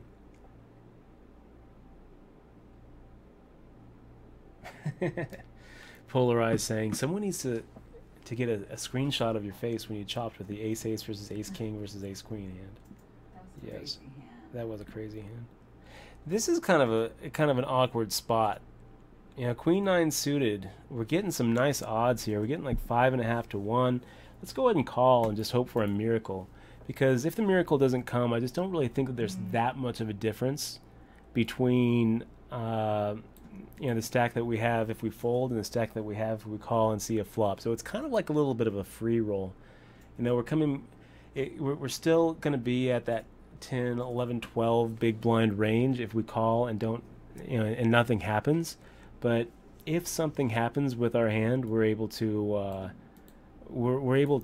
score a nice pot there. So queen 9 suited, going to be the kind of hand where you got 12 bigs, someone makes a min raise, someone else calls, and you're in the big blind. I say call. I say it's kind of a free roll. So go ahead and take the free roll.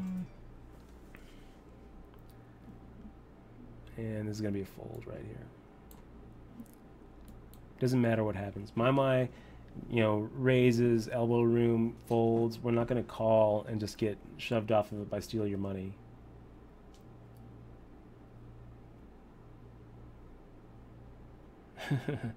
P Nipple actually did take the screenshot, it looks like, too.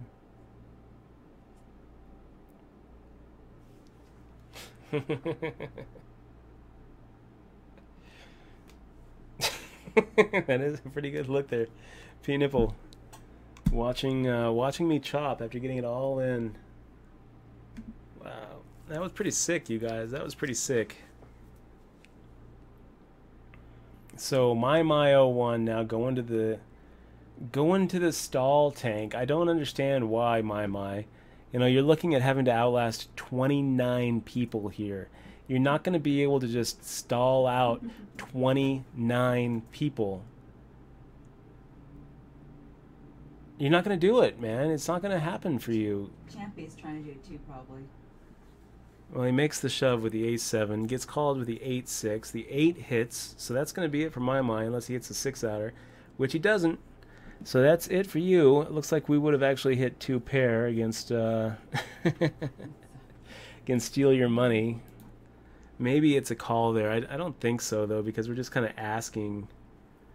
We're just kind of asking for Steal Your Money to bet us out of the pot.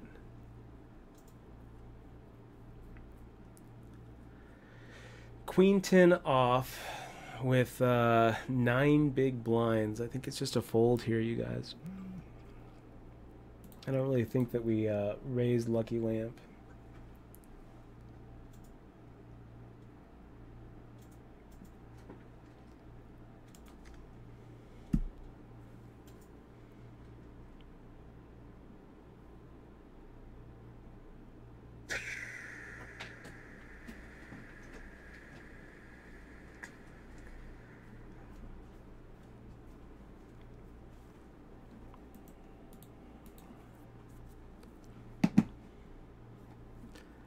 And what are we shoving with? 9 bigs. What are we shoving with? Pretty much any ace, any king queen, any pocket pair above 4s, 5s. I think any pocket pair above 5s. I don't think that, you know, pocket 2s probably at this point would probably shove. We're just kind of getting down to that oh no zone where we just don't have fold equity anymore. If we get down, if we see another, if we see, we could probably see one more big blind and still have fold equity. And after that, we're done. Like elbow room right here. Does elbow room really have any fold equity? No.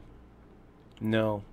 6 big blinds. I mean, if elbow room decides to steal our big blind, that's going to suck because we're going to call with any 2 cards. And if we lose that confrontation, then we are down to like 5,600. So this looks like it's this is our spot right here, you guys. If Lucky Lamp and Ethan 23 fold, we're making the shove and hoping to just get through. We will wait until it hits the 7 and then hope to get through. Does it get through? If it doesn't get through, we hope that he calls with ace 9.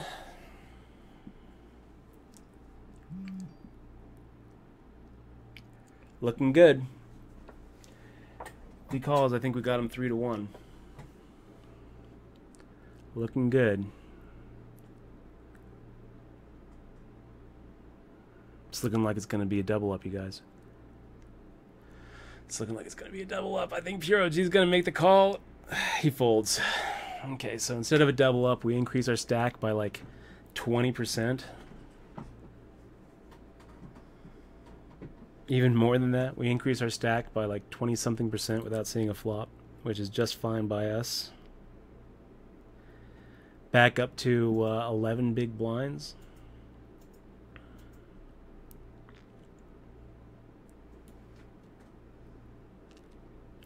And we've got Ethan 23 just making it a straight 3x. Pretty big. Pretty big.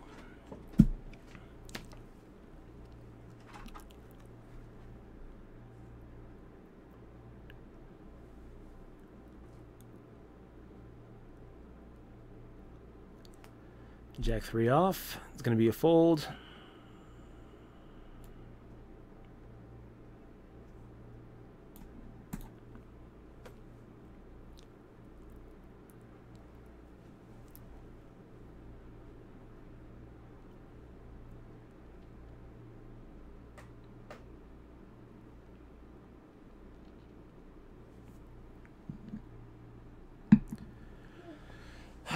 Okay, you guys. This is stressful.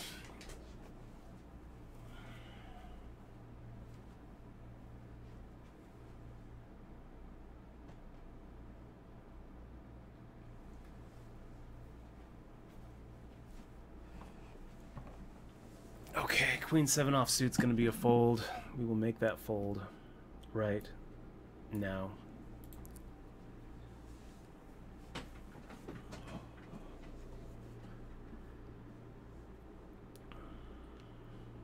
You know, we are not going to stall here, but we will play a little bit slower. You know, clock management is part of any sport.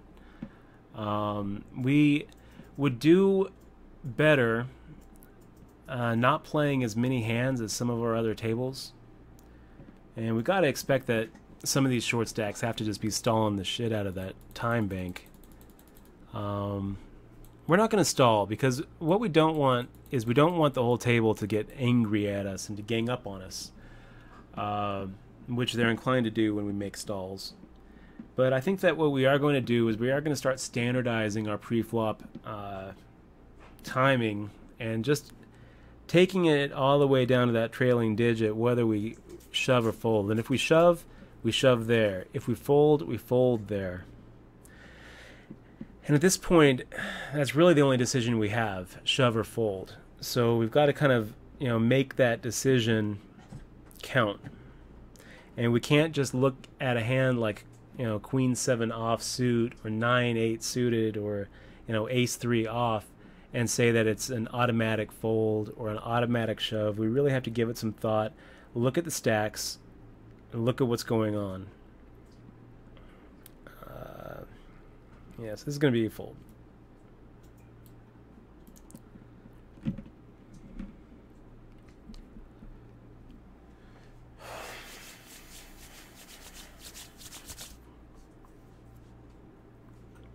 And Peggy Sue Nuts really should just be raising with all sorts of crap here.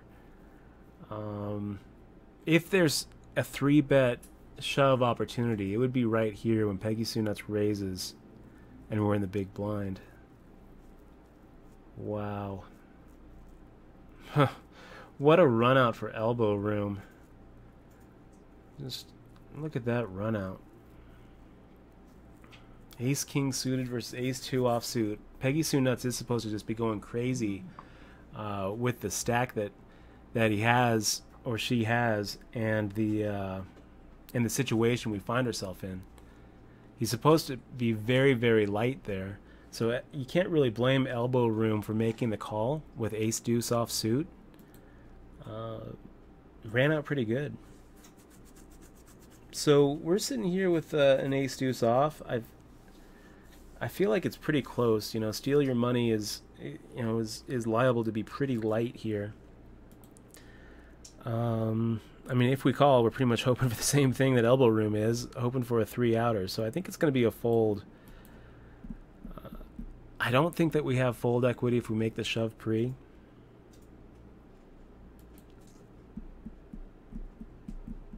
So now we're back down to 9.5 big blinds. If everyone folds to us, do we shove with 9-3 offsuit? No, we don't. I think that the push fold charts are going to say fold here, especially with 19 players left. I'm almost tempted to just call, just so that we can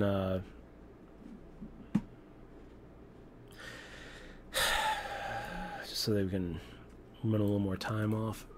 we're kind of getting to this point where doubling up doesn't really change our EV that much. I guess if we had a steal spot, it would be against Pure OG and MX Punishment, maybe Mr. Andrew Mack. I don't really see Queen 6 offsuit here as a good steal spot. We've got 9 bigs. We've got enough of a stack to care about. I think that we make the fold here and hope for a better spot.